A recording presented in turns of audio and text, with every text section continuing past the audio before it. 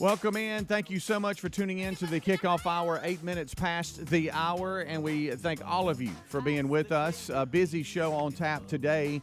We have another charity charge check to present, which means that Tim Spencer with Buffalo Wild Wings should be dropping by some chicken. I'm sorry, do what, bud? All right. Yeah, so I don't know what to do about that. Well, you say something, Helmsy. For all of you tubers, okay. For all of you tubers, please work with us here. It might sound a little goofy on your end. Hey, I can hear you on TuneIn. Okay. All right. So now Bubba says we're good. All right. Bubba, I'm sorry, is leaning in, giving us a thumbs up or thumbs down. If you're listening from around the country, central Alabama has been hit with a lot of rain and thunderstorms, which has brought a ton of lightning overnight into the live show now. So we're experiencing some technical problems here in Master Control, but we're trying to work through them. So hopefully we can do that and everything be all right. Hopefully this next break, it'll just catch up with itself and everything will be okay, but who knows. Over to my left, Greg Burgess. To my right, Michael Helms, and we're here at least, and we're fired up for the day. And as I was mentioning, this is a new problem. We've never had this. As we get these problems, we write down, okay, this when we work this one out, we'll figure it out. You know, one of the biggest things is when we're just sitting here and we can't do anything about it. That drives all of us crazy, I know. Yeah. But charity charge today, as I mentioned, $5,700 was raised last month. How about that? And as these new Buffalo Wild Wings locations open up, you can see how that's affecting the charity charge in a great way. We'll introduce you to Tony with Mercy Deliverance Ministries. That was last month's beneficiary, and then talk to you about this coming Monday. It's another charity charge benefiting the Hangar. They do amazing work, too. We'll tell you a little bit about that, but that's happening today. Bible study live today, noon Central. Wheel of Meat could spin. A lot happening here on the Rick and Bubba Show today. And then, as I mentioned, we're sitting here doing the show, but looking over at monitors and commercials and eagerly awaiting to see if things catch up and start working. But as y'all said, how it would. It's never a dull moment around here. No, because every day seems to present another this problem. This is a new one here. Yeah, this is a new one. So it's something that's new, and we've had some bad weather. We have. It's kind of funny because our dogs. I don't have dogs that really freak out on bad weather, but the kind of storm that came through around 2:30 a.m. where we live. It had so much lightning in it, it would like light up the room like you've got the lights on and stuff. And so the dogs were just, they didn't know what to do. Is everybody up? But what are we doing? They go sit by the door. All right, it's time to go out. Okay, well, I'm gonna open that door, but you're not going to want to do what you think you want to do. I opened that door, and the rain was coming in sideways, and they're like, okay, I got it now. Never mind. Got it. Figured it out. Boys were up, but so we had it was a mess. It's one of them where they all pop up, this time of year. We had one yesterday about 7 o'clock in the evening in my house that water fell like, when it rains like 3 inches just quick, and everything floods because it can't handle it. Yep. Right. I mean, I was looking, going, wow. So this is the water is rising. How long did it last? Oh, it lasted off and on for a good hour, but really, yeah. Hey, a lot of water out there, but it moved out when I left this morning, but ooh. It was coming down. We like to watch rain, but it gets to a point where this is even too much. Yeah. I know that's one thing. That's not good watching. No, that's like, hey, I can't even be outside. That's one thing I miss about the city center is that we had that little breezeway and covered area where we could all step outside and just kind of look out and watch the rain. Here, there's no. You step outside here, you're out in it. Yeah. And there's just no way to do that. We could, I guess, open the window and look out. But I was wondering how it affected y'all. I knew when I woke up that you'd be right. The way it's coming down, though, that I thought maybe you might miss it, but I was wondering how Helms was affected by it because it just woke us up, and I've been up since then. But it woke me up about the storm didn't wake me up. It didn't. It was Maddie and Amanda, because Maddie was upset. About the storm. Yes, about the storm. And Amanda wasn't upset. Maddie was upset. And Coco was upset. Uh-huh. And then it turned into, well, I can't sleep in here with you, y'all, Maddie and Coco. Coco's going from spot to spot, person to person, almost like, are you okay? Yeah. Are you okay? What about you? Are you okay? Hey, what about you? And I'm like, hey, I'm good. Leave me alone. Right. And I did trying that to figure it out. I did that for about 10 minutes, and then I went to Maddie's room, got in that bed, and closed my eyes, and my alarm started going off. And I'm like, where is my phone? I can't find it. Mm-hmm. And I'm looking around in the bed. I usually just lay it at the corner of the bed when I'm in there because there's not really a good nightstand area in her room. Coco's laying on it, and I can't find it. And she's just sitting there like, what are you doing? Why are you up again? Yeah. And I'm like, where's my phone? The dog was and it was using up under her. That's so good. And you could barely, it was just faint because she was just plopped down on it. But anyway. Well, that's what the dog's trying to figure it out. They don't know what's going on. It's like, why is everybody up? I had that terrible feeling, and I know y'all have been there before, and Helms, you might have experienced it, where the family has been woken up, okay, by this storm. It came through 2:30 a.m. where we live. And they are all trying to figure it out, and they're like, okay, I'm going back to bed, and then you're like up. Yeah. And JC even looked at me and goes, let me guess, you can't go, you're going to work now. I'm like, yeah, buddy, I am. But hey, do me a favor, hit that pillow for me, you know. So then I get in the shower, and I thought, oh, okay, it's through us. And then here comes another one. Yeah. And you know, it's funny because Bubba even said it. One thing you miss, every now and then you miss the city center where the show was, and miss that parking deck on days like this when you come in soaking wet. But hey, we got here. And it was a slow ride in, but we're here, and we'll go to break and see what happens. It's always kind of fun just to see what happens. Should we just keep talking? Well, we'll go to break, and hopefully the tones are sent, and we'll cover with something in case you don't hear commercials. But for those of you out there running some of the greatest affiliates and that, you know, believe in the show, we'll see what happens here, because when we go to break, you never know. Yeah. We think we'll be right back. 15 minutes past the hour. Rick and Bubba, Rick and Bubba.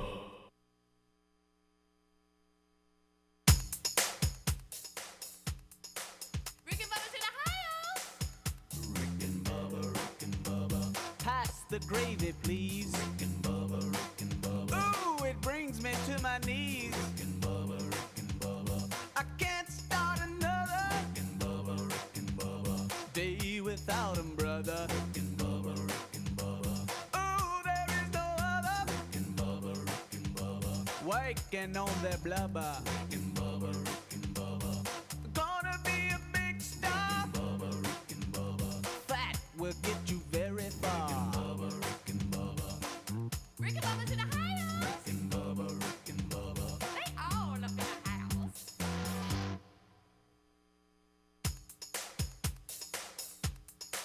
Rick and Bubba's in Ohio. Rick and Bubba, Rick and Bubba. Pass the gravy, please. Rick and Bubba, Rick and Bubba. Ooh, it brings me to my knees. Rick and Bubba, Rick and Bubba. I can't start another Rick and Bubba, Rick and Bubba. day without 'em, brother. Rick and Bubba, Rick and Bubba. Ooh, there is no other Rick and Bubba, Rick and Bubba. waking on their blubber. Rick and Bubba, Rick and Bubba. Gonna be a big star. Bubba, Rick and Bubba. That will get you very far. Bubba, Rick and Bubba. Rick and Bubba's in Ohio. Rick and Bubba, Rick and Bubba. They all up in the house.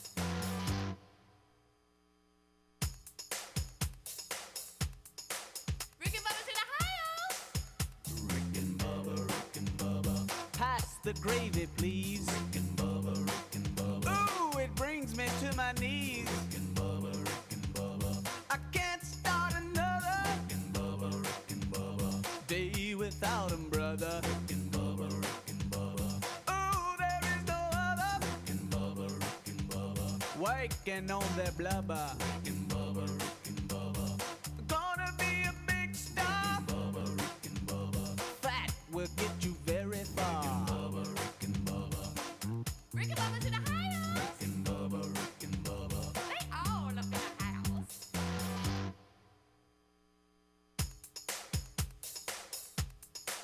Rick and Bubba's in Ohio. Rick and Bubba, Rick and Bubba. Pass the gravy, please. Rick and Bubba, Rick and Bubba. Ooh, it brings me to my knees. Rick and Bubba,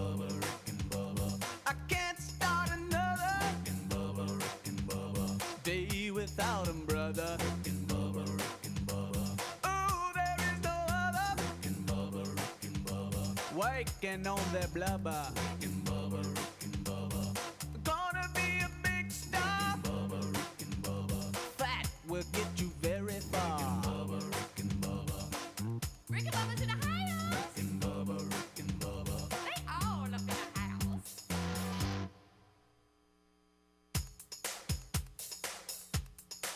Rick and Bubba's in the house. Pass the gravy, please. Ooh, it brings me to my knees. I can't start another day without 'em, brother. Ooh, there is no other. Waking on their blubber. Gonna be a big star. Fat will get you very far. Rick and Bubba's in the house. They all up in the house.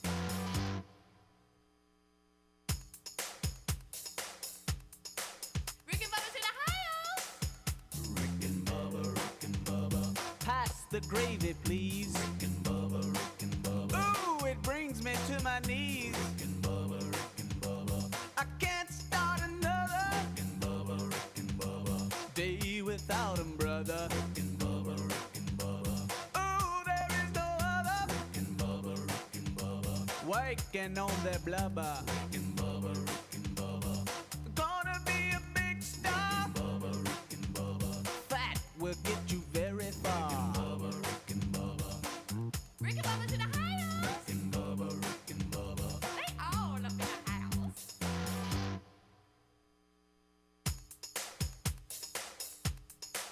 Rick and Bubba's in the house. Pass the gravy, please. Ooh, it brings me to my knees. I can't start another day. All right, thank you so much for tuning in. It's 20 minutes past the hour, and we thank you, as always, for being with the show. Some of you enjoyed the Rick and Bubba bed in the break, and if you did, it's a good little bed.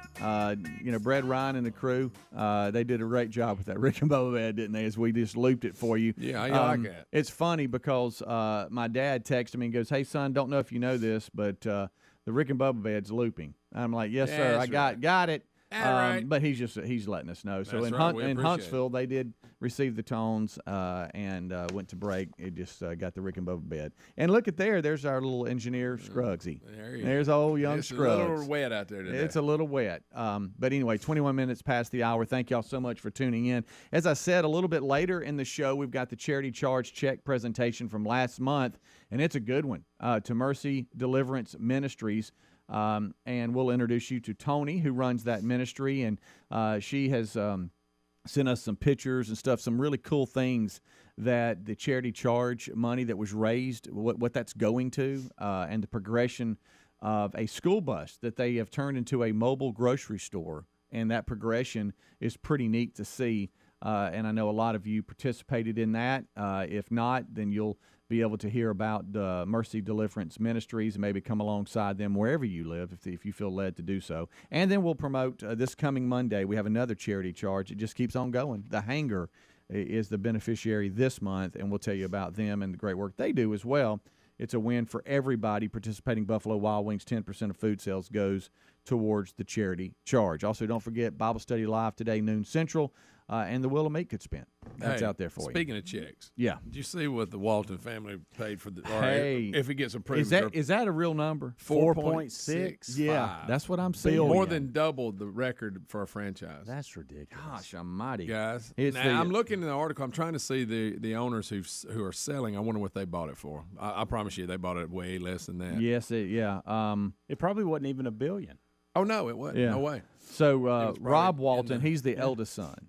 Yes, of and his the Walmart daughter founder, and her Sam. husband, they're all partnered. Yeah. Good night alive. Kerry Walton Penner and his son-in-law Greg Penner. Mm-hmm. They are them three will be the owners. They've all entered into a purchase agreement for the Denver Broncos to be sold for a record $4.65 billion. That's a B. Crazy. That's a B, folks. Billion. Oh, wow. Oh, man. So, many years ago, if you did invest into a franchise, it was a pretty good investment. Right. Hmm. So Walton, 77, served, this is Rob, the eldest son, served as Walmart's chairman from 92 to 2015 and has a net worth of about $65 billion, So that's no big deal. which puts him among the 20 richest people on the planet and will make him easily the wealthiest NFL owner once this is settled, if that's the case. But as you mentioned, he's also going in with Carrie and Greg. Yeah, So his just daughter and her husband. Yeah. Last year, Forbes magazine put out Her daughter, also known as Cha-Ching.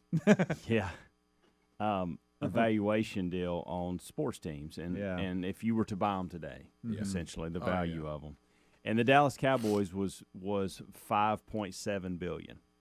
Wow. So that gives you a little comparison of what this means. Yeah, it was today. always the most valuable. And of course, Yeah. the Yankees always get brought up in this conversation, and that was $5.25 billion. Yes. And the price, by the way, that Steinbrenner paid for the Yankees in '73 was $8.8 million. Man, Now I want you to think about that's that. a minute. crazy.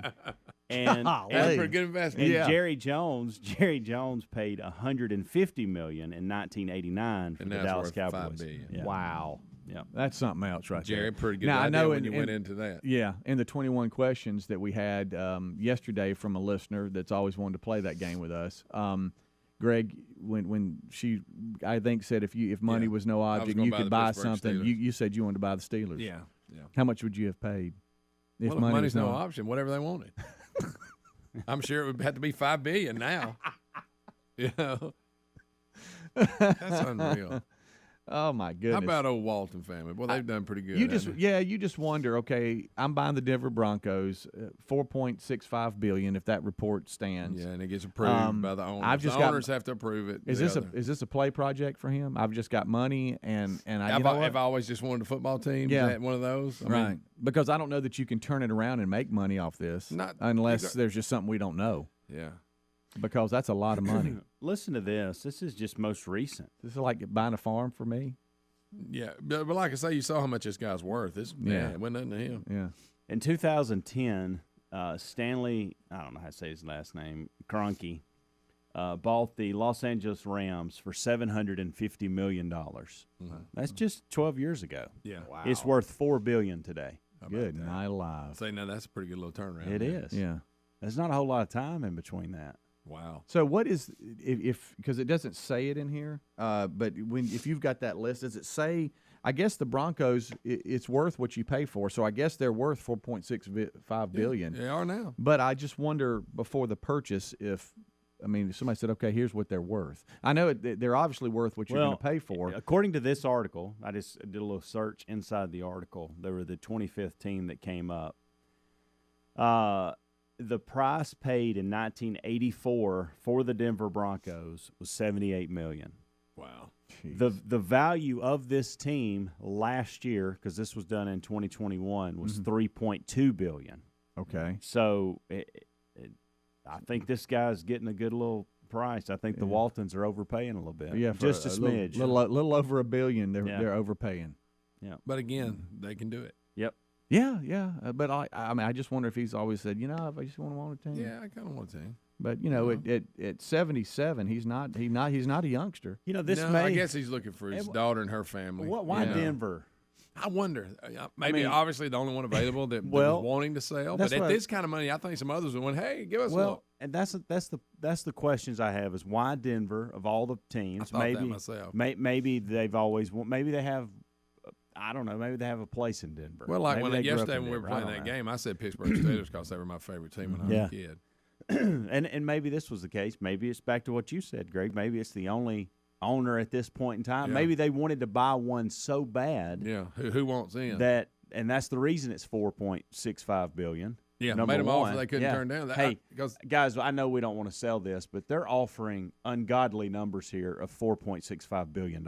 Yeah. We can't walk away from that.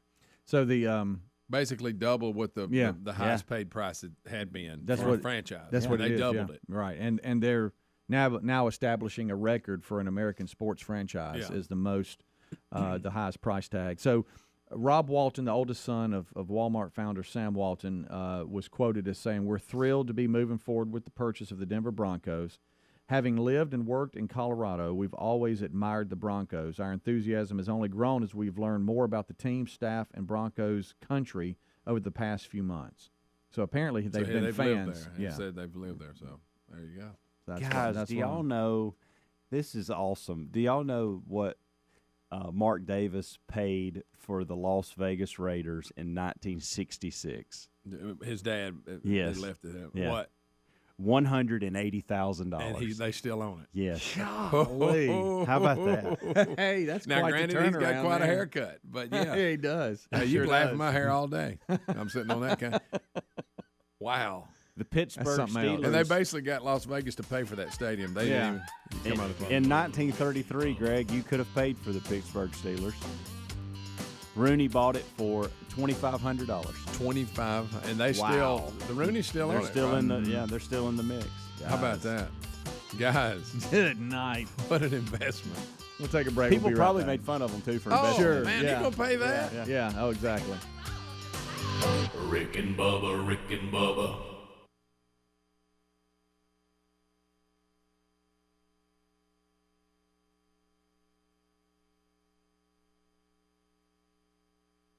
In life, you can count on three things: death, taxes, and your car breaking down. We can't do anything about the first two. Now, as for your car breaking down, well, that's why there's CarShield. CarShield offers protection plans for around $100 a month that cover more parts than ever before. Whether your car has 5,000 or 150,000 miles, when you need a repair, you don't have to deal with the paperwork or the headaches. All you got to do is choose the mechanic to do the work, and CarShield administrators handle the rest. You can also count on CarShield to help take care of you when your car breaks down and you're stuck maybe on the side of the road. Every protection plan C includes coast-to-coast roadside assistance, rental car options, and trip reimbursement at no extra cost. Get coverage today. Lock in your price, and it'll never go up at carshield.com/Bubba or call 1-800-391-8888. You'll save 10% on your plan. That's carshield.com/Bubba. Our secret to a stress-free summer? HelloFresh. HelloFresh delivers chef-crafted, foolproof recipes featuring the season's ripest fruits and veggies straight to your door with 30 recipe options every single week. Like quick and easy and family-friendly. There's something to please everyone, plus we get to spend more time relaxing and less time at the grocery store. Got flexible plans that work with your schedule, and get this, you can have your order sent to your vacation spot. Skip weeks or change your delivery date right from the HelloFresh app. With HelloFresh, there's always something new to try, like cucumber salad stuffed pita pockets, chicken sausage stuffed peppers, how about the Tuscan spice shrimp?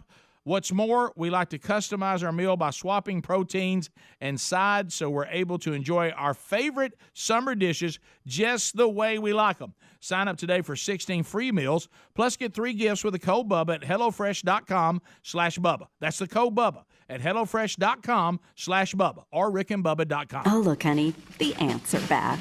Wow. We leave one itsy bitsy speck of food out and they appear out of nowhere. Yeah, it's pretty hard to believe we used to try to get rid of these guys. Now they're just part of the family. To be honest, I liked our family the way it was before they came. I guess it's time to call Cooks. You don't have to live with pests. Get proven protection from Cook's Pest Control. Call or go online for a free quote.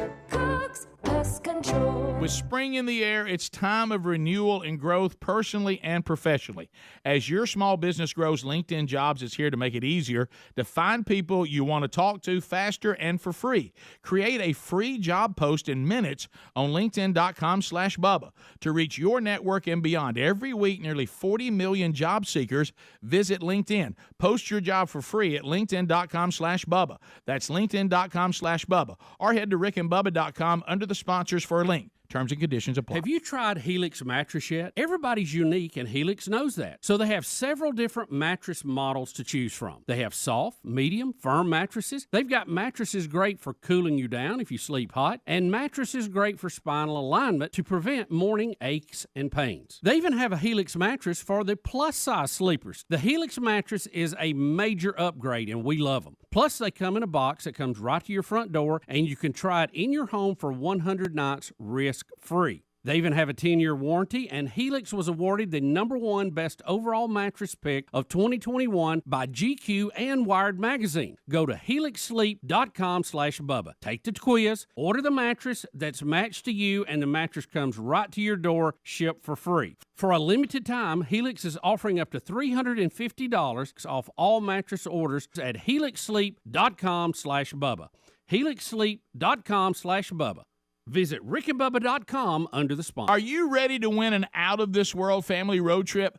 Our friends at Visit North Alabama have created another amazing chance for you and your family to have an out-of-this-world experience at the U.S. Space and Rocket Center in Huntsville, Alabama. Folks, this is the perfect weekend for the adventurous family. Parents and children ages 7 and up will launch into a mission to space or into an aerial combat scenario in authentic training simulators. Your family will even get to dress the part in your own aviation flight suits. Here's what's included. The winner's lodging and meals are all included, and you'll also get $1,500 spending money for you to use toward your out-of-this-world family road trip package. Someone's going to win. Maybe it'll be you. The winner will be announced on July the 1st. Sign up today and get entered to win at alabamaroadtrips.com. That's alabamaroadtrips.com. Or go to rickandbubba.com for a link under the contest tab or the sponsors.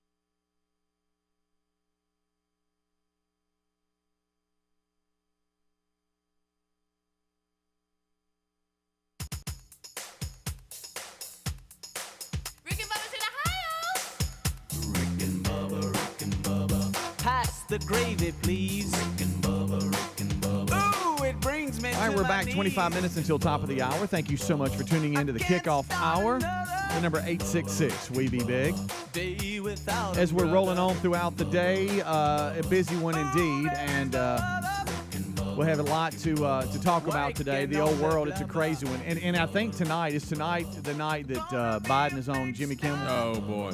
That ought to be Jimmy that Kimmel ought to be just something else. Is going to coddle him and he ain't going to ask him anything. You know, that's tough. He's going. That's exactly why they picked him. Yep. And there's an article out about Jimmy Kimmel's partisan politics and the way he talks. That's the only way he got this gig. Did you see what I sent you yesterday on Instagram? The message I sent you, Helmsy, about. Did you send me a text or? It was just a message, a direct little message inside Instagram. A little direct message. I ran up on something about the dog.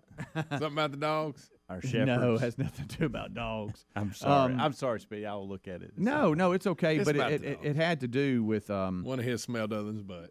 Do what? But it had to do with the Late Late Show. And is it what's his name that does the Late Late Show? The chunky guy with the British accent? James Corbin? Corbin, yeah. Is that it? So he they did a bit for his show, but Paramount Plus offered it. He's a pretty funny guy. Yeah, he is very funny. He Tom Cruise. I've seen. Yeah, I know what you're talking about. It's 25 minutes, and so you've seen. I hadn't seen the whole thing. Oh, when Cruise takes him up a plane and all that. Yeah. I've seen that video. That was. Right, but I'm just saying. I was just telling you. I was. That's why I was telling Helmsy is that the Late Late Show yesterday put something out on Instagram about that, and it was a funny moment when Tom Cruise talks about how you got to wear a parachute and all this kind of stuff. He said, "What are you talking about?" Yeah. And I just said, "Hey, if you haven't seen it on Paramount Plus, it's just something that they offer." And so yesterday, Top Gun, the original. The Alpha, the number one from the 80s. Oh, yeah. It's available for streaming on Paramount Plus. And right beside it was that special. It's about 25 to 28 minutes long, and it's funny. So you've seen it, Greg? Yeah, he takes off running. Yeah, funny. it's pretty good. But he's a funny guy. And I understand that feeling of I've been up and the G's have got me nauseated. You've been there. Hey, and that's Gave you awful. vertigo. Yeah, well, if you've ever been seasick, it's just like it, and it's just That's an a awful terrible feeling because feeling. you can't do anything. No, except throw up. Yeah, They give you a bag, don't yeah. And it's funny too because about the last loop, Ooh. he just talks up to Tom and says, I think I'm done, buddy. I think I'm done. Let's get on that. Yeah. Set this thing. Yeah, down. and then he comes back with pale, serious face because he's like not feeling well, and they got cold rags on the back of his neck. He's like, I was okay for like 45 minutes, and then it just hit me. I'm out. Yeah, I heard No mas. I heard an interview one time with Cruz, and he was asked, because he does all these stunts. Yeah. And he flies about everything. He can fly all these things, Drives drive race all cars, these things, and yeah. he has all these certifications and whatever. And they said, what is the most dangerous stunt or whatever you've done? And he said, well, I wouldn't say dangerous. The hardest thing I've ever done is he said he had to, and I don't know if it was a Mission Impossible movie or some other thing, but he was in a fight in the movie. And he had to kick a guy in the groin over and over and over. Oh, and he said, I thought I was going to break my foot. He said, of all the things that I have done, he said, the most pain I've had was kicking somebody in the groin. And he was using a little more colorful terminology there. Sure. But it was funny to know that everything he's been through, jumping out of planes, flying all these different vehicles in the sky, that's the thing that caught him off guard was, hey, guys, I'm going to have to stop kicking this guy. My foot's killing me. Yeah, and what kills me is you wonder, because that movie makers are notorious for this. Do this again. Do this. I mean, what did I do so different from the first kick? I know. I mean, if I missed, but no, I'll do it again. He went as far to talk about what the guy was wearing over him to protect him in that area. So his foot was. And he said, so it was harder than it looked, and he said it was just killing me. And I thought, wow, okay, so there it is. Kind of wish Greg had something like that on. We could kick him. You know what? That'd be a good bit for the job. that thing we played the other day. That's part of that cheese rolling thing where they kick each other in the shins. Oh yeah, that's shin fight. Yeah, shin kicking contest. Yeah, you hold each other's shoulders and then you get to kick and see who's the first one to go down. I don't like that game. Either. Hey, it hurts when you hit. How about getting hit in the shin as a loser? It is a loser. Of course, they were able to protect their shins, which took a little bit away for it. With that pad, they were putting something in there like straw or something. Well, forget that. We're gonna kick shins. We're gonna kick shins. Yeah. Yeah, but I think I have that right. Is it tonight that he's supposed to be on him? I believe it is. If it's not, it's this week. It's this week. I saw Matthew McConaughey yesterday at the White House, evidently giving some speech about guns, and so now we got this tonight. So, oh, buddy. Yeah, we'll have some of that for the main show. Matthew's what he had to say, which basically it was, if I'm just to nutshell it, it was mental illness. Kind of wish you'd do it in a Matthew McConaughey voice. I can't do it.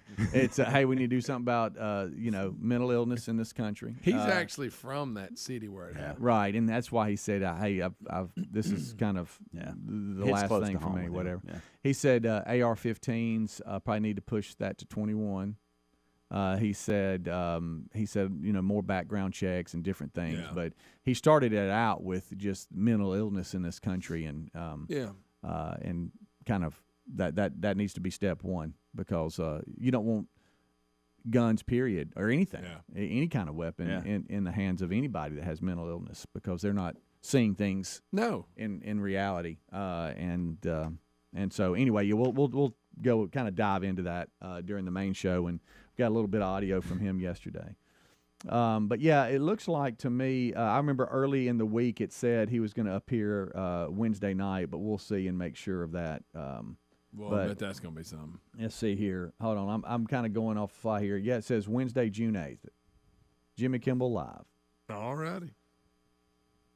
If y'all had one question and they said, okay, let's go to the audience. We got Greg Burgess. Greg, you got one question for President Biden. What you got?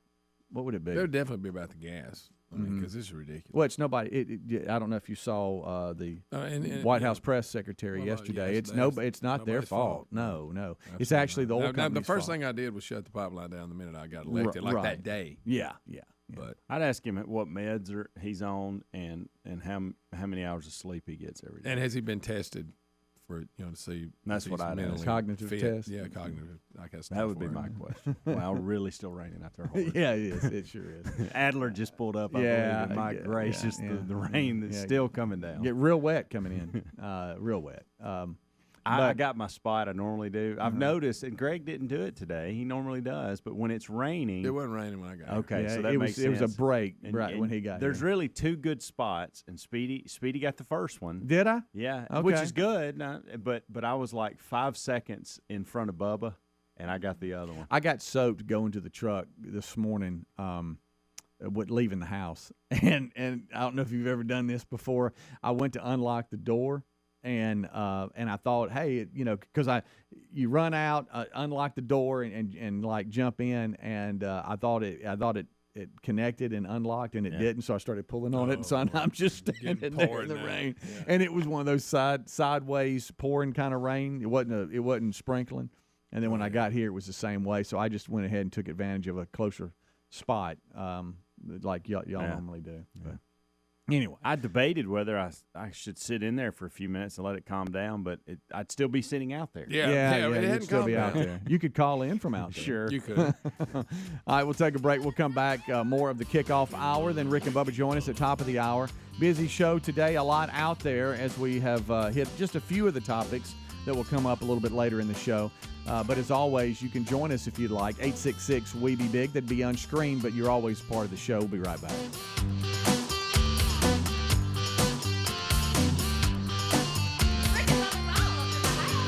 Rick and Bubba, Rick and Bubba.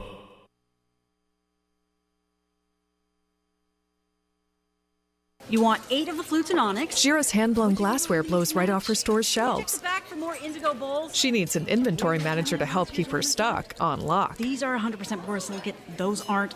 Hey, can someone check the temp on the kiln? Indeed can help her hire great people fast. I need Indeed. Indeed you do. We instantly connect you with quality candidates whose resumes on Indeed match your job description. Earn up to $500 in sponsored job credits by conducting interviews on Indeed. Visit Indeed.com/credit. Terms and conditions apply. Home title theft. That's the identity fraud you really need to worry about. Why? Because home title theft is on the rise. It's devastating, and you can even get evicted from your home. Look, credit card and bank identity thefts are a nuisance. But if a thief gets your credit card, the card company handles it. And the same with your bank account. Your bank covers it. But when a cyber thief forges his name onto your home's title, he can take over your home and even have you evicted. That's why you should protect the legal title to your home with Home Title Lock, America's leader in home title protection. The instant they detect a foreign or domestic cyber thief tampering with your home's title, they mobilize their U.S.-based experts to help shut it down. Protect your most valuable asset. Go to HomeTitleLock.com and register your address to see if you're already a victim. And use promo code RADIO for 30 free days of protection. Again, that's HomeTitleLock.com. Promo code RADIO. This Father's Day, visit Boot Barn for quality gifts and personalized services. Gifts range from American-made and handcrafted cowboy boots to durable suede jackets, iconic Western shirts, and heavy-duty jeans. We provide same-day gift delivery with gift wrapping and a card included. And when you visit us in store, our team of experts can help guide you as you shop. Boot Barn for Father's Day. Unwrap the West. Angie's List is now Angie, your home for everything home. With Angie, you could cross your next project off your to-do list before this ad is over. Just tell us what you need, and we'll handle the rest, sending a top pro to get it done. Or browse reviews, compare quotes from pros, and connect instantly, all for free.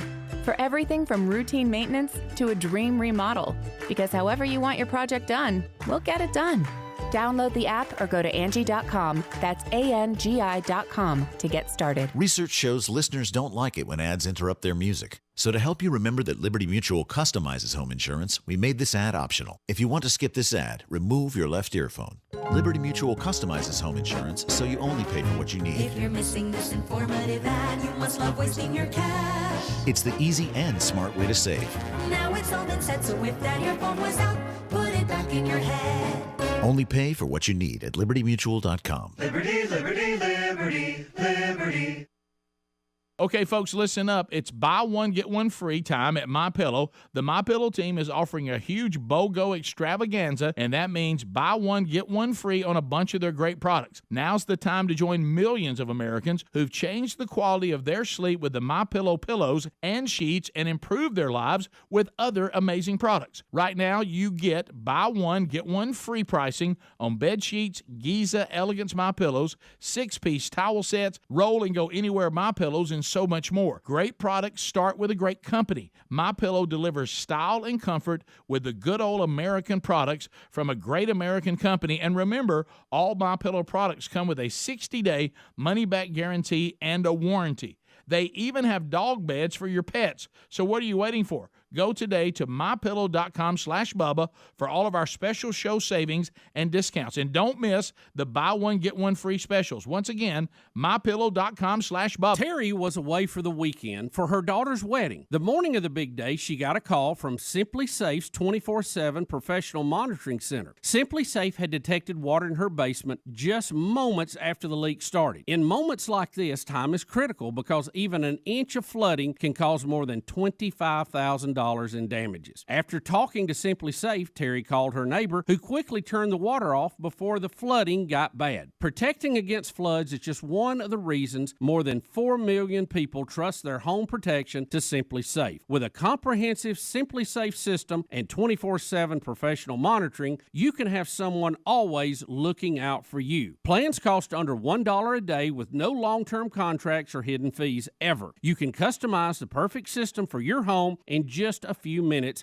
at simplysafebubba.com. Go today and claim a free indoor security camera plus 20% off with interactive monitoring at simplysafebubba.com.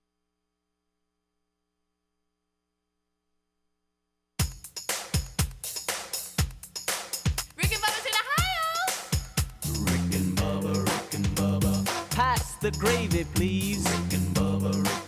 Ooh, it brings me to my knees. Rick and Bubba. I can't start another Rick and Bubba day without him, brother. Rick and Bubba. Oh, there is no other. We got 10 minutes until top of the hour. Thank you so much for tuning in. This portion of the Rick and Bubba Show is sponsored by our friends at AlabamaRoadTrips.com. Look, here we go, everybody. This is your chance to win the out-of-the-world family road trip vacation that's worth $3,500. How about that, huh? Yeah. Who doesn't love a good old-fashioned road trip? Yeah, a little cash. Are you looking for maybe a fun family vacation where you enjoy our show near or far from home, the home state of Alabama, the state of Alabama, I should say, where we call home? It's a great place. I know we've traveled around, but if you haven't, hey, you're missing out. And AlabamaRoadTrips.com is where you need to go. And make sure that you get a part of this because you could enter to win.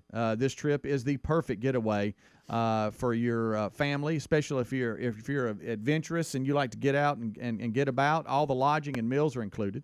Plus, you'll get $1,500 spending money to customize the trip however you want. It all starts at Family Camp, located at the U.S. Space and Rocket Center in the great Huntsville, Alabama. And your family will be able to launch into mission to space in the aerial combat, authentic training simulators. It's just going to be a lot of fun. We'll announce the winner Friday, July 1st, right here on the show. So go and enter for this out-of-the-world family road trip today at AlabamaRoadTrips.com. That's AlabamaRoadTrips.com. Because you have to enter, and as far as, to be a part of it to see if you can win, so do that. That's AlabamaRoadTrips.com or RickandBubba.com under the sponsors if you'd like to get there that way. All right, as we're moving along, we have got a busy one today as we are kind of just getting through some severe weather. I say severe. It's a flash flood warning right now where the studio is located, so the staff is all kind of coming in at different times.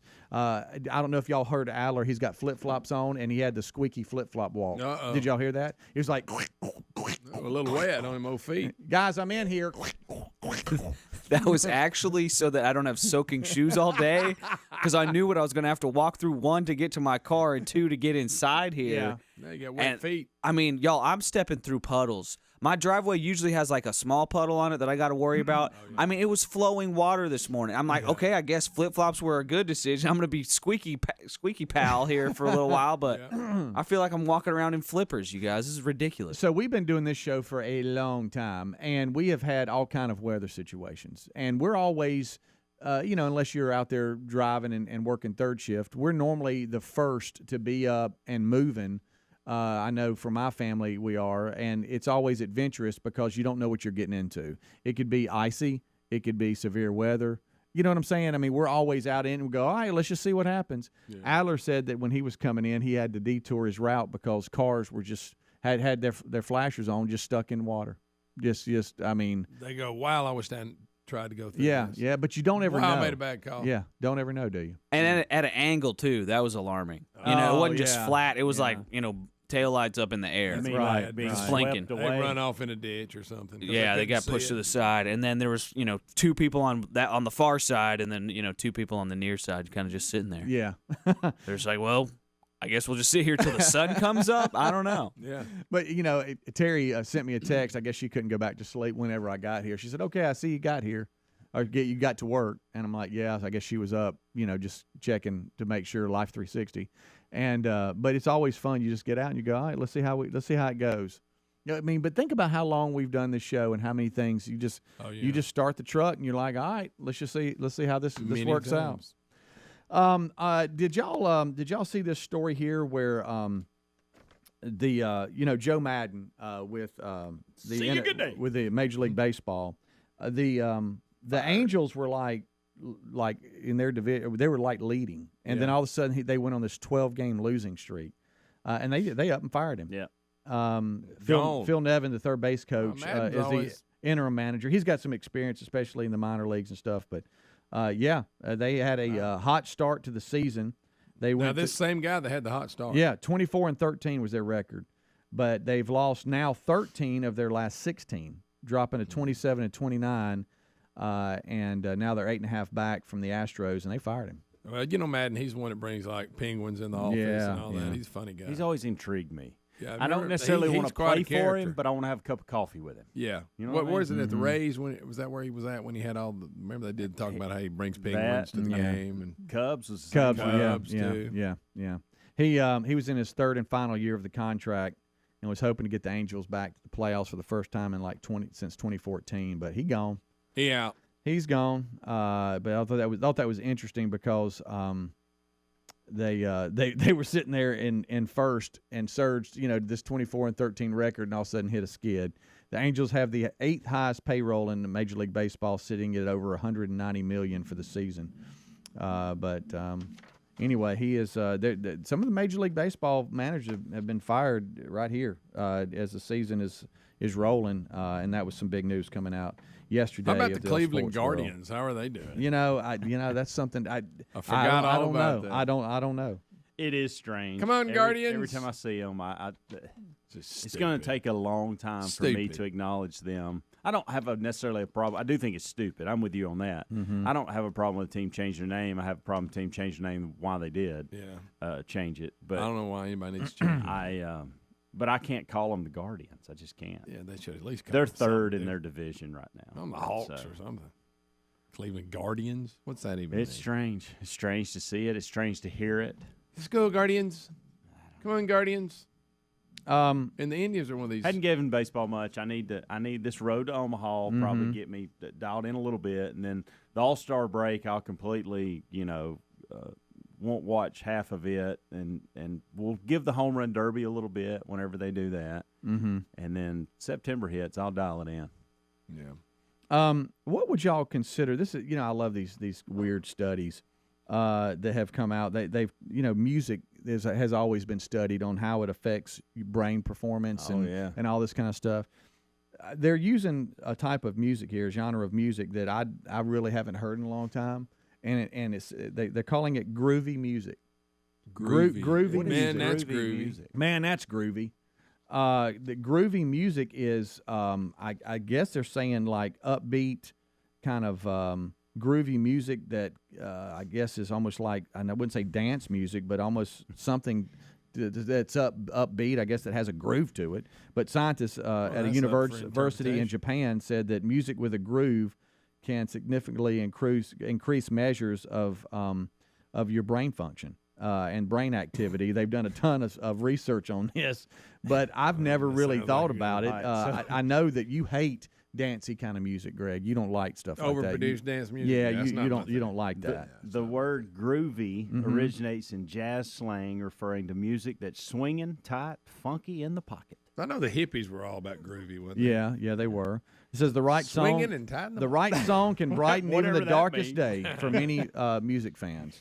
Okay. Have y'all ever had to go to music to brighten your day? Yeah, I love music. Music can change an emotion in a minute. I have landed on something, and the kids have even called me out on it the last couple of weeks. We spent a lot of time in the car together on the way to tennis tournaments and whatnot. And I will land on soft rock a lot. Yeah, you talking about like? I will stay in that soft rock genre a ton. Yeah, I mean, especially you talking about the 1970s folk songs, 70s, 80s, Eagles and yeah. I can throw in that. I will stay. I can go there. I'm not there all the time. But that's where I kind of, if I'm leaning anywhere these days, it's there for some reason. Interesting. Have you heard that station on XM, Yacht Rock? No. It's that type of music. And I know, we've had this discussion before. I feel like we should give jazz music more, but I just don't. I don't know. I just feel like we should. I feel like our generation of all generations probably should give it more, and we don't. Well, whenever I've been there, and I'm not. it's not my thing. I ended up back on soft rock. Jazz. Whenever I was binge watching Bosch, I got it kind of into jazz. I was like, I feel like I need to. And then now Lincoln Lawyer, he likes jazz music in the car, and I'm like, why do I not like jazz music? It ruins the show to me. That and hockey. Why don't I like either one of those? Huh? I've even tried to go to an all-jazz channel, stream it, and just go, you know what, maybe this, and I'm like, it's not doing anything for me. I can't do it. I have attempted it like you're saying. I don't know why. Hey, you guys are listening to the wrong jazz if it's not getting, if it doesn't give you, if it doesn't give you goosebumps, you're not listening to the right stuff. This is what Adler, my God. He feels like he's supposed to like jazz because he's a music guy. Yeah, I know. He hates it. I've committed and said on the ride home I'm listening to jazz music, and I've turned it halfway home. Rick and Bubba, Rick and Bubba.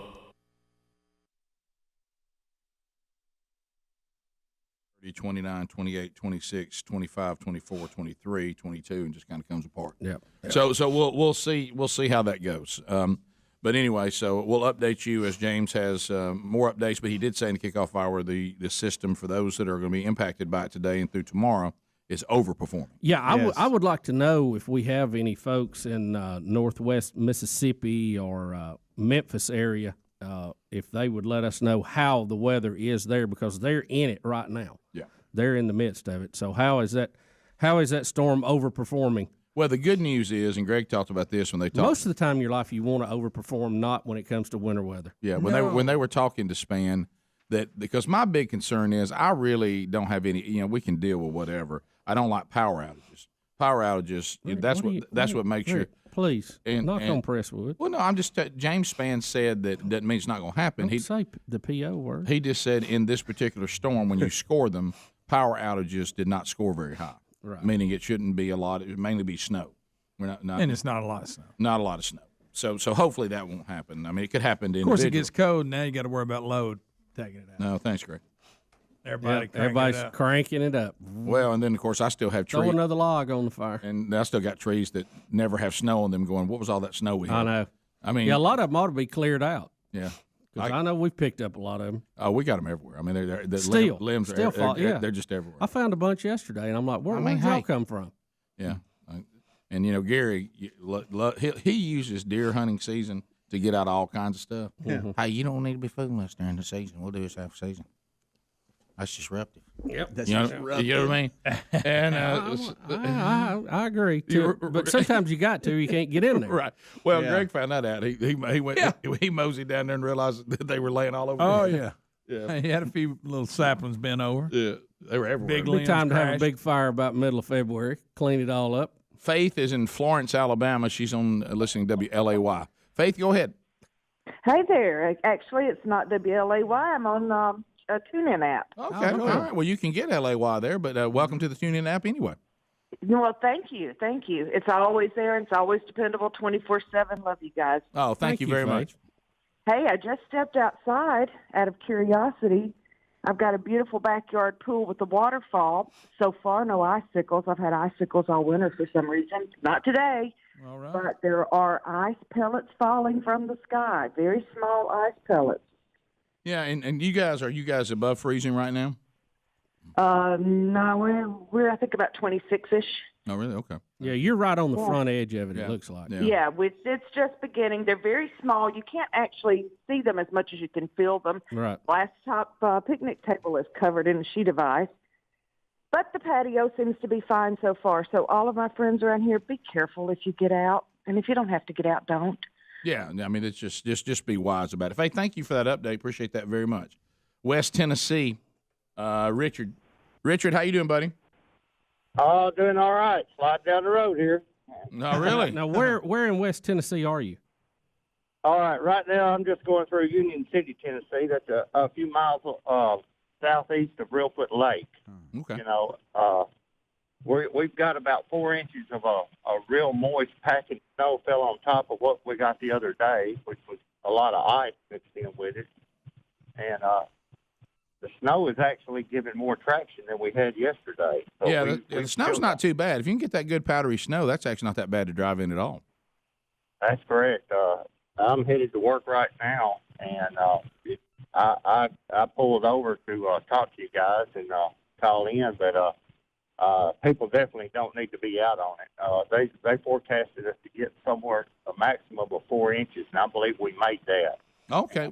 Well, be careful, and thank you for pulling over to call. And thanks for letting us know. Yeah, be wise out there. So maybe when you start getting into it, we'll just if you can get a little more of the powdery snow, as we found out last time, that's not a big deal. It's that secretion you got to worry about. And the flash freeze, which is not easy to say either. Right. Well, especially if you've got breakfast on the mind. Right. That is just. I mean, it's like James was just talking scary yesterday. Oh yeah. Saw James yesterday. He's a very popular person when this kind of stuff's coming in. You ought to watch him try to do something regular. Everybody starts asking him a lot of stuff. Like us. I kind of feel bad for him. I really do. Like Speedy said.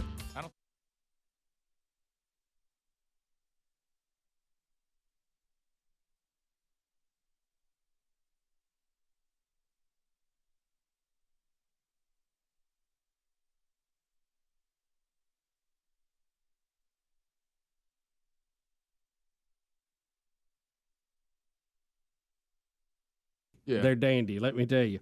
I got my CPAP. I'm ready to go. You know, you got to have power if you have the CPAP. I've got my generator. I'm ready. Okay. So if I'm stranded on the road, Rick, I can put the Honda generator outside, run the extension cord inside, and sleep with a CPAP. Well, how about that? How about that? I mean, is that prepared or what? Have you ever? I didn't thought know about the CPAP would be that much of a priority in that situation. Well, it is. I wish it wasn't. But it garnered a generator. Yeah. I got to be sure I got that. I've got some pull straps, if I need to pull somebody out, jumper cables.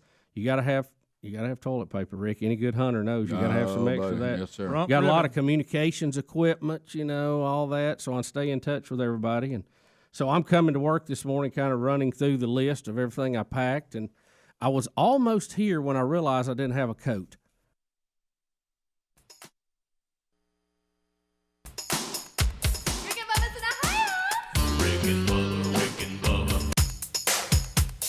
It is 6 minutes past the hour. Rick and Bubba's show. Thank you for being with us. We are unpacking another hour on another day, and we are thankful that you are here. We got a lot to do, and we'll unpack it. Your phone calls will be part of it. And, of course, as we always do, we start this hour with our national anthem.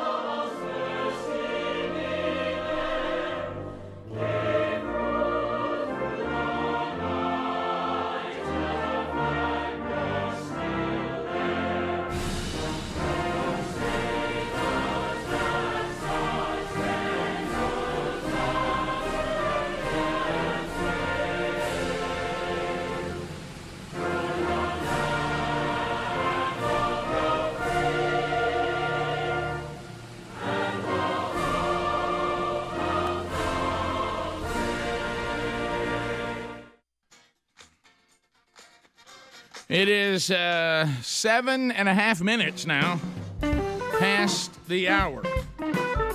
And we thank you for being with us as we have much to do to go forward. Wheel of Meat still in play. Wheel of Meat. We haven't spun the Wheel of Meat in a couple of weeks, and it could happen on the program today, tomorrow, Friday. Definitely will happen this week. Today, another check from all of you that go out and participate with the participating Buffalo Wild Wings for charity charge with the old Rick and Bubba show. Another check will be handed out today to another incredible ministry / charity, and we'll have that opportunity coming up later, and you'll find a little bit more about them and get another opportunity coming up Monday. We got Speedy, we got Helmsy, we got the real Greg Burgess, and Eddie Van Adler now settling into his seat in there for the tubers out there. You can watch our show on YouTube, either live or on the archive. But we are missing one, the silver-tongued one, the man with a golden voice, Professional Lunch Eaters Man of the Year, the inventor of pizza and a cup, Shakespeare's worst nightmare, and the master of the King's English. Ladies and gentlemen, put your hands together for Bill Bubba Bussey!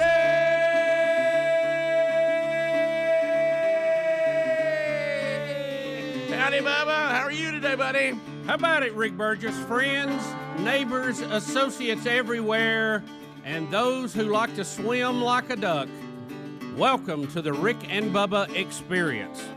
We got thunderstorms around the studio, so something weird happens. Just hang on. Yep.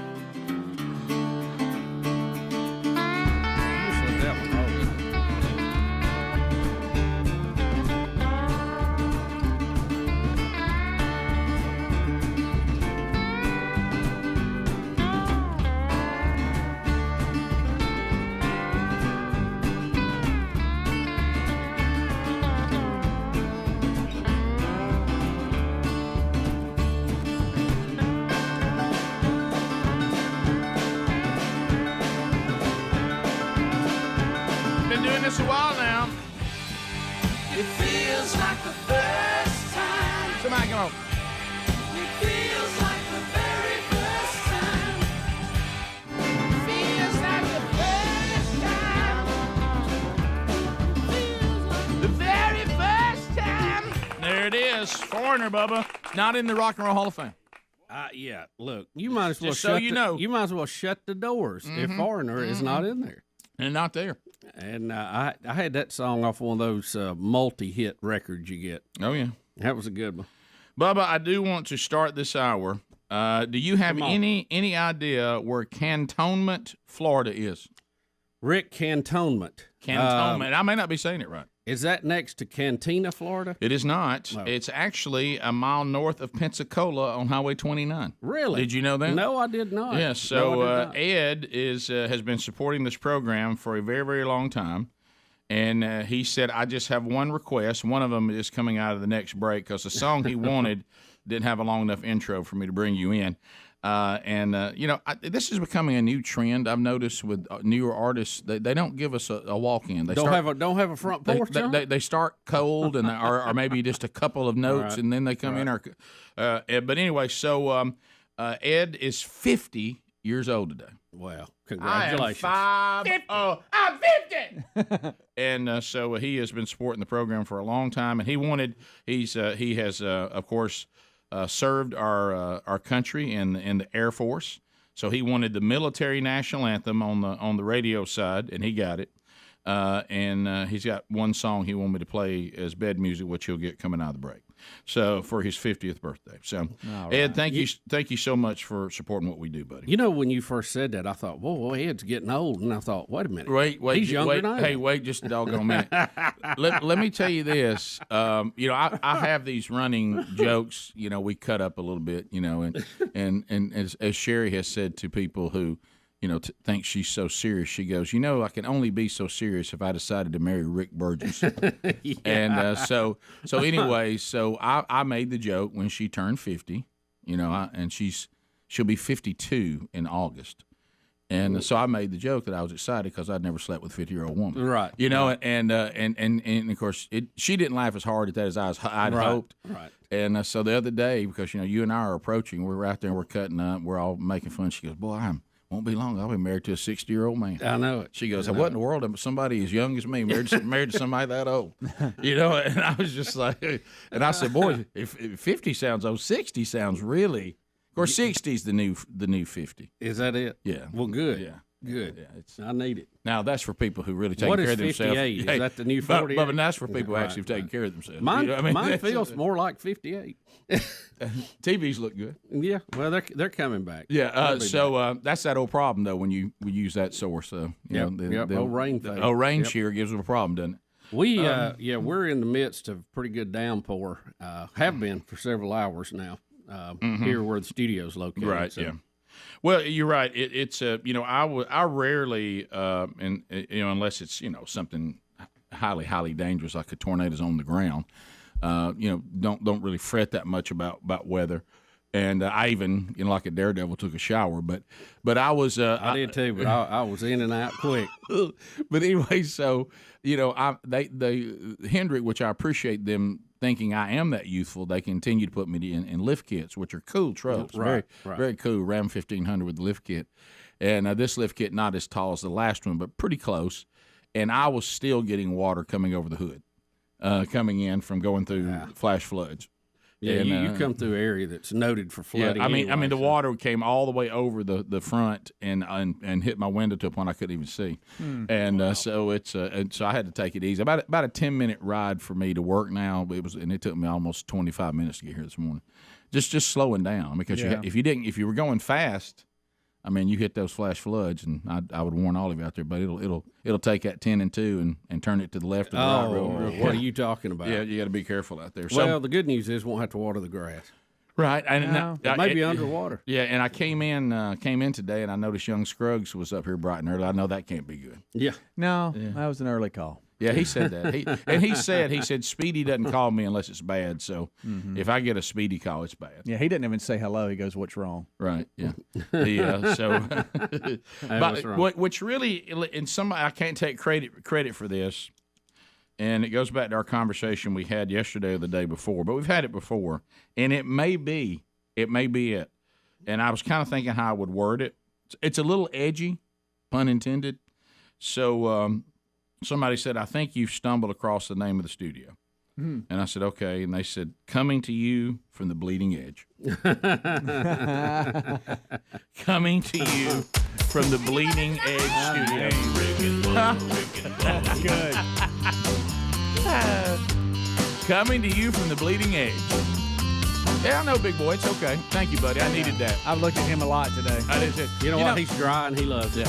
Well, I kind of missed parking deck this morning. My doctor said that he thinks Big Boy's playing a role on my blood pressure being normal now. Oh, I bet he is. We'll be back. Rick and Bubba. Wait a minute. You packed everything but that? Oh, I've got extension cords for the generator. We got a generator for a CPAP. But not a coach. I've got communications equipment. I can stay in touch with the world. Okay. But unfortunately, we won't hear from you because you froze to death. I've got maybe a toboggan. I've got hot hands, but no coat.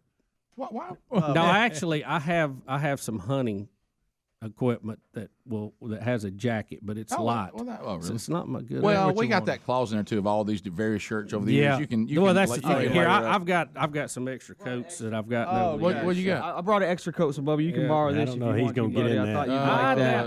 I doubt that one's. I might get one arm. Braden will be up here later. You can give it to him. What? Well, come on. So, but I wanted to, Adler, I did want to know, because this is the first time you're having to tell your wife, hey, I may have to go and stay at work, and you're on your own. Oh, that's right. You married man now with weather. I got a full-time 4-wheel drive, so not too worried about it, gents. Well, full-time 4-wheel drive is no good if all 4 wheels are on ice. Y'all, in fact, I'm actually driving Erin's car now. And during Snowpocalypse last year, she was driving that car at that time. She made it from when she was teaching at Calera all the way home to Hoover. Front wheel drive. with that 4-wheel drive, and I was like, "How did you do that? You must have gone into 4 low." And she was like, "What does that mean?" And I was like, "You never changed into low?" But she made it. It's crazy, man. It's crazy. That's fantastic. Was she in 4-wheel high?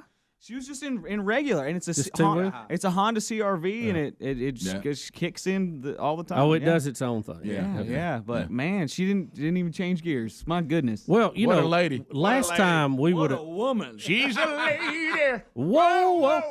She's a lady. Last time we could have got around. Well, she's a lady. If we hadn't had everybody piling up. Oh, that, yeah. That shouldn't have been on the road to begin with. Me and Adler went to rescue Kevin, and I never slipped a tire, but I couldn't get around all the traffic. And Kevin was at home with no power in a crate. Well, that's the same thing. I was in the Ram 1500, and I never, ever got stuck or spun. But when you can't get around cars that are all sitting there stuck, what are you going to do? Yeah, I mean, I don't have a monster truck. I can't go over the top of them and crush them. Yeah, I got home, but it took me about the Hendrick Jeep will pretty 3 much go anywhere I need it to go. I finally got around it, and it took me about 3 hours.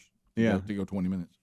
Wow. It took me about 7 to get where I was going because there's only about 3 or 4 ways into Helena where I live, and it's just you coming off mountains and everything else. Trying to find a way in was half the battle, as well as getting around all the Camaros that had spun out and Z71s and Fords that thought they had it. I just want to go back. What is it about a brave. Camaro, Oh, especially it's the first thing if it's a Bondo baby, that they have to get out and try it out? First time I said that to you from I like from to die. Gill Drive. I like to die. And We were first snowed ones in. You were in Oxford, and I was in Cedar Springs. Remember that? And we did the show over the phone. Over the phone. I taught you how to make bacon in microwave. Yeah.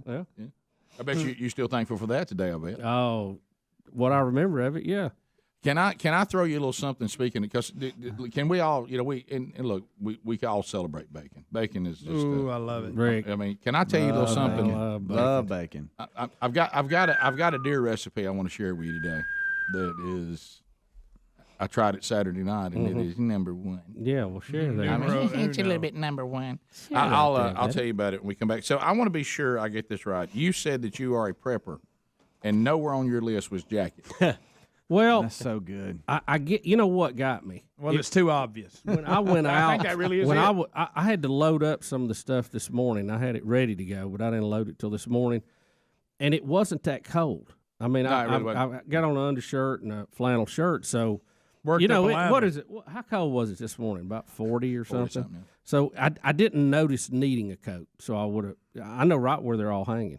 Yeah, and if we're going to be out all day, that's still cold. But the places we're going to walk on honestly, because of us Southerners, it's weird. I never thought it would happen. I really never thought this would happen for Southerners. Never. It's been so cold this winter for long periods of time that when it got sunny and 55 yesterday, it felt warm to me. Oh yeah, it was hot. I opened the doors. I never thought I would be a guy, being a Southerner, that 55 felt warm. Oh, I don't know what we're going to do Saturday. It's going to be in the 50s. I mean, we may have to put shorts on. Yeah. So we can push through this. I know we can. Yeah, I'm upset, Bubba. You're upset because you the whole coat situation. I forgot my pillow. Oh no. And I'm talking about my pillow. I have everything. I got it all packed, and then from sleeping bags to jackets to you name it. Don't be to looking toothbrush, at mine, pal. And I forgot my pillow. I got a couple throw pillows you can use. Okay. Well, good. here's that bad situation we're in though. It's not going to be doing anything.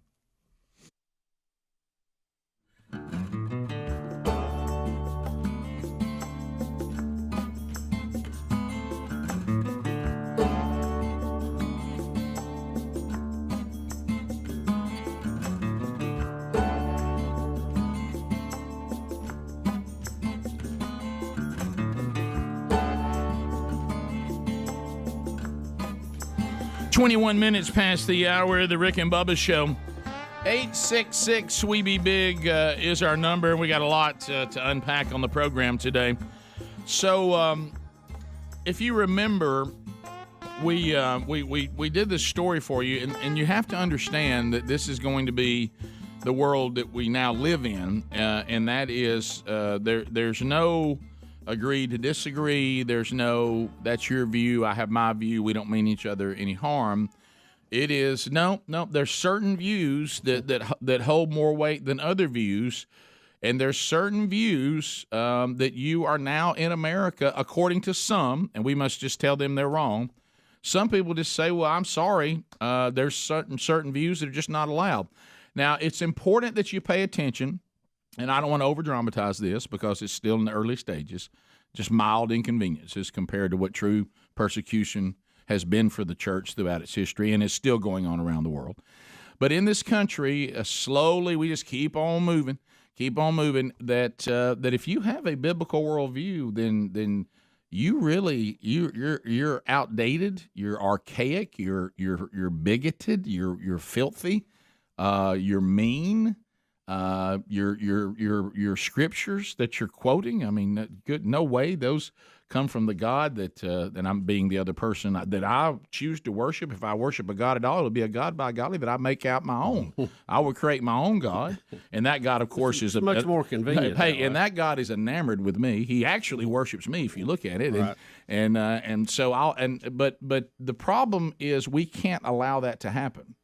So here's an example of what I'm talking about. We played for you, or actually read for you, the comments from the Tampa Bay Rays players who said, because of our religious conviction, I think there are, 5 of them? Yeah. And, the few. Because we are followers of Christ, we certainly love everyone, and we mean no one harm. We're not out to get anyone, be mean to anyone. But, our religious convictions will not allow us to wear a patch celebrating something that our scriptures say that God calls sin. They didn't even go that straightforward with it, but that's right. what they were saying. Right. They were saying this would go against us as followers of Christ. We are to love people, but we also don't love people more than we love Him, and we certainly don't condone something that He says is sin, but also understanding that we're all sinful in the sight of a holy God and all in need of the same redemption. Well, it was a very, very reasonable, level-headed comment that our country, by the way, is supposed to provide. Right. The Constitution is supposed to protect that right of those players to do exactly what they did. But watch out, ESPN's Sarah Spain on the worst show ever created, Around the Horn. That show is terrible. If I could have read it, Rick, welcome. You have become king of America. Item 1, I'm done with Around the Horn. I hate this show. I think it's the dumbest show, and this is long before this comment was made on it. I don't get this show. You can go back through recordings of this show. I've been mad about this show for years. You have been. I don't understand it. I think it's stupid. Can't stand the host. Right. And I don't even understand why this show is even allowed to exist. But they have the freedom to exist, just like these players have the freedom. And Sarah Spain, by the way, can be mad at these guys. That's fine. But you don't say statements like this. And here's what she had to say on Around the Horn about what we just said to you, and you're not going to believe it. Go ahead.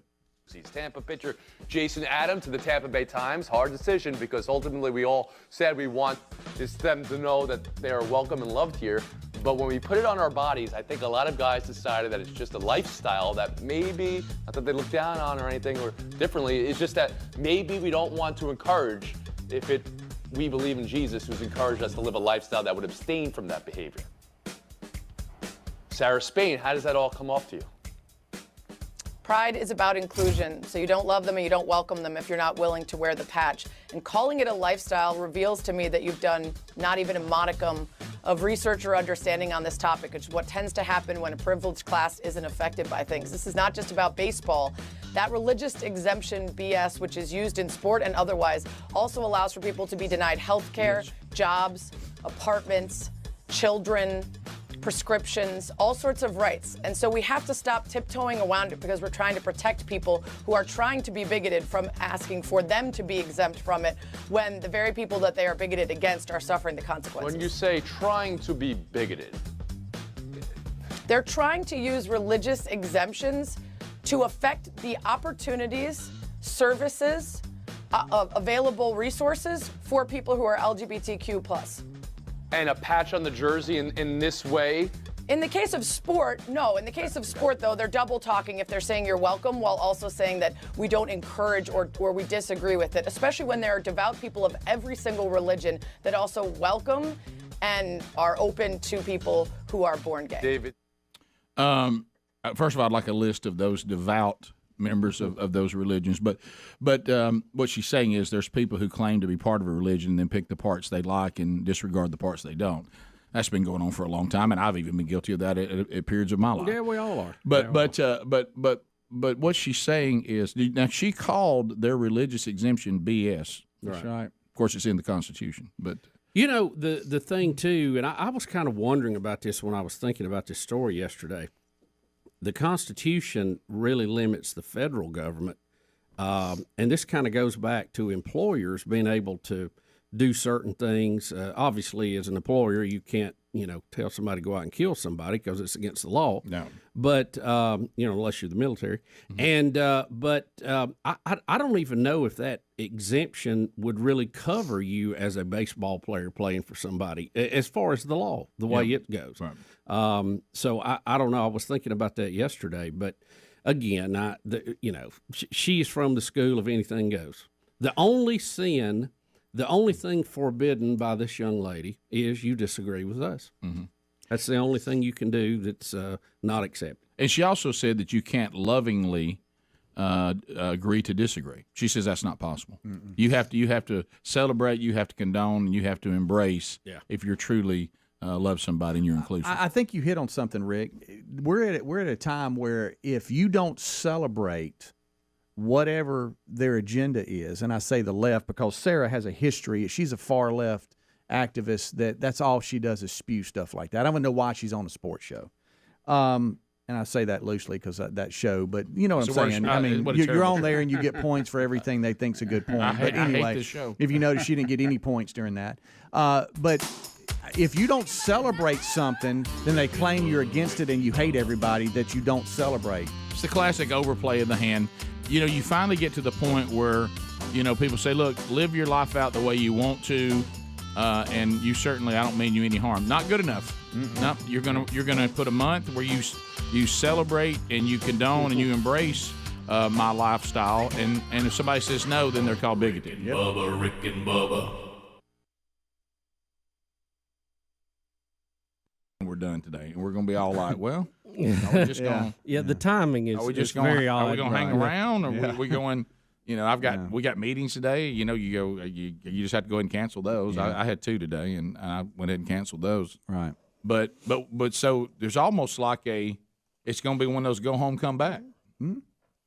And have to make those are the most dicey. You know what I mean? I mean, and Greg, you can't. You're too far away. But I mean, when I looked at the timeline, I'm like, well, I'm not bringing it all now because I can just go home and get it and come back. Yeah. You know what I mean? I brought it just in case, but I'm like you. It's going to be a go home, come back. And to me, those are the worst. I'm gonna go home, and if I have to, walk back. You got it made. You keep saying you're going to walk How back. about we need to if I catch have up to, I on our will. movies and go next door. And I'll here be and watch honest, movies. guys. Yeah. I don't need to say this on air. We'll talk. The House of Helms, though, looks like it's going to be very popular. Y'all are more. I mean, y'all are more than welcome to. I was sincere in that. Now, Rump over there is not going to take me up on it because he's got his couch. But I don't need to. If I need it, if I was going to lay on the floor here, I would go to Ham. Well, what concerned me, Ham said it was a 20-minute walk, which means 40 for me. Right. And that's a hike. A lot of hills too, Buzz. And I can't carry all that crap. Well, as far as the and house, that's up to y'all. The House of Helms versus where I would sleep, I'm in. Yeah. If we end up in this situation, I'm in. Just go ahead. I mean, I'm not entertaining it. I'm in. No, I even told Maddie last night that you said that you were going to sleep in her room. Yeah. She's like, okay. Yeah. See, I got excited. I got to set up here. I'm in my mother's bosom. You lie. I got it like I like it. I did that sleeping on the floor last time. That's hard because that cold air up under the there's nothing under us. I thought about upgrading that situation. Did you see my text last night? Yes, that was funny. But here's the thing: I don't know. Was there just no desire? Was there no desire by any hotel chain to build a hotel chain walking distance to this place? I know, for real. There's really no one even close to us. Rick and Bubba.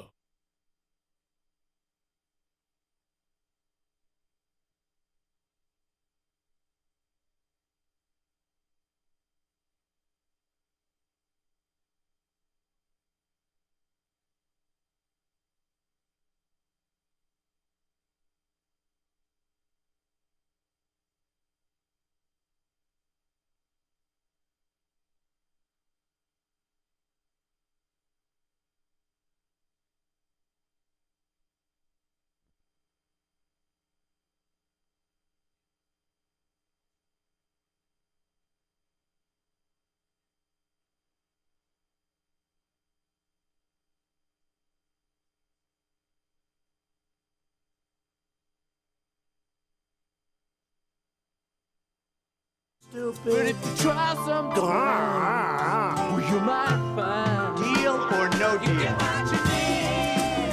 I don't wear a toupee. It's my hair. And Donald Trump update. You know, we continue with this madness involving Donald Trump, what he said or didn't say. Now they're not even saying whether he said it or not. Hey, did he say it or not? That keeps going back and forth. But all right, let's take that. But since that's since the Democrats that were there ran out saying that he referred to these countries as you know the phrase he said. If he said it, but now there's people saying, well, I was in there. I don't think he said it. And is Trump saying he said it or didn't say it? Trump saying didn't say it. He said he didn't use that language. He said he used colorful language, but not that particular. Okay, right. All right. So Did I make that up? Yeah. Whatever the case may be, we know that the Democrats that are out there now, of course, they somehow think that if he thinks that there should be merit-based immigration, which has always been what he said from the time he was running for president, that means he's racist. Do you realize for a long period of time we had no immigration in our country? None. How much? None. Right, and then we went to the biggest part of the 19th century. And then we had merit-based 20th immigration, and we still have legal immigration versus illegal. Right. So anyway, so they're all out running and getting to the microphone, and and none of it's sincere. None of it. It's all just political posturing and battling, and you keep knowing that by watching the way they actually behave. So then there's this thing we've been talking about before. There is nothing in the history of the way Trump has carried on his business, he's operated, that he would be deemed as racist. I would think that when Martin Luther King Jr.'s family was there at the White House for him to do a proclamation on Martin Luther King Jr. Day, that would have been a great opportunity for them to get out and speak against him, which they did not do. And we also, we've got some numbers here that Donald Trump's support among African Americans has doubled since 2016. We see the employment rate for African Americans under Trump versus Obama is better and the lowest it has been in a long, long time. So we don't really see that African Americans are doing poorly under Trump.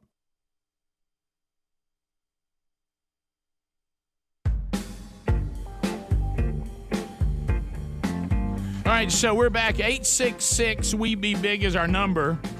Let's go with a phone troll at the top of the show. I mean, right out of the gate. There's a lot going on. We've already talked about a couple of things starting the hour. All 10 lines are available. The real Greg Burgess takes the phones. 866-WE-BE-BIG for you to join us. Let's have our first phone troll of the day. You making comments, you asking questions, you bring information to the table. At 866-WE-BE-BIG, all 10 lines, bam, they're open. So you make your way now, and we'll chat with you at the end of 30. We'll hear this. Your time on the program comes to a close. We'll go to the next caller, unless you get a timeout for Helms and or Bubba, but they only tote one apiece. So if you move to the phones now, Greg will get you set up. Now, look, you minions of Greg, don't get bogged down in conversation with Greg. Just let him get you set up and ready to go. As you are dialing, does your car have a warranty? Does your car have a warranty? Amy in Mississippi is sharing about her Car Shield experience. Car Shield provides protection plans after your warranty has run out. Here's what she said. I have an older car with tons of mileage, and I'm trying to hold on to it a while longer. It is my baby. I heard you guys talking about Car Shield. Maybe think about getting a protection plan. I did some checking into the service, ended up purchasing a protection plan for very little considering the age of the vehicle. I had the protection plan for less than 6 months when the alternator blew out on me on the highway, no less.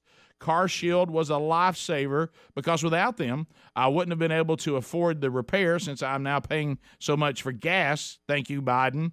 And not been able to get to work. I can't thank y'all enough for saving me that hassle.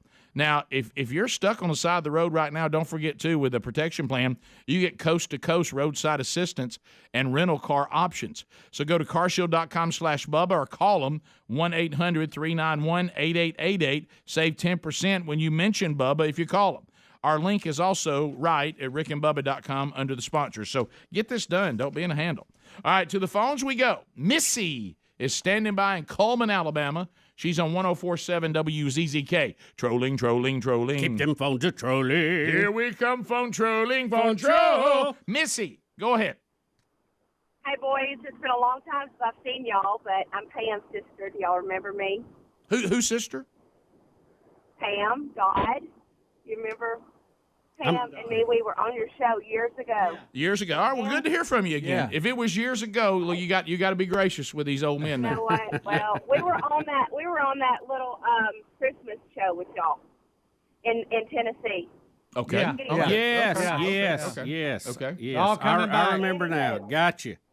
So, y'all, I've been listening to y'all for years, and I have never understood the little on-time service thing. And today it hit me that was an actual commercial. And I'm like, what is, and I had to look it up. Like, because of that guy's voice on there, I was like... What is she saying? Rick, I didn't even have the energy for a timeout because I didn't know what I was given the timeout for. Did you get that? Isn't there a funny sounding commercial that's like on time electric? Yeah, it's real goofy. Is that what she was talking about? Yeah, and it was. And it's a local commercial. Yeah. Out of Birmingham, and actually the owner of that company lives in my neighborhood. Yeah. Mm-hmm. But anyway, and is a friend of the show. And Pam was talking about the special we shot at Buddy's house. yeah, I remember that. They have little clocks and that kind of thing where he's talking about them always being on time. Yes, that's right. And I guess she didn't realize it was a real commercial. But I don't know what part of it she didn't understand though. I don't either. Why would it be a fake commercial? It's not. Maybe because it sounded goofy. Look, on time electric. I'm trying to understand Pam. I don't understand Pam. To Chad and Gadsden. Yeah, it was Pam's sister. It's Pam's sister. Pam? Pam. Yeah.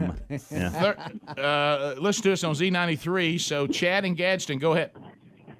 Man, what's going on, gentlemen? Tell it, Chad. Tell it. Man, I'm riding shotgun this morning, and people do not know how to drive. I understand it's raining, but do not turn your flashes on going down the road. That's what causes accidents. Move over and park on the side if you're scared. Don't drive with your flashes on. That's dangerous. You know, I've heard this argument before, and I've cut mine on a few times because you can't see the car in front of you. I actually like it when people do it. It helps me. And when they hit their brakes, then you may be too close to them. But I don't know what is the official way to do it. Well, here's what I don't understand about his call. I understand him saying if you've got to go that slow and you're that afraid, then just get over and let the rain lighten up a little bit, right? And keep them on the side of the road. But I don't understand how someone with flashers on bothers you while you're driving. I don't get that either. To me, it helps me. It helps me as well. I do too.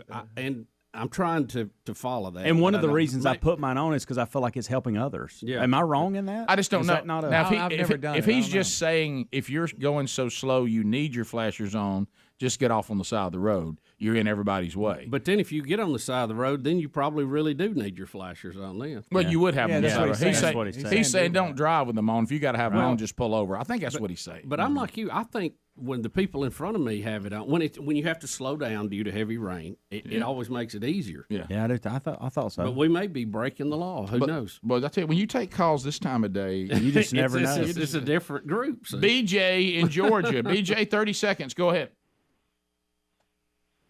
Hey, good morning, man. How about it? Hey, Monkey Grout. Did you say Monkey Grout? Yes, sir. Wake on I just wanted to chime in on the Tampa Bay Rays guys. Yes. And get some support out there.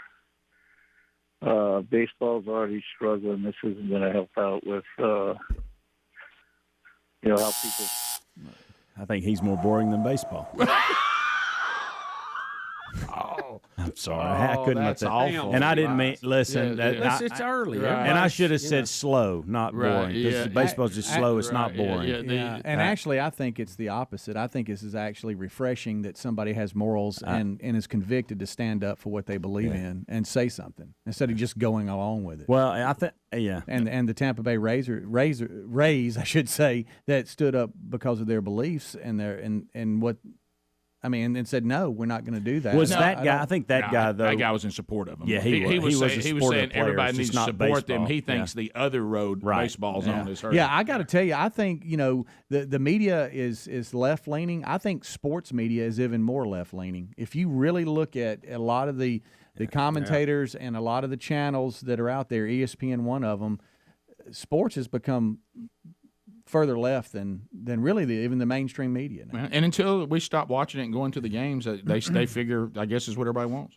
Well, that was one of the complaints with ESPN. They got too Right, political, yeah, you know, right. but Rick, now, I was too harsh. I want that guy to get a cup of coffee and call us back. I'll tell you this, and it's a lesson that we all can learn. There's certain things that Greg can say, and everybody thinks it's funny. Yeah. But when somebody like you say it, they think you're a jerk. The good news is, Rick, the good news is that doesn't bother me anymore. Right. It used to, but it doesn't yeah. anymore. Well, I'm just, a little well, point. good. Sure. You're probably going to get a few more today. Yeah. Right. Let me go. Poke the bear. I'll do it some more. Come on. To Terry. Isn't it funny that somebody named Terry in Tuscaloosa has a question for Speedy? Isn't that interesting? Yes, very. All right, Terry, go ahead. It's Kaylee, but I just have a Kaylee. question. Yeah, I want to Greg. know. Yeah, no, it's fine. It's fine. I want to know why Speedy is called Speedy. It might not even be a story, but I've just always been curious. Wow, Kaylee, Terry, is it Kaylee? You're Kaylee that Greg called Terry, correct? Yes. Okay. Yeah, you really don't know that story? No, sir, I don't. Well, how about that? There's new folks every day. New folks. All right, so Kaylee, here, stand by. I'll tell you. So when the show first started, Speedy was our man on the street, and he was going to go out with the van. We put him in all kinds of situations, and we were like, we need a guy out on the street and do all these bits and whatever. And we were trying to figure out what nickname to call him. There was Calvin the Van Man from Bubba. And there was Johnny Quest. Yeah, right. Yeah. And who said Speed Racer? Mark Bass. Mark Bass. Yeah. And then Mark Bass, the Hammer, said Speed Racer from the cartoon Speed Racer. And then we would play the Speed Racer theme, and then Speedy would be on location. And over time, we just shortened it to Speedy. Yeah. Right. Yeah. That's really it. So there you go. Let's go to Chris in Florida. 30 seconds. Chris, I also go ahead. thought about Kevin Calloway, but Yes, sir. Good morning to y'all. Hey, buddy. And my question is, with everything going on in the world, everybody's shunning Jesus out of everything, but they welcome any other kind of religion that's out there. And I'm a firm believer in Jesus Christ. He saved me, delivered me from drugs, alcohol, and all kinds of things. But my thing is how long do y'all think it's going to be before he comes back? Boy, that question's been around since the 2,000 church. years. If you go and read 2 Peter, guess what Peter's dealing with? Now I know people are telling y'all that Jesus is delaying coming back, Right. and he hadn't come back yet, and they're all thinking it was. He said, but what you have to understand, two things. He said, first of all, God does not count time the way we do necessarily. And then Peter goes on to say, one of the reasons he's holding back his wrath is because he's gracious. Yep. This delay is actually God's grace to give us our best shot. Now, the age of grace, to what you're asking, will one day end. But Jesus himself, when he was on earth and limiting some of his own will, taking on full humanity, he said that only the Father, and of course the Trinity is hard to grasp, I get it, knows the day and the time. And so I think we just have to accept that by faith and go, nobody really knows. But as you said, but you live your life that one or two things today you're closer to. Today, you are closer to your earthly death, which means you'll stand in the presence of the Lord, or you're closer to his return. We're closer today than we were yesterday. And while we don't know the day, we do know that it's 2,000 years closer than it was. We do know that. And but there are things, the things like you mentioned, though, caller, are all right out of Scripture. This kind of the great falling away, all in Scripture. Yep. The refinement of the church in Scripture, the purging in Scripture. As in the days of Noah, people be going on like God's just going to let this go. We've actually built the ark. That's a biggie. But Rick and Bubba.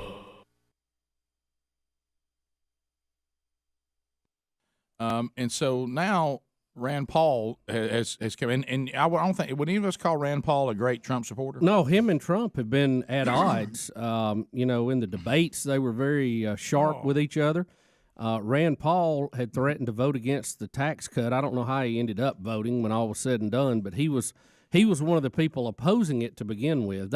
I would not say Rand Paul and him, they hold each other's feet to the fire. I would say that. Rand Paul does not think that he is conservative enough. Right. And Rand Paul's a constitutionalist and says the Constitution says what it says, and he thinks that Trump is still too much big government. And that's what he opposes him on. Even on the tax plan, on the health care plan, all of that, he said still too much government, still taxes too high, still government involved in health care. I want it the way it's supposed to be.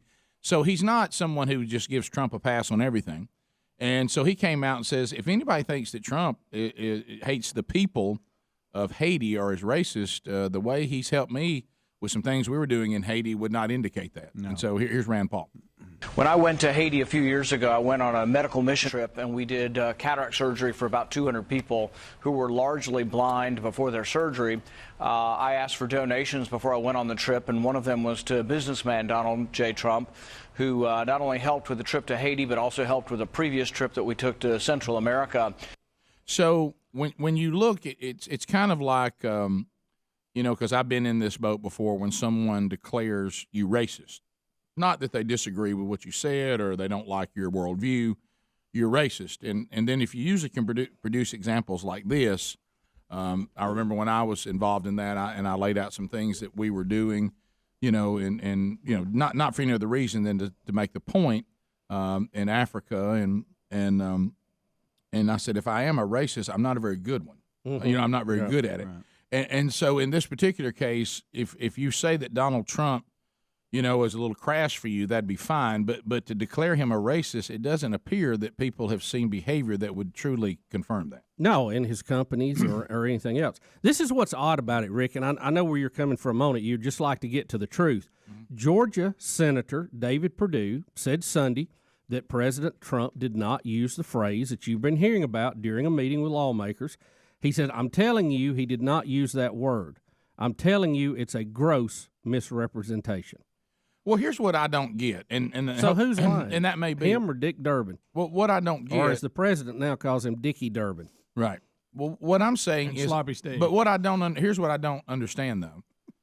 If I'm Donald Trump, okay, and people are rushing to microphones and doing press conferences, and the entire country gets on a narrative on whether I should have used this language. People are talking about whether it was wise or not. That would be me. People are talking about if it meant I was degrading the people there.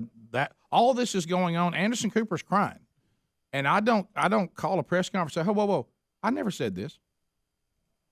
Why didn't that happen? Yeah, I don't. Senator, wouldn't you sit there and go, I don't know why this is being said about me. I did not say what they say I said. Why has that not happened? Arkansas Senator Tom Cotton said in a statement Friday that he did not recall that term being used in the meeting. Like Perdue, Cotton on Sunday accused Durbin of misrepresenting Trump's comments. He said, I didn't hear it, and I was sitting no further away from the president than Dick Durbin was. Well, again, I think he has denied he said that from the beginning. Yeah, but he didn't. They haven't done a very good job of getting that out there. But I thought, again, I agree with you there. Yeah. But I do think his stance from the get-go is I didn't say that. Now, he said that the president. Did a very good job of getting I agree. Yeah, he did go on to say that the president clearly was aggravated by some of the people wanting to allow immigration from countries that could not bring anything to the table. No, I got all that. Just a drag on the system. And what I would say about that is that's been his narrative from when he was a candidate. And that's not a new narrative. And again, like we said, even if he used that term, not wise, but like what we just said, he's talking about the economic situation of the country. Yeah, he's not saying it's that way because of the race of people who live there. Look, that doesn't make him a racist. Even if you see what I'm saying, you judge by how he treats other races in the past or in the future, then you can judge him by that. But even if he said that, he's talking about the economic situation of the country, not the race of the people. Yeah. Right. Now, what the Democrats are doing, and they know he doesn't mean that either. They just think, and there's nobody, if you've ever been around a bunch of libs, there's nobody have a nastier mouth on than these people. But Rick and Bubba's in Ohio. Rick and Bubba. Pass the gravy, please. Rick and Bubba. Ooh, it brings me to my knees. Rick and Bubba. I can't. All right, we're back. 8 minutes to the top of the hour, the Rick and Bubba Show, 866-WE-BE-BIG. All right, so we had the caller that called in about the flashing lights and the rain. Now, he was talking about the state of Alabama, and I'm sure every state varies. It varies wildly, but people are saying that it's illegal to do that, but Adler has looked at the state of Alabama and says if you say it's illegal, that's actually wrong, because you're saying you see in Alabama it is legal, right? Yes, the use of hazard lights is permitted while driving unless otherwise posted in the state of Alabama. But then you go to the next state, Alaska, the use of hazard lights is not permitted while driving. Mm-hmm. So Georgia, yeah. So Chad, is there a bear or Smokey out there that can tell us? Chad, I know you were going to say it was illegal, but according to what Adler's reading in Alabama, it's not. So y'all have the Alabama Code 32-5. Alabama Code 32-5? 32-5-241. Section D. How do you? Subtitle 4. I got to know how you even 32 dash what? 5 dash 5 dash what? 32-5-241. Greg, did you say 9? Okay. All right. So we'll look at that. Alan, go ahead.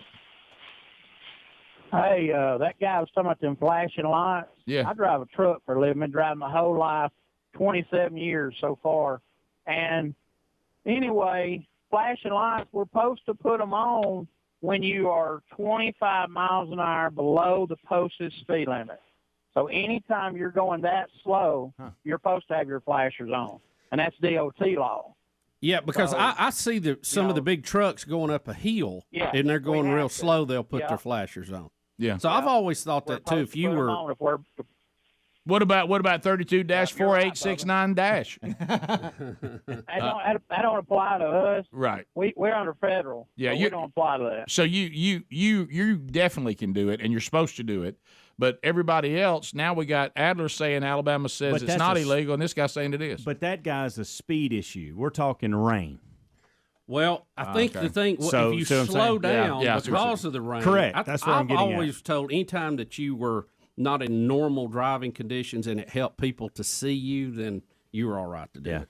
But I don't know. I'm not. The Well, if last I have word. slowed 'Cause I down- don't have 32-5-241. What about -486941? If I have slowed down 25 behind the marked speed, then whether it's raining or not, I'm okay to do it, according to that guy. Well, he said truckers. They're Well, federal. That's a good point. Yeah. All right. Let's go to Keith, who's a police officer.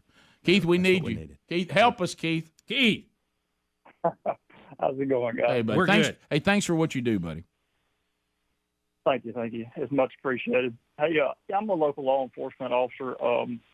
There's no law on the books in the state of Alabama that says that you can't have your hazards on while you're driving. What about 32-32448? There's so many of them, we can't keep up with them ourselves. So you're saying if a person has their flashing lights on, that's not, you would not ticket them if it's pouring rain and they're having to slow down to be safe. No, not at all. Yeah. So you are we supposed to turn them on with what we've all been through in our city today? I wouldn't. If you're driving to the point to where you need hazards on, you probably need to pull off the road. Back to what the caller said originally. He said you're better off if it's that bad, just get off on the side of the road and wait for it to. Mm-hmm. But you need to have them on when you're on the side of the road. Absolutely. Yeah. I think it's common And sense. Okay. There's another law that pertains to that also for the move over law. Oh yeah, I know about the move over law. Trust me on that one. Yeah, man, we're out those tickets all the time. But I must say this, Keith, and I want to clarify this because I had Move over if you can. I had some young guys, kids that start driving. They got a move over deal one time, and he said, even though the officer disagreed, and that's fine. He said he was new to driving, and he was never been out there. He'd been out there a little bit, but not a lot on a treacherous highway, the one that joins Birmingham and Atlanta, and that's like getting your NASCAR license. and he said I saw the officer on the side of the road. I was trying to be safe. I didn't think I had room to get over. I was uncomfortable moving over. But you're saying when you can safely move over, you got to move over. But I mean, if there's a car blocking, there's nothing you can do. Yes, sir. So if you can't get over safely, you're supposed to go 15 miles an hour below the posted speed limit. I got slow you. way down. Okay, yeah, I remember that. You're right. And so if we need to, You don't want to run by there and blow your hat off. No, well, you know what? Honestly, I mean, this is not even joking around. Man, when anybody is on that shoulder, that's a dangerous place to be. Boy, is it. I mean, dangerous. Absolutely. Yeah. I'd rather get off the road. Oh, totally, man. if the officer will allow me that time to do that. Yeah. Oh, yeah. I've been on the side of the road, looking at something like I'd run over something or whatever, and an 18-wheeler go by, and I thought my pants were gone. I said, man, they took my pants. And then I got a ticket for that. All right, Keith, thanks, buddy. I appreciate it. Be safe out there. So educational for me. I know.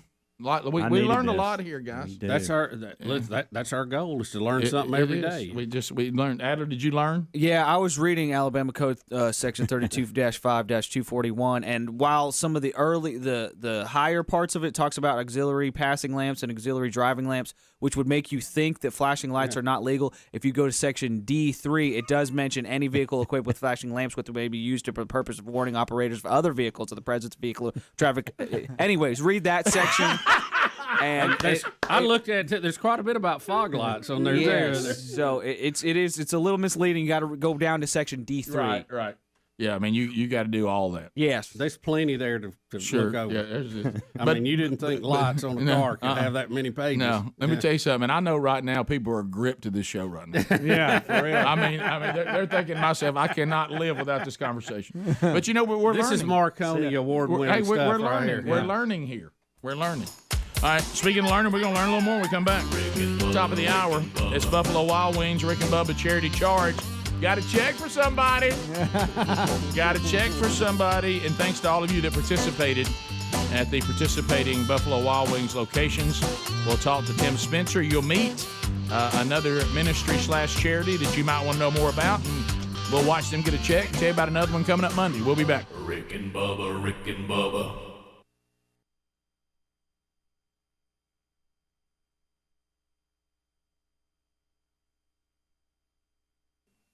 All right, so we've been talking about this a good bit, and Bubba, I'm here to tell you the response has been good, and we know why, because it's a great feeling if you've got something. I mean, anytime I'm doing something, for instance, a perfect example. So we got Big Love moving over to the other side of Atlanta next week. Well, you know what I've really liked is our listeners who know that area, they've all been coming and saying, let me tell you what needs to do. And nothing like somebody that knows the inside scoop. Hey, not only does he need to eat over at Hot Betty's, and he's also go down there to this cafeteria, and don't forget about that barbecue place right by where he's going to be living. So that kind of stuff helps. But you know what else helps? Let me tell you what apartment complex he needs to go to. Let me talk to these people right here. They do a good job. Well, that's what realestateagentsitrust.com is all about. What we're trying to do is if you need to sell your home, you need to move, you need to buy a home. I mean, this is going to be the biggest investment. I mean, arguably, but I mean, I think that's easy to say, Rick. Yeah, I think that's going to be the biggest investment you make, and you want to know that you got a good deal. You want to know that you got the most for your home that you're selling, but you don't know anything about real estate, and you're like, and I don't know what agent. Should I just Google? Don't do that. Go to realestateagentsitrust.com, and you're going to be dealing with a real estate agent that our team has vetted out in your market. No matter where you hear this show, watch this show, we pretty much have them all covered. If not, we'll find something close. And there'll be no part-timers in there. These are people that have long track records. They've been at this a while. They know what they're doing. They have the highest reputation, and they'll do the job right. See there? You feel the anxiety kind of going away now? Simply go to realestateagentsitrust.com. These are agents in our markets all over the country. Realestateagentsitrust.com. We need some basic info from you, and then our team will contact you. We'll make that introduction to our preferred agent in your town.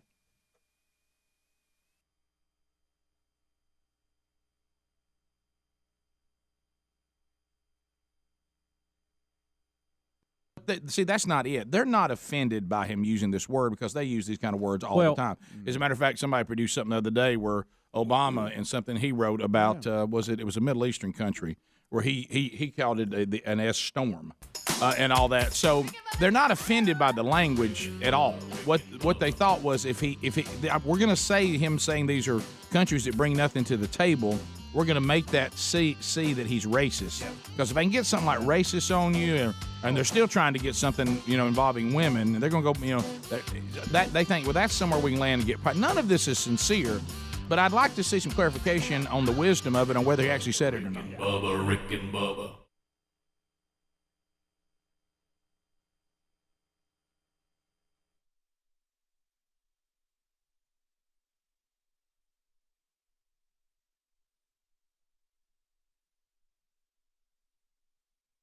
From Rick and Bubba University. There's Bill Bubba Bussy. There he is. All right, so we were talking about updating the Trump thing, and I think what's kind of interesting about all this is we get more information on the latest so-called thing.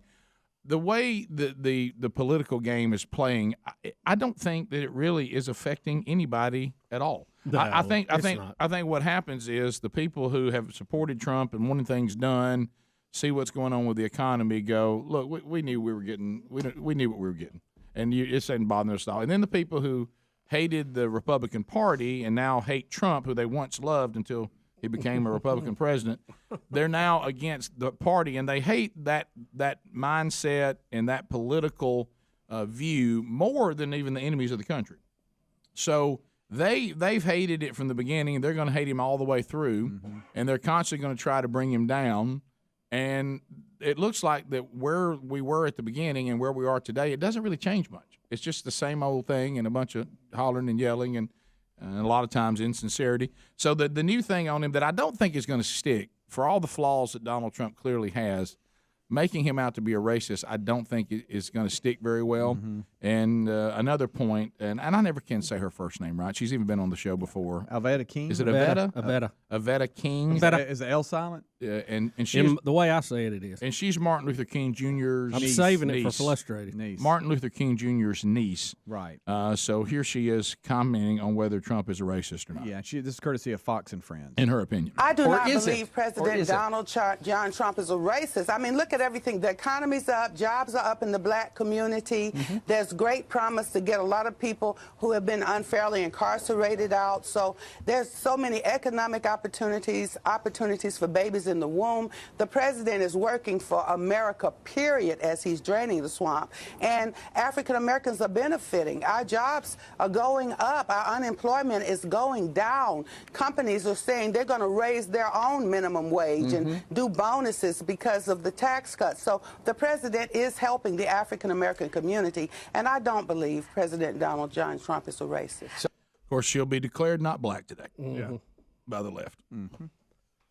Alveda King, Martin Luther King Jr.'s niece, will be declared not a true black woman. Yeah, sell out. Pretty good pedigree there, but that's not what we're going to hear. No. Because you can't have your own opinion. She's been very outspoken over the years. Oh, yeah. They try to get her to be quiet all the time. But again, not her, but the rest of the family, including Martin Luther King Jr.'s son, they were at the White House getting a proclamation and, again, honoring Martin Luther King Jr. Along with the president, and never did they go out. I know you wouldn't do it there because it's not appropriate and they're too classy for that, but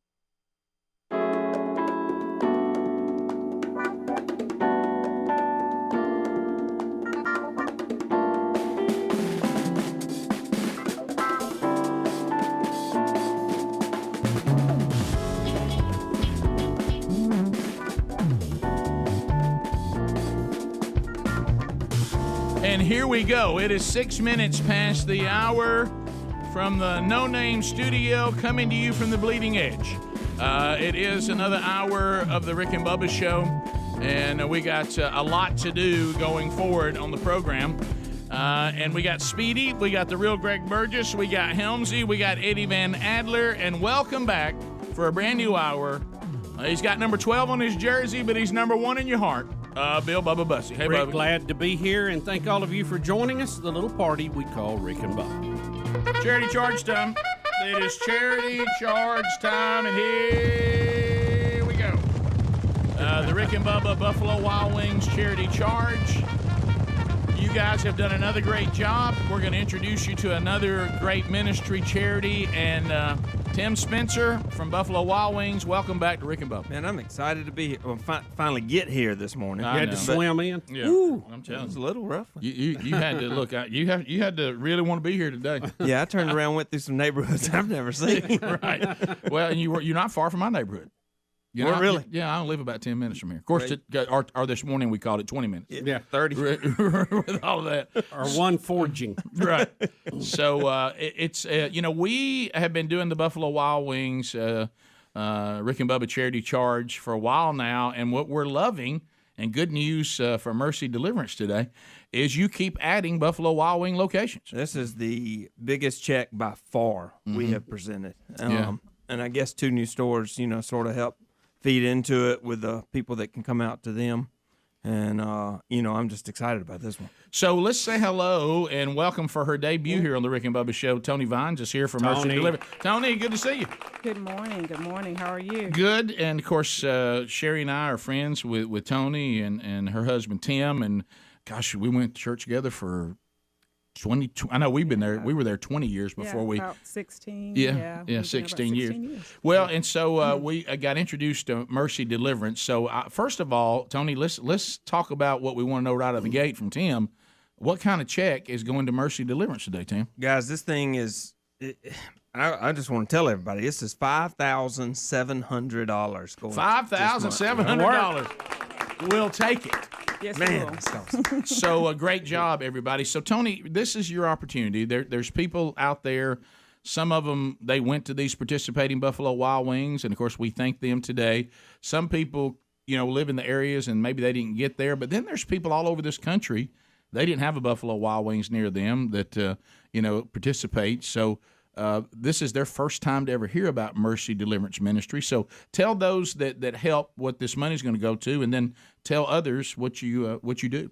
Well, first of all, I'd like to thank you all for thinking of us and having us here today, and thank Tim, you, Rick, and Bubba, and, for having us here and even thinking about us. Sure. And we appreciate it, and we appreciate all the viewers that also participated. So, Mercy Deliverance Ministries, we have quite a few initiatives, but our primary initiatives are 2 food programs. And we are set out to fill in the gaps of food insecurity, healthcare services, and try to break those cycles of poverty, as well as offering educational opportunities. So currently we have, like I said, our 2 primary food programs are free food distribution program. We host 2 food distribution programs every second Tuesday and third Thursday of the month. And then we're also converting a school bus to a mobile grocery store. And in Alabama, 17% of our population experience food insecurity. And in central Alabama, where we're located in the Birmingham metropolitan area, that rate it drops down a little bit to 15% because there are not as many rural areas there. So our goal is to take that school bus throughout the state of Alabama, take these services to people. Not only are we converting a school bus to a mobile grocery store, but it will also have we will also have a mobile medical clinic that will work in tandem with that. And with that mobile medical clinic, we will offer GYN services, general medical services, as well as pediatric services as well. So the funds are actually going to go to support our food ministries that are up and operating right now. They will go to the finalization of converting that school bus. We've received grants and that type thing, and the school bus is pretty much paid for. We've also moved into our first home offices, and we're just excited about the opportunity that this new office would afford us to serve even more people. Wow. So, Bubba, how about I ate wings to provide food for somebody else? Rick, we have to go with what talents we have. Right. But simple, but yet very effective. Well, Tony, what I like about when you felt called by God to do this is one of those things where you see a problem and you start thinking, well, somebody needs to do something. And then, of course, what does God usually do? Well, what about you? Why don't you do it? And because you see the problem, and it's easy to see that we have parts of our own states and parts of our country where things as simple as I need food and I need access to medical care. It's almost like, we were told by God certainly to go out, and he gave us the steps, but he said, no, don't neglect Jerusalem. As a matter of fact, if you look at the order, Jerusalem's first. Yeah, and so if I'm going to go and provide medical care and food to people at the ends of the earth, which we should do, and we do, well, then I also have to look into my own neighborhood, in my own city, in my own state, and see what I can do there. And this bus is a really, really cool idea because it's almost like a little mini mission trip shows up in the neighborhood with medical and food. That's correct. If you apply what you just said to our own personal lives, we can't be anything to anybody else until we're that to our home first. So we're called to take care of home first. Yep. And so we'll let that sink in for a minute. No, we got to take care of home first. And then once we do that and be an example there, then let's see. But we're all called to different things in different areas. So I don't want to make light of that situation, but that's just the truth. So we're just excited about the opportunity that God has given us. Yeah, and if you certainly, I know with the class that Sherry and I and these other couples are teaching, there's opportunities for you to come alongside and help too with just your hands and your feet. But if this is something that, you can do it one or two ways. You can do what we did here. We can help support it financially because what you do, you don't do for money, but it does require money. Correct. Or just get your hands and feet on the ground and be out there and help with the food distribution and however you can help. And you guys offer those opportunities too, which I'm sure you can find at the website. Definitely. If we welcome you to visit our website, mercydeliveranceministries.org, or just www.mercydm.org. And you'll find volunteer opportunities. You can sign up for our newsletters and just prayer. Everything we do should be based out of a prayer life and not just a good idea. And then if we do that, then we know that God has promised to provide what he's authored. And so we feel strongly that this is his vision. He's allowed us to steward it, and he's promised to provide. So I appreciate everyone that was obedient to his call and that were led to even eat at Buffalo Wild Wings to even afford us this opportunity. $5,700. That goes a long way. Yes, it does, extremely, and we got bills to pay now. So. You're right. Yeah, that's right. That's good. And then I want to tell you what we're going to do. Monday is another Buffalo Wild Wings charity charge. We'll give you opportunities to go out to the participating locations. And coming up on Monday, you're going to be another thing that is a call on a lot of people's lives, and one that cannot be ignored scripturally is foster parenting. And foster parents, boy, you talk about a responsibility. But I was talking with some friends of mine that are foster parents about the hanger, which will benefit from Monday's charity charge. And I said, tell me kind of what they do. And he said, I'll give you a perfect example. He said, when you're a foster parent, you may get a call at 4 p.m. in the afternoon that says, we're bringing you 2 little babies tonight. And you're looking around going, I got to get a crib, I got to get this, I got to get that. And that all costs money. So what the hanger does is says, no, come see us. We got all that. And the foster parents come get their supplies from us. And then we all work to raise the money for those supplies to be available to the foster parents. See, that's again. Everybody's filling a lane. Right, yeah. You're saying, well, I don't feel called to be a foster parent, but what if you feel called to help a foster parent? Yep. And that's still you being part of foster parenting. That's correct. So the hanger will be our beneficiary coming up on Monday at all the participating Buffalo Wild Wings, which are in Alabaster, Birmingham, Gardendale, Tuscaloosa, Hoover, downtown Birmingham on 4th Avenue South, Trussville, Pell City, my hometown of Oxford, Alabama, right off exit 188, and then new to Chelsea on Highway 280. Tony, great to see you, and thanks for the work you guys are doing. Well, thank you again for having us. And if you want to find out more, just go to show notes there at rickandbubba.com. We got it there. Tim, thank you for being here again today, buddy. Thanks for swimming in. That's right. I'm happy to be here, man. This is just, it's cool that these things go up like this, and like Bubba, like you said, you just go eat. That's right. Just go eat. That's all you got to do. Just go eat and Fill the support lane. these things. Yeah, It's nothing we do. We can't do it without the people walking in the door and eating. No, and one of the things that Tony was touching on, you may sit there and say, well, I need these people right here. They need something. They need this and need that. And what God may be saying, if you want to help, I just told you a way you could help right now. Just come alongside what I'm already doing. Yes. Go where he's already working. That's right. Mercy Deliverance Ministries. Details at rickandbubba.com or go to mercydm.org. That's also a link at rickandbubba.com. You can see it on our website. So we'll be back. More of the Rick and Bubba Show coming up. 866-WE-BE-BIG. Our website, Rick and Bubba. Spell out the word and.com. And also go ahead and make a note to go to these participating Buffalo Wild Wings Monday, and you too can help another great ministry. We'll be right back. Rick and Bubba, Rick and Bubba.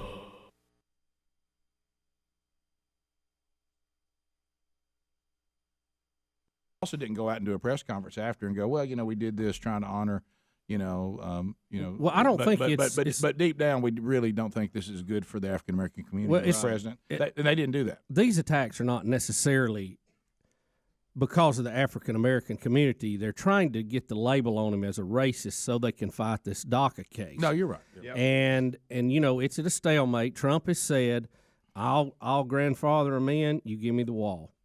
Demos are unwilling to negotiate that. They want the DACA thing separate. He's saying no deal on that. And looming, we have another government shutdown coming. So they're going to have to try to kick the can down the road so they can keep working on these other things. But I thought that was a nice deal, wall for DACA. Right, because what you're saying is we'll grandfather these people in, and then we're kind of fixing the problem that got us in this place to begin with. Right. But they'll have none of that. And again, it's politically motivated. Right. The Democrats think that this is going to be a huge Democratic voting bloc in years to come, and they will be able to dominate the national scene from a political standpoint. It has nothing to do with compassion, and everybody knows that. Don't lie to us. Well, again, I know I'm getting out on a limb here, but it seems like that it would just be kind of a non-political item to say as the citizens of any given sovereign country. Yeah. That we would want not to not let people in, but just vet out the people who are coming in.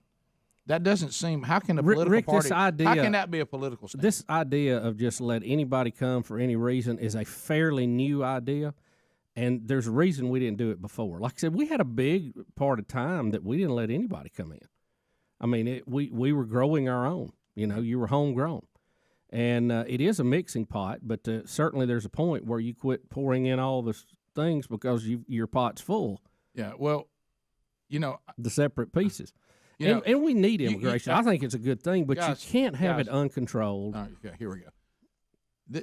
There's a lot of Republicans that like it too because they think they get cheap labor out of it. Right, but you do realize, though, back to you. Let's talk about who we've always been, because you're right.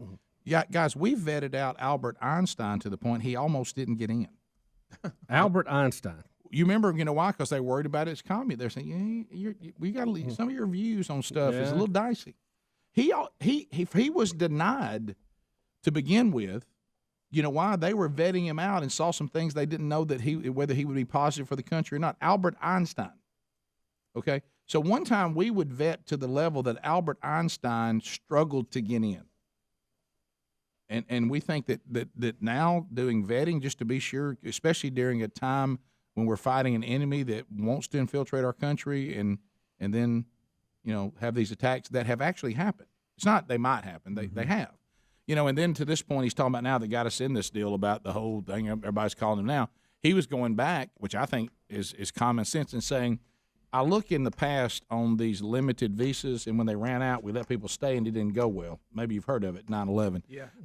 So I'm going to say that these temporary visas, that the time of the catastrophic natural disasters is over, and it's time for these people to return to their country. And then if we want to vet them out to come back at another time, and he said if you're bringing something to the table like we used to do, we will. But I'm not going to let them overstay the temporary, visas that we gave them to be here because of the natural disasters. It's time to go back. And he's really saying, look, why aren't we calling them temporaries if they're not? Right? It's a temporary time you can be here. We have that program too. And when we didn't go back and say, by the way, didn't that run out? We kind of had some problems doing. So it's a very reasonable. I don't understand anyone who thinks that people should just come and go across your border anytime they want to. I don't know how anybody thinks that's good. I don't follow that logic. Not if you live in a house and have a door on it. Right. It seems a little inconsistent. Right? It just doesn't seem to make sense.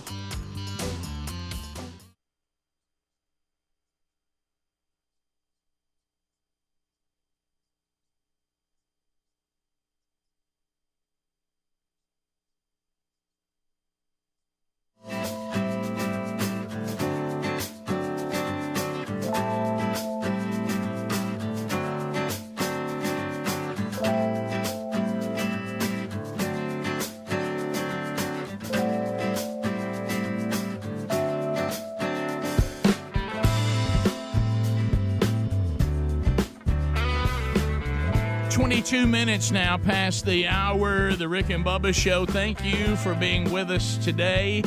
And we got much to cover on the program. The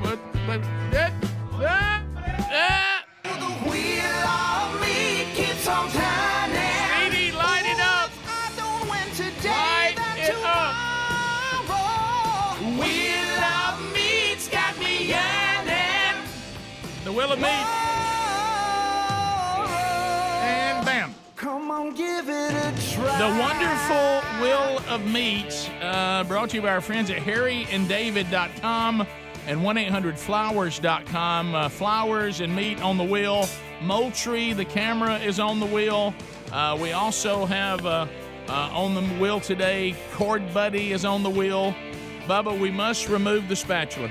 Oh, no. Speedy, Well, Rick, it's a tennis we got to come up with something different on the spatula today. We are out of spatulas. So, I guess if it lands on that, pick whatever you want that's available in the store. Or respin. So we'll say that represents you get to pick whatever you want from the store. Okay, we'll that's in stock. You can't pick the spatula because it's not in stock. So the spatula are not in stock. We also have BuzzBox Coffee on the wheel. We have Blaze TV on the wheel. But there are some pitfalls. But the real big announcement today is we've been waiting for a special time. Some of you said, what's happened to the wheel the last couple of weeks? Well, I'll tell you what, we were waiting on Landry is what we're waiting on. We were saying until Landry Spencer gets here, we will not spin this wheel. And little Landry Spencer is here today, Tim's daughter from Buffalo Wild Wings. She will be the official spinner today. And I wonder, Landry, do you know what the people have to say before you spin it? Wow, what a wheel. That is correct. Right. That is correct right there. Wow, what a wheel. Of course, Rock and Roll City, they're queued up and ready, and there they are. Yep, they're in there ready to go, Bubba. Yeah, Did you hear that? they're wide open. They're ready. All right, Landry, here we go. By the way, how am I getting? I'm getting them loud, and I don't even have the mic turned up in there. Because that's good. But what's picking that up so loud? Are they just that loud? I mean, I feel like the mic is up, but it's not up. Where are they coming from? Well, this is where they normally come from. What's going on? Do you hear that? Is that not coming through the mic? It's wide open, it sounds like. Look, clear.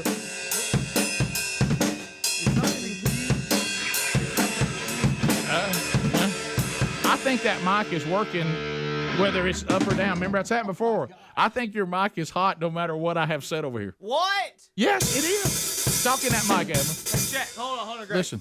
That mic. Check. That mic's working. So I can't turn them down. I can't turn you guys down. So Okay. Good What about now? Yeah. Now you're off. Check, Now check, you're off. check. Yeah. So you'll just have to kind of do it yourself in there because I have no control here. Wow. Okay. Good to know. I've been farting during the break. All right, Sorry, Landry. I'm sorry. All right, Landry, you ready?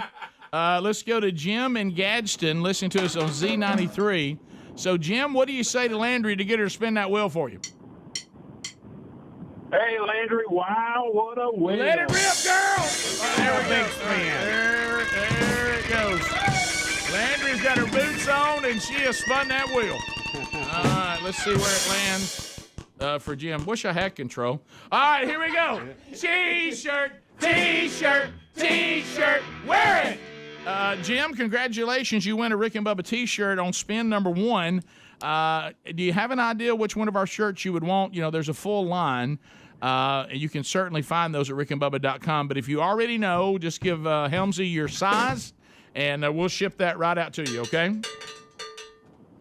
All right, thanks, guys. Y'all have a good one. Hey, I appreciate you listening, buddy.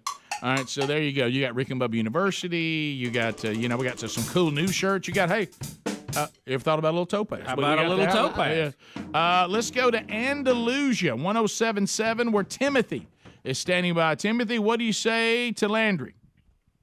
Come on, little Miss Landry. Wow, what a wheel. Let it rip. Spin it, girl. Big spin. Big it, girl.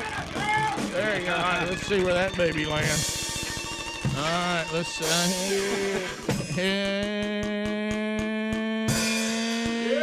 yeah. Buzzbox, Buzzbox, Buzzbox. Drink it.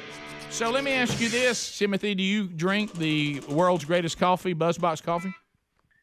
Never tried it, but I love coffee. Oh, tell Timothy. Timothy, your life is about to tell change. he's a big coffee drinker. So, Timothy, we're going That to deep voice. we're going to send you BuzzBox coffee. You're going to love it, and it's been a big hit here at the new building with people who've tried it for the first time too. And if you love it, then you can start ordering it. If not, just enjoy that free pound from us. Okay. Awesome. Thanks, guys. All right, and Thank you. and 10% of all the BuzzBox sales through our show go to the Bronner Burgess Memorial Fund. All right, let's go to Monroeville. Rhonda, help me, Rhonda. Help me, Rhonda. Rhonda is standing by. Rhonda, what do you say to Landry? Rhonda. There's a lot of hype for Rhonda. Hey, Rhonda. Let me try it again. Rhonda, go ahead. Can we hear you now? I'm here. All right, Rhonda, what do you say to Landry? Yes. Wow, what a wheel. Let it rip, Landry. Another big spin. Let's go, Landry. All right, let's see. Hey, Oh. Henry the horse. Henry the horse. Landry done spun that horse. Henry the horse, everybody's favorite. He's making his way in from the back 40. Hey, Henry.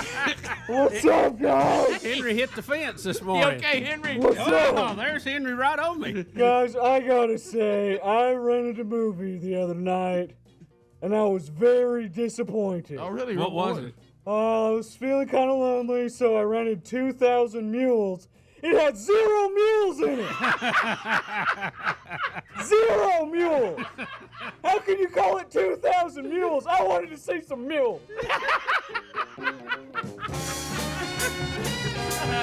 I'm grotesquely uncomfortable. Hey! What a horse. I like when Henry's over there a lot better.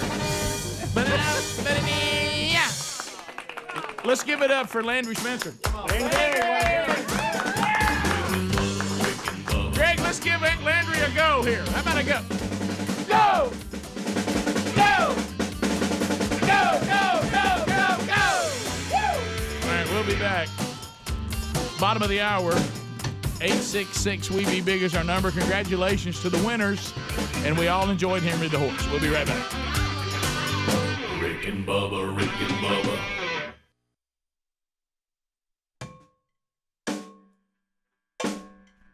Check. Hey, Greg. Hey, buddy. Awesome. All right.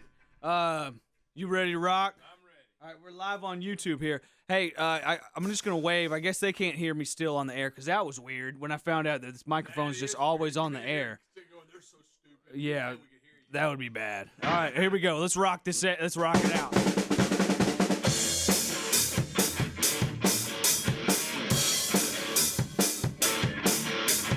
If you are a horse and you're looking for a good time, you should not watch 2,000 Mules if you're a horse. There's 0 mules in the movie 2,000 Mules. Zero actual mules in the movie 2,000 Mules. And now it's time for a drum solo.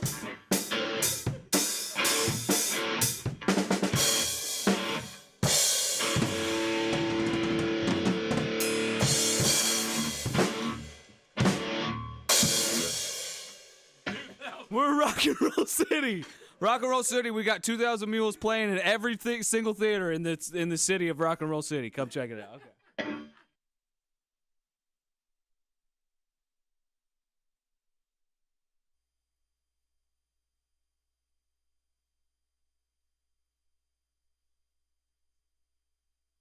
Missing fed, unfortunately. Bubba, God bless you. Okay, so So Rick, the professional tennis has 4 Super Bowls. I'm gonna put this in football terms, okay? Okay. The first Super Bowl is now underway. The Australian Open. It lasts about 2 weeks. Roger Federer, the greatest ever, just completed a match. He's being interviewed on the court by Johnny Mack. This is John McEnroe, and you're listening to the Rick and Bubba Show. And Bubba, God bless you. Thank you, John. And he is interrupted by Will Ferrell. So here's the video. Now, and audio. is this going to make me uncomfortable?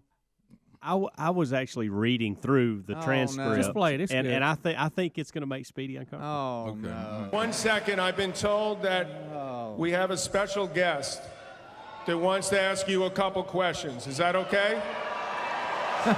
His name is Will Ferrell, ladies and gentlemen. Give it up for Will Ferrell.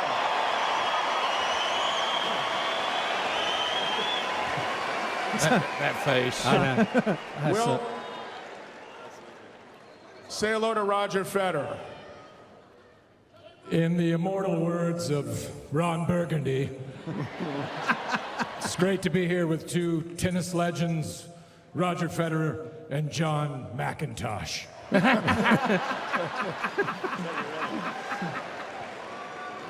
Roger, tonight you seemed like a gazelle out there on the court. Would you describe your game as a silky gazelle? Maybe. Maybe not. Don't they get eaten at the end? Not if they're fast enough. Quick question, Roger. You're 36 years old. You seem ageless. Are you a witch or a vampire? Which one's better? Yeah, exactly. I don't like those. Probably a vampire.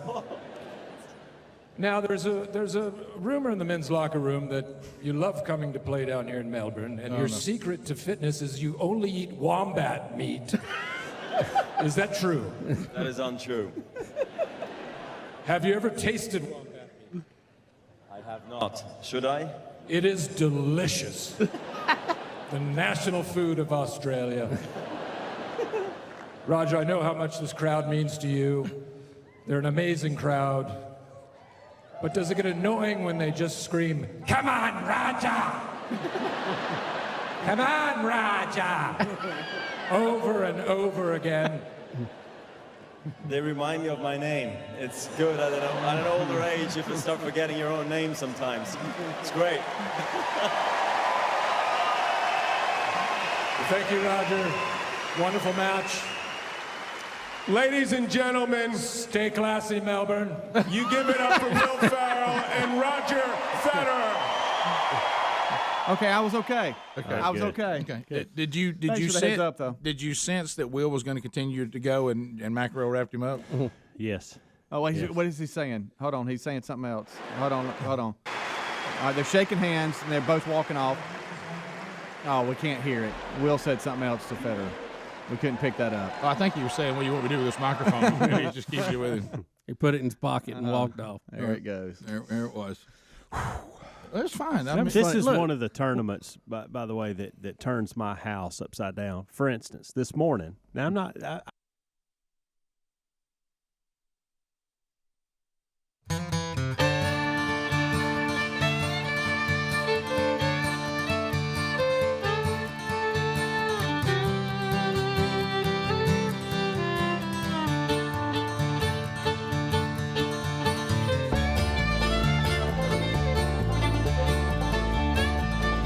We're back 35 minutes past the hour of the Rick and Bubba Show. 866-WE-BE-BIG is our number. Congratulations to the winners on the Wheel of Meat today. And also great job going out helping another great ministry and charity with the Buffalo Wild Wings Charity Charge. Another one coming up Monday. So go out and enjoy that again. All right, so Bubba, as we come back, we got a brand new sponsor on the Rick and Bubba Show. I'm talking about brand new, and I'm learning something with this sponsor that I did not know. Did you know there's something called prebiotics? Rick, did you know that? You shared that term with me earlier. I've never heard that. I have no idea what you're talking about. So, Greg, we may have to go back and do that. That's what I was about to say. We'll have to, because I didn't think, I saw the word prebiotics in the fieldofgreens.com commercial, and I thought, well, God love them, that somebody's got a typo here in my copy. And so I said, well, I think they mean probiotics, but I was told by Field of Greens yesterday, no, we mean prebiotics. Okay. Prebiotics it is something that really helps with the flora and your gut health. And I'm gonna tell you what, when it comes to gut health, y'all, a lot's tied to that. including, clarity of thought in our mind. If you don't have a healthy gut, then you're not healthy. But you know what you're thinking? But Rick, I can't eat 6 cups of fruit and veggies a day. Well, I can't either. So here's the beautiful part. Go to fieldofgreens.com. Right now, or just go to rickandbubba.com under the sponsors button, because I know some of you yesterday had a hard time getting their website like you like it. So just use the link, right, Helms, now at sponsors. That link will work. I know it didn't yesterday, but it will today. So go there. We've got that. It is 100% made in America, and I'm starting taking this tomorrow because I know I've got some on the way. It's an organic superfood. It's powered with a full spectrum of essential vegetables and fruits, plus science-backed herbs and, as I said, prebiotics. Also, let me tell you this. You'll feel healthier. You'll have more energy. Can help you losing weight as well. So check out fieldofgreens.com and use the code Bubba. We're going to save you 15% off your first order, then 10% off all future orders. This is a struggle for me, just in our family. We have some digestive problems genetically, and I am excited to start on this product and find out about it coming up this weekend. So go to fieldofgreens.com. I know you're thinking, are there some other products out there? Field of Greens is the real deal, and it is simply superior to anything else in its category. So go to fieldofgreens.com, use the code Bubba, save 15%. That link's at rickandbubba.com too, right there under the sponsors button. Since we did the prebiotics discussion prior to the show, I'm into stuff like this. I yeah. started really looking into it. Yeah. I had no idea that it acts like a fertilizer to stimulate growth of healthy bacteria in your gut. Right. See, yeah, that's crazy. I've never heard of that. Right. And sometimes, even though I know probiotics, they try to help with that too. This does something a little more, like you said, a little more effective. When we're all popping, antibiotics all the time, what we're forgetting is what that's doing to the flora in our digestive system. The good stuff. Yeah, because it's trying to help us feel better, which is great. But at the same time, it's also getting rid of everything. Yeah. So you got to be sure that part's healthy. And this is a great product to do that. All right. So Matthew McConaughey, he is in the news today. He was born in Uvalde. I didn't know that. Texas. Took his family back to go back there after this horrifying shooting. And his comments and his speech have been the topic of a lot of talk shows, a lot of news shows, use the word news loosely, talk shows and people talking about what he had to say. Here is a minute of it that Adler has for us, and then we have a story that talks about some of the other things that he said. But here's a clip from that speech. We need safer schools. We need to restrain sensationalized media coverage. We need to restore our family values. We need to restore our American values. And we need responsible gun ownership. Responsible gun ownership. We need background checks. We need to raise the minimum age to purchase an AR-15 rifle to 21. We need a waiting period for those rifles. We need red flag laws and consequences for those who abuse them. These are reasonable, practical, tactical regulations to our nation, states, communities, schools, and homes. Responsible gun owners are fed up with the Second Amendment being abused and hijacked by some deranged individuals. So these comments, started getting everybody talking, and it was kind of interesting to watch. It's almost like those that have been handed out their talking points that are members of mobs. It's like they didn't know whether to be okay with Matthew McConaughey or to be against him. Right. It was a weird thing watching everybody try to respond to that. There's those on the further right that are kind of like, well, he's an actor, so he must be up to something.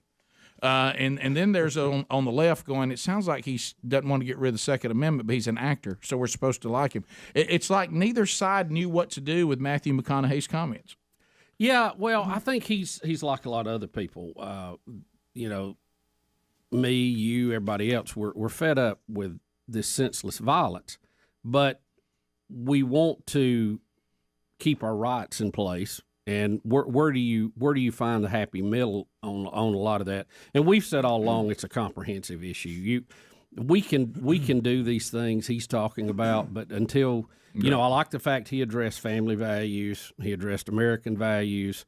That may mean different things to different people. I don't know. Before safe schools, he mentioned mental health as well. Yeah. Right, and the red flag, which people have been concerned about. Well, who will have the penalty flag there to throw that? Who throws the flag? Yeah. But the process they're talking about now will be via a court where you'll have some due process and some situation where you can defend yourself against that. So I think that's probably a move in the right direction on that issue. But he talked about several comprehensive issues. I don't think he went far enough when we don't address the violence and the lack of a human life in our society. But it is a starting place.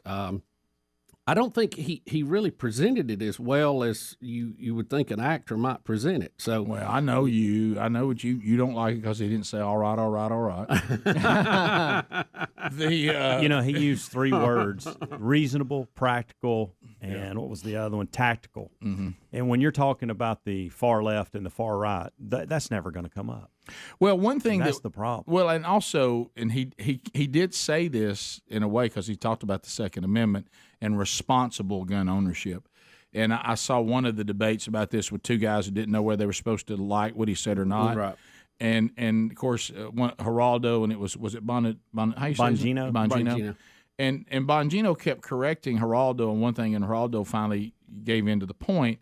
He started doing that thing that we do, and I guess we start talking about the age, and he says, "But Geraldo, you're mixing apples and oranges," because he talked about he wasn't allowed to drink till he was 21, but he can have. Of course, he said a machine gun, and of course Dan corrected him, said Geraldo, nobody gets at 18 to have a machine gun, and he was like, "Well, I admit and he finally said, oh, look, I said I was wrong." But anyway, of course, Dan, but he said, but the problem with that, and we all just have to remember this. And you've already heard one commentator, and I use that word loosely today, refer to our religious freedoms as being BS. Mm-hmm. Okay, he said, but Geraldo, when you make these speeches, and I hear everybody making them, the Constitution doesn't give a 18-year-old the right to drink a beer. That's not in the Constitution. We decide that as a country. But this gun ownership is in the Constitution. Yeah. So when you start talking about what 18-year-olds get to do and don't get to do, you can't compare non-constitutional privileges with constitutional rights. Right. It's not the same. Yeah. I've given this speech before. You're now talking about 2 completely different worlds. You didn't go, our founding fathers gave me the right to drink alcohol at 18. That's not in the Constitution. That's for the states to decide and for the country to decide. But this gun ownership is in there. Mm. And a privilege and a right are 2 completely different things. And that's where it runs aground, and that's where everybody starts getting uncomfortable. So you're probably better off, to what you said, Bubba, and what we've been saying, to realize the right stands. Let's do a better job of actually implementing and then punishing those who do not handle this responsibly, and what we already say you can and can't do. Okay, because we haven't done a good job of even implementing that. Actually enforce the laws we have and punish the criminals. Because we're acting like we don't have any, which we do. But you can only go so far with it. You better get to a point where people who have a right to a gun aren't crazy and not wicked and aren't evil to the level they are right now. We always had set on killing somebody, no matter what they use. We've always had evil people, but I got news for you. That the number of evil people, that number is up. Mm-hmm. And we might want to figure out why that is. Yeah. Which we've talked about a lot here. Which is what I hope Matthew McConaughey was referring to with family values. Mm-hmm. Mm-hmm. Yeah, be careful comparing driver's license to gun ownership or drinking alcohol. It's not the same thing. Right. Or, and so it's... But, I think as a Second Amendment gun owner, I'm kind of tired of it being hijacked, too. I did like what he said about that by these mass killers. Absolutely.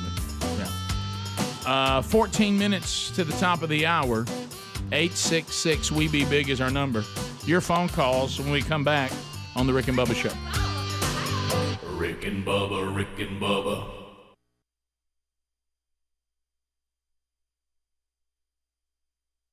Not exaggerating, and you can bring him in here because he's in my office right now. Mm-hmm. I walk in at 4 o'clock this morning to make me a smoothie and come up here, and he's on the couch watching the Australian Open. There's 17 hours difference, and so you have to record it or watch it as a replay. Well, he doesn't like it, so I had to force him to get into bed this morning. I don't know how long you've been You're up. talking about your son, not yeah, Bubba. my son. Yeah, No, right, not yeah. Bubba. Not Bubba. No, Braden. Serious business. That's interesting. You think about how just what a different culture they're raised in. I can't recall being that age in Calhoun County and ever being concerned about the Australian Open. Well, no, Rick. I didn't even know they played one. I didn't either. Yeah. I don't remember. And as I'm putting him in his bed, he's filling me in on who has won, who has lost, which tells me you've been up a while. Yeah. Well, he knew you wasn't going to school. Exactly. Well, he asked me. Of course, I made that. I said, "Look, I don't care. Stay up and watch Right. a little bit." Right. I didn't want you to stay up till 4. Right. Well, probably did. Well- He probably went to bed at some point in between there and got up. I tell you, I've got a new goal for my game though: a silky gazelle. That is what I want to be. I don't think he would describe your game as a silky gazelle. Do you? No, I don't either. Probably not. But it's a goal, Rick. We all need goals. Do you even play anymore much? I haven't in a while. Right. Just we'll kick into coaching here like real soon. Understood, but I mean, as far as you playing, No, not a lot. Not last summer was the last really competitive stuff. how'd that go? Well, it was a state tournament, 1-1. Yeah. How did the body feel? Not well at all. Bubba, God bless you. Thank you. Right. But my goal now, we have another division, the 55 and over, and I'm kind of eyeing that as a comeback. Greg. Which is funny, even for me to say.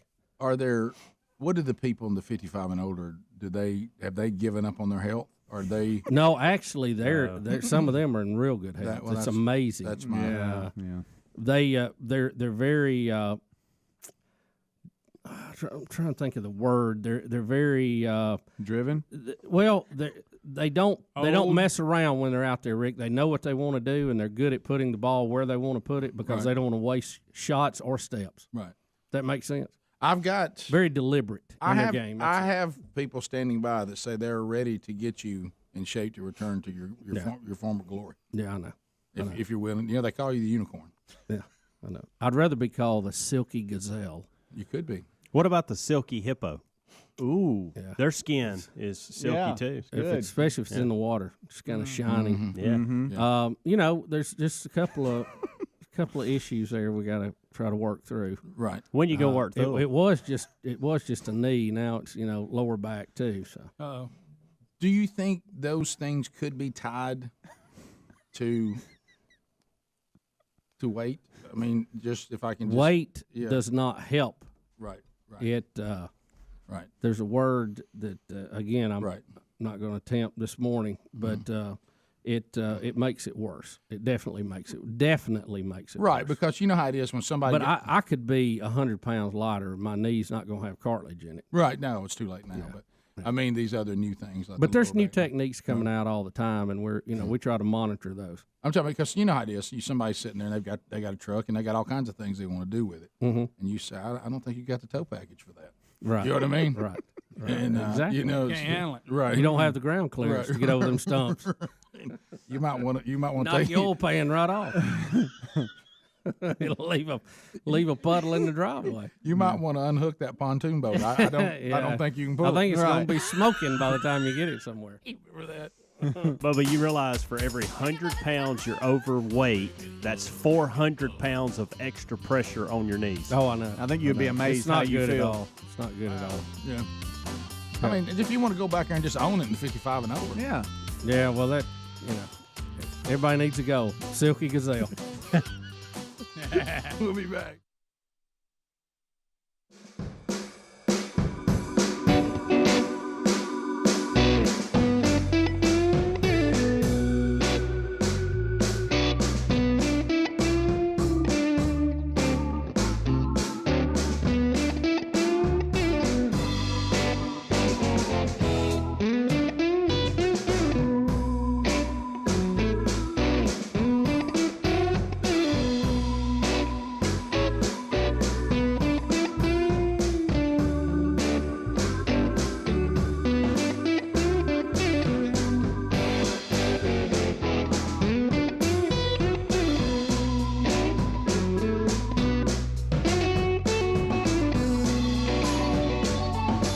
go with 9 minutes to the top of the hour. Your phone calls are coming in. Wednesday Bible study back today. Live on the YouTube channel, noon Central, 1 o'clock Eastern, as today we'll be in Genesis 23. So that'll be our Wednesday Bible study today. I think that's right, 23. As we walk through Genesis, it'll be archived soon after, and you can grab it on your own time if you so desire. All right, let's go to Charles. Charles is in the great state of Alabama. He has been waiting patiently. Charles, welcome to the Rick and Bubba Show. How are you? Well, guys, how are you? How's everybody? We're good. We're good. So what's on your mind? Oh, you remember back in the late 80s when all of us was in school, you know, y'all probably got out before I did, way before I did, but we had prayer in school. Uh-huh. You know, and you never heard of a school shooting. You never heard of a gunman coming into school. You know, they'd always allocate time out for that, and we never had violence in school. Yeah, I mean, I know we've talked about the spiritual turn that our government schools have made, and Bubba's said it, I've said it, we've all said it. If you always provide a void, somebody's going to feel it. Yeah, feel it, or something is going to feel it. But it was more comprehensive than that. That's certainly part of it. But we had discipline. We had parents who disciplined their kids. We had consequences. Had that paddle and heat that butt up. We had, and as Bubba and I've said on the show many times, you're right, and I heard that shot at us. You probably graduated a lot longer ago than I did, but which you're right. But and we had enough. I mean, there were shotguns. There were rifles. I'm sure there were some pistols in the parking lot. I mean, enough to be a militia. And we never had this problem because the society we were living in, there were things about that society that were different. You made one of the points. And for us to act like that's not the case and not include that in the discussion is to not solve the problem. We continue. Let's go to David in the great state of Alabama. David, welcome to the Rick and Bubba Show. Go ahead.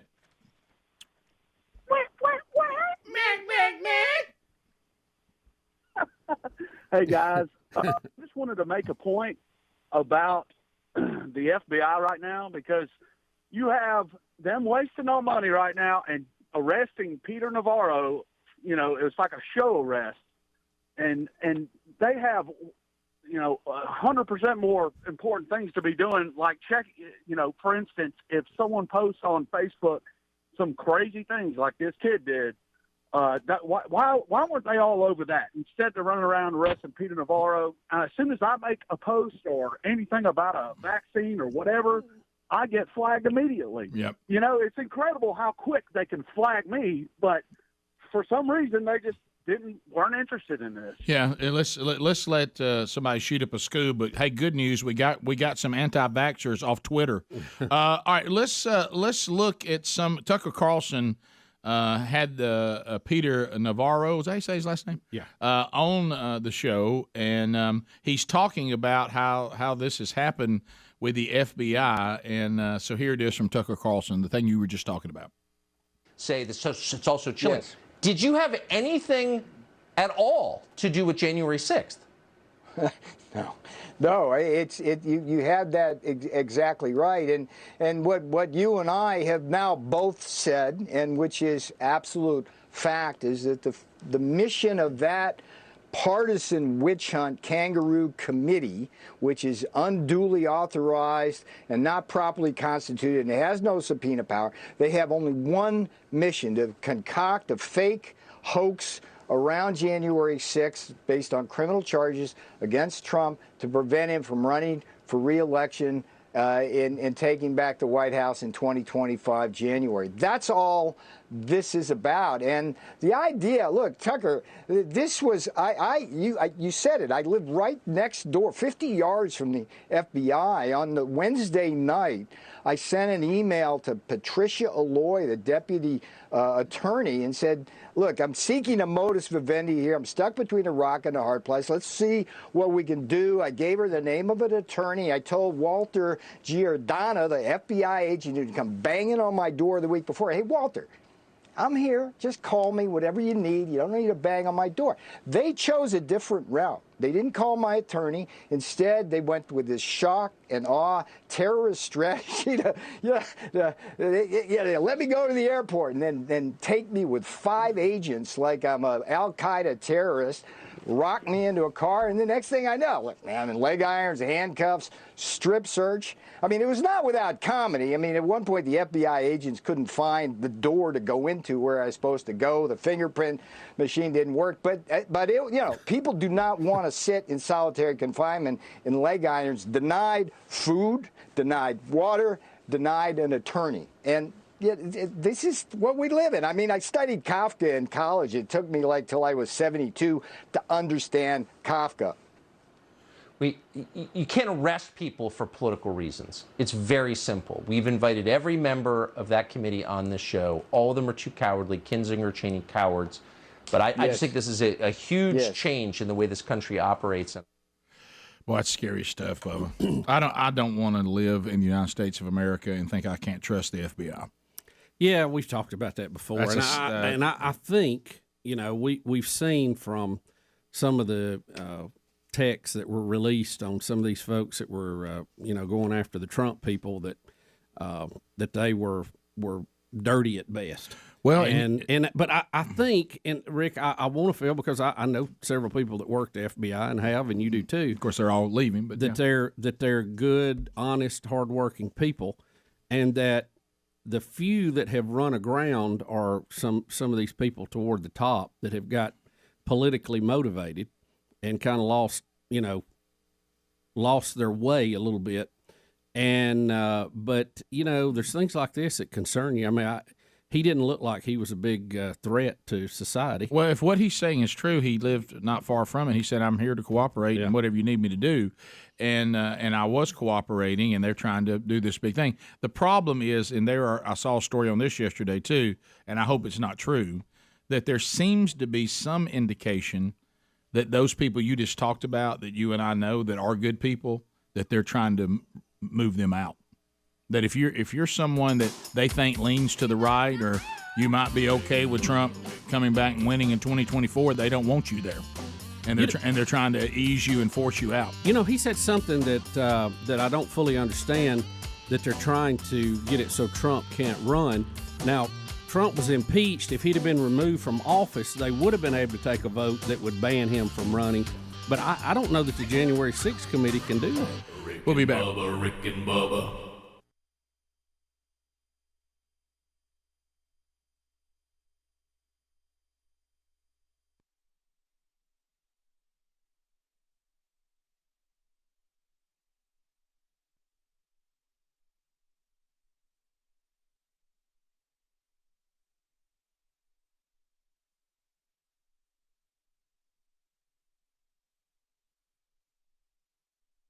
Was this past weekend, we talked about that yesterday. I was down doing the hunting by myself, and down there I had a little camp house, and I was really kind of preparing for some stuff and just happened to throw some hunting in at the end, which turned out to be great. Yeah. And one of the things, probably the reason why I didn't shoot that deer too, was that I was looking forward to preparing this meal for myself. And it involved deer tenderloin, which I absolutely love. If you never had deer tenderloin. So I'd already earlier, because Gary, is always throwing out something he's trying. Hey, let me tell you what you need to do out there, tenderloin. Next time you get deer tenderloin. And what he was talking about, and I kind of did a combination of my own version of what he was talking about. Mm-hmm. What Gary was talking about, and I did this part of which I agree with, is you take the tenderloin, the whole tenderloin, thaw it out, all right, and lay it down. Just take a really sharp knife and you just cut little strips of it. Make strip, and then if the strips are too long for you, take them and cut them in half, and then get you a frying pan, and not battered or anything, just kind of a stir fry. Get whatever kind of season you want, but put in with it peppers and onions if you like that to give it flavor, and then the thing that was the coup de grace, I threw in 2 pieces of bacon in there with it because tenderloin is so lean, deer tenderloin, there's really no fat in it at all. Right. So to get a little more flavor into it and add a little fat in there in the frying pan. Tossed in a couple pieces of bacon in there with it, and then did the seasoning and all that, and brought it out. Now I, of course, being a good Southern boy, yes, you can take that out and you can put it over rice if you want to, which is great. delicious. You can put it into the tortillas as fajitas, which is great. Or you can just take those things and put them in biscuits and eat them. Yeah. You know what I mean? You can do it. And you know, you can do Pretty it. tender. Oh, Bubba. And I know several recipes like that you can do in the crock pot, and it'll just fall Yeah, apart. crock pot's great, and it's good. This is just if you're in a situation where you don't, like I wasn't set up to let these things cook a long time, and and I've done that too. I put a whole tenderloin in there and cook it with potatoes and carrots and onions like you cook a roast, which is really good. But this is where this takes, no time. You know, the only time you got to be sure you got it thawed out ready to go. But you just take it out and just lay that tenderloin down, take that sharp knife and start cutting those strips. Cut it all the way down into strips, then cut those strips in half. Put it in a frying pan with stir fry, whatever kind of seasoning you want to. And if you don't like onions and pepper, you don't use that, but that's an option. Put onions and peppers in there with it, mushrooms if you want to, and then take it out, put just some white rice, put it on top of it. Or if you want to make fajitas with it, do that. Or if you want to not do the onions and the peppers and just do the seasoning and the bacon in there with it, put it on a biscuit. Huh. Oh, that sounds good. Real good. What about you just put it on a stick and eat it? You can do that too. I had it exactly like I liked it. You talking about a twisted stick? But yeah, it was really, really good. Make it a deer dog? Yeah, it's funny. There was a guy that I know that said he wanted some deer meat. Said, "Hey, see, my wife's kind of got an attitude about it, whatever." I said, "Just say you're gonna cook one night and serve it. Don't tell her what it is." Yeah. And he did. And he said, "Now she's always asking when you gonna get some more deer meat." You know, if you get that, there's some people it's a more of a mental thing than the actual taste of it. Yeah, it's actually very, very good if you prepare it right. Yeah, and it's not deer meat. And I told Greg this a couple weeks ago. For some reason, we've got on a tenderloin kick at the house and cooking it on the grill, and we've never done. I don't know why I've been scared of that for so long. We do that a lot too. Why are you scared of I don't know. I don't know. You can't really mess it up, and I found a now you can way mess to it up by overcooking it or undercooking it. Well, yeah, but I'm telling you, there is a. It's called the 7-6-5 method. And as far as minutes, 7 minutes, 6 minutes, 5 minutes, and you can't mess it up. I just found that online. You talking pork or beef or both? Pork. All right, I got a little something for you on that too. Old 765. The old 765. A little brown sugar. Oh yeah. You can buy olive them oil with the season already on them, or you can just buy them and so. But I don't know why I've been so scared of this world. And it's changed. Slow cook world bother you? Huh? You scared of slow cook? Well, you don't even have to do that with these. That's the 765. High heat 765. Really? And on the last 5 minutes, you turn it all the way down or even turn it off, and because the grill's so hot. I don't know. That's Like the last the internet's an amazing thing. I hear if you let it marinate in Jack Daniels overnight, it does a lot for it. Yeah. How about this? Somebody olive say oil. Oh yeah. You don't want to do too much. And then put brown sugar in that olive oil and let that turn to a caramelize on it. Yeah, baby. Look out now. Look out now.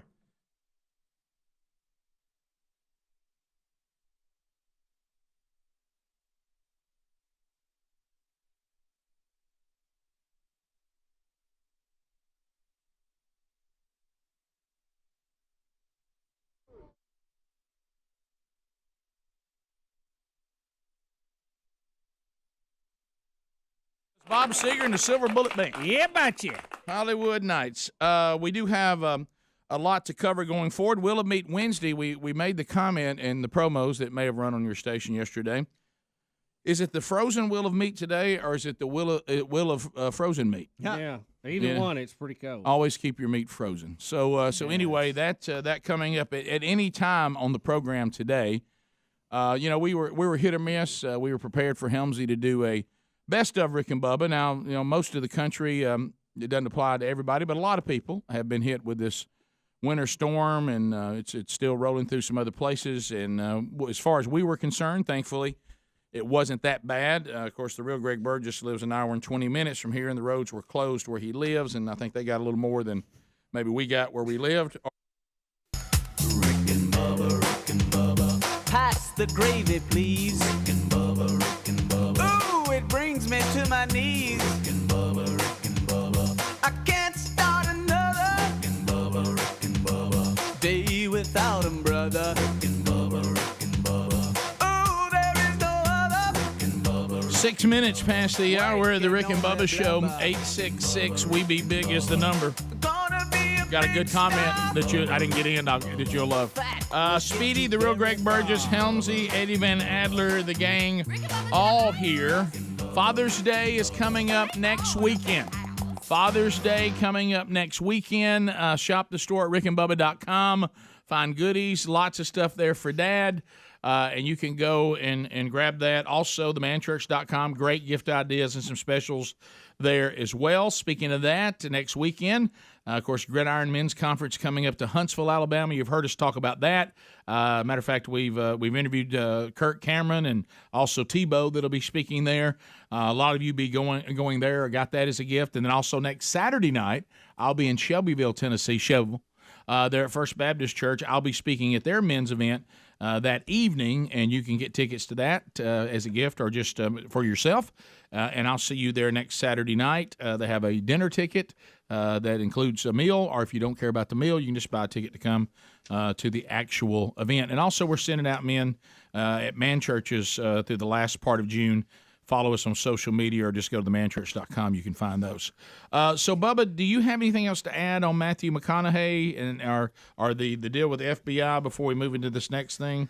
It's just I know the thing disturbing. you said in the break, though, I wanted to hit. You said you didn't know if this committee had the authority to say that Trump can't run for president again. Yeah, I know if, Trump was impeached twice. Right. And which just means you're brought to the Senate for a hearing. Right. Neither time they removed him from office. Right. Now, if you remove him, of course, I think the last time he was already out. Right. If you remove a president You're from right. office, then you take a vote on blocking him from ever running again. Right. Now, the January 6th committee is not law enforcement. Right. Okay. This is not a judge. This is not charges that have been filed by the D.C. police. Right. When the Congress does it, it's usually more of a political thing. Right. And, this obviously has that look to it. So I don't know. I mean, I'm sure Peter Navarro knows what he's talking about because I don't know. Okay. And I'm the first one to tell you that. But I don't know how they could prevent him from that. I don't know how they can get to that conclusion. Does anybody know? Because I see what they're somebody trying. help us out here. I see what they're trying to do. So somebody answer this question. Here's what they're trying to do. Donald Trump is an insurrectionist, and he cannot run for president again because he's dangerous and his supporters are dangerous. I understand that's what they're doing. That's obvious. But does that hold any legal water, to your point? And would just because somebody thinks that about you, does that keep you from running for president? Are they trying to paint a picture that we as the country will reject his candidacy, and are they just trying to hurt that he can't get enough support to win? Because enough people will be afraid of him, and they'll cast him as a vote for him means you're an insurrectionist and you're evil and all this, and they're just trying to make it harder for him to have victory. But it sounds like, are they trying to do something that he won't even get to run? So I know in the past when we've had guests on that were familiar with these things, impeachment and all this, they would say that impeachment and prosecution of the president is a political process, and they could remove the president from office. But a lot of times the evidence that comes out of those hearings could be used in criminal prosecution. Yeah. But it hasn't that I'm aware of, because I don't remember us removing a president in my lifetime. So I don't know. I think, did we ever remove one? Or I know Clinton was impeached. All right, so but Nixon he wasn't left. removed. Nixon left before we could remove He him. resigned on his own. Clinton was in position to be removed, but even the Republicans says, I just don't think we should remove a president. Right. Right. And they didn't think that was good for the country. Even though he lied under oath. Sure. It looks like to me, just a quick Google search, that committee could make a referral to the Justice Department that Trump they have evidence of criminal.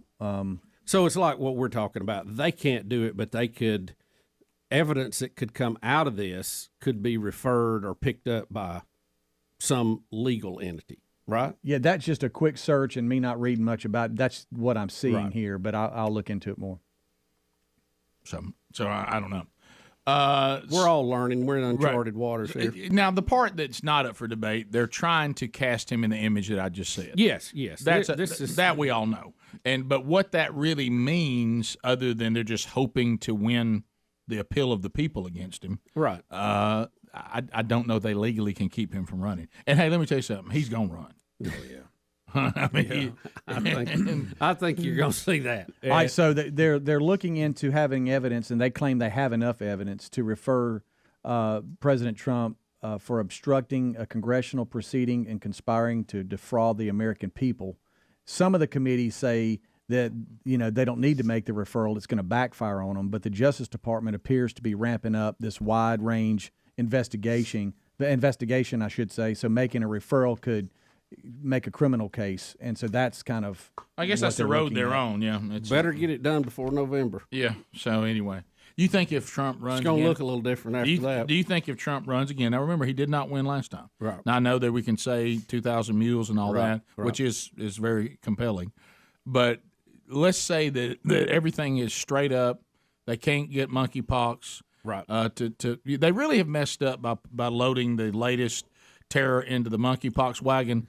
Everybody's really investigating monkeypox, saying, you know what, if I'm not intimate with somebody and I can increase my chances if it's inside my own gender, if that's not what I plan on doing, and the fact that I think I don't know where we're at now. I know that we were all turning upside down over the one case of monkeypox we had in our country. I just don't think the monkeypox scare is going to work. I see they're trying to make us afraid of COVID again, but we've kind of all. There's the pop, in case you're wondering. They're trying to make us. Pop? They're realizing that I think that we're slowly not being as terrified of COVID as we once were, right? Because people are surviving it. The hospitalizations are down. Now they tried you heard me talk about this the other day. The numbers you're seeing aren't real. I mean, it's much worse than that. Right. But they can't find a way to manipulate hospitalizations and deaths. And so they can't quite get us terrified of that enough. So if everybody goes out and gets to straight up vote like we normally vote under the voting laws, things that are outrageous, Right. like identifying yourself, dead people not voting, those kind of things. If all those things are, going in and, and dumping votes in vote, unsupervised, Thousands of mules. But if none of those things happen, do you think Trump can actually come back and win again? I go back again to the small group of people that actually decide the election. When just based on numbers that's easily, you can look up and research it for yourself. No matter what the situation, when you go to the polls, about 48% of the people are going to vote Democrat. About 45% are going to vote Republican. So you have about 5% that can swing it. And for it to swing Republican, you got to have pretty much all 5% go that way. And they usually go that way when they're fed up. They were fed up with the Clintons and Hillary. So the true. reason Trump went in the first time. True, yeah. And he did not win by a big margin. It was a small margin in a couple of key things. This time, if you look at the numbers, assuming they were correct, he lost by a slim margin in some key areas. And the breakdown of that later on was the suburban moms that didn't like him being a bully. I mean, that's the best we can take out of it. So are those same moms willing to put up with mean text and a bully because they can't afford to drive their station wagon around? That's really where it's going to come down to. Yeah. Now, if it is another candidate other than Trump, would they be more apt to support them? Some people say yes. Some people want Trump back. I don't know. But it was strange because so many Republicans won. Usually if the president at the top of the ticket goes, he has, what they call coattails. Well, the coattails was there, but he didn't win. Right. So that either was a real disdain for him personally or a monkey business at the polls. That's the only two things it can be. Right. I mean, and I'm talking in very general terms. And first things first, see, that 48 versus 45 is an uphill climb for the executive office. But when it comes to Congress, you can make ground. Yes. Because yeah. districts tend to lean one way or the other much more heavily. Right. But there is a sense out there of being fed up to a Jimmy Carter level. Yeah.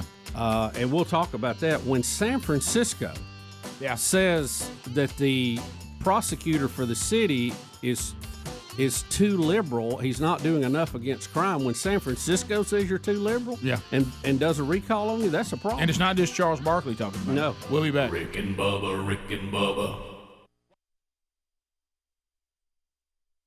Greg just wanted when he went to bed last night to already have his decision made, and as Gerald Cates said, went with it. Bingo. He's piled up into bed. Now, there was a day the power company he'd have got out. Oh, yeah. Well, that's back when he had calluses, Rick. Right. We've softened Greg so much that he's taking a day off work and is snuggled with a chihuahua right now. Right. I don't blame him. So, well, and Rick, look, we've got in good conscience explain this, but and there's a lot of territory out there. Be careful. And a lot of people are having different issues. I mean, when it comes to snow across the southern part of the United States, a degree here, a degree there, at a certain altitude is the big difference. Don't have the equipment, don't have the skill, all that. It's the difference between a major event and a no-show.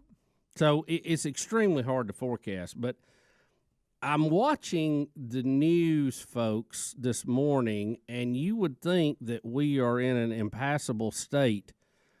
And it's just not true outside.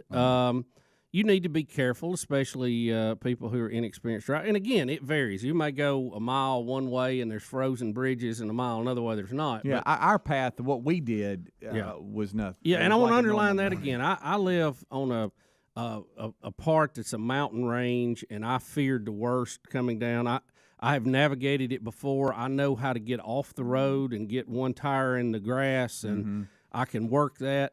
I have a very steep driveway, which is always the worst thing I deal with. Right.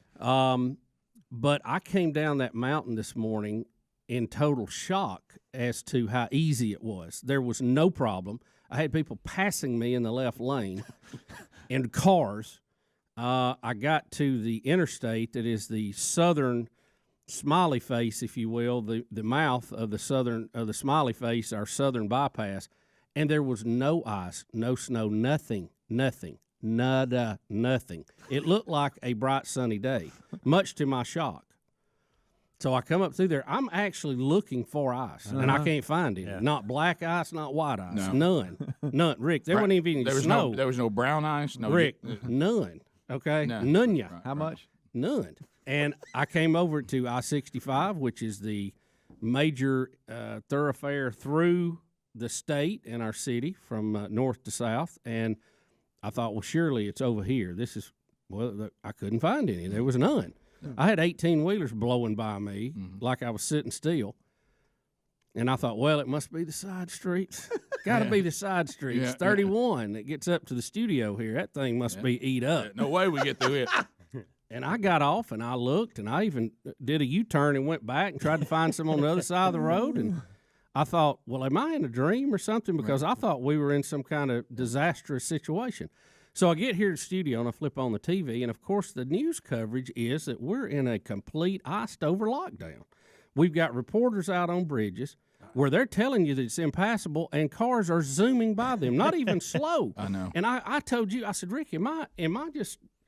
Mine. We're selling an event on TV, folks. It ain't happening right now. And I know that varies. I'm just saying where I am, where I travel today.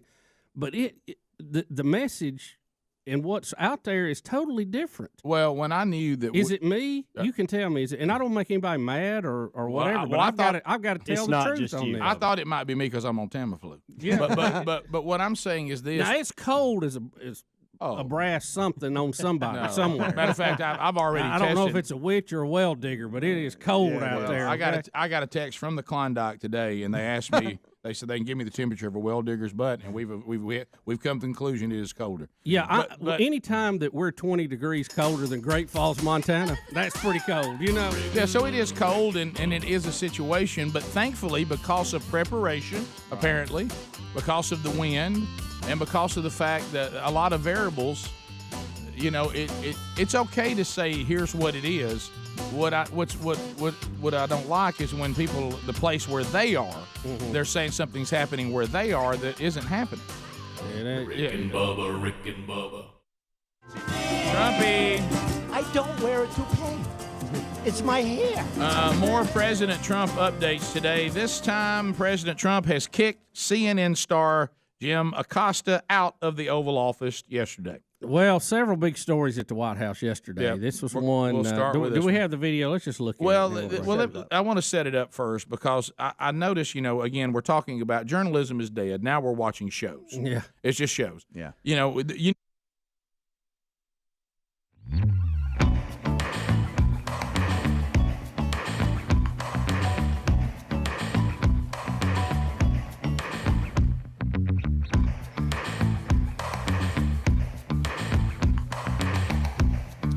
21 minutes past the hour. The Rick and Bubba Show, 866-WE-BE-BIG is our number, and we thank you for being with us today.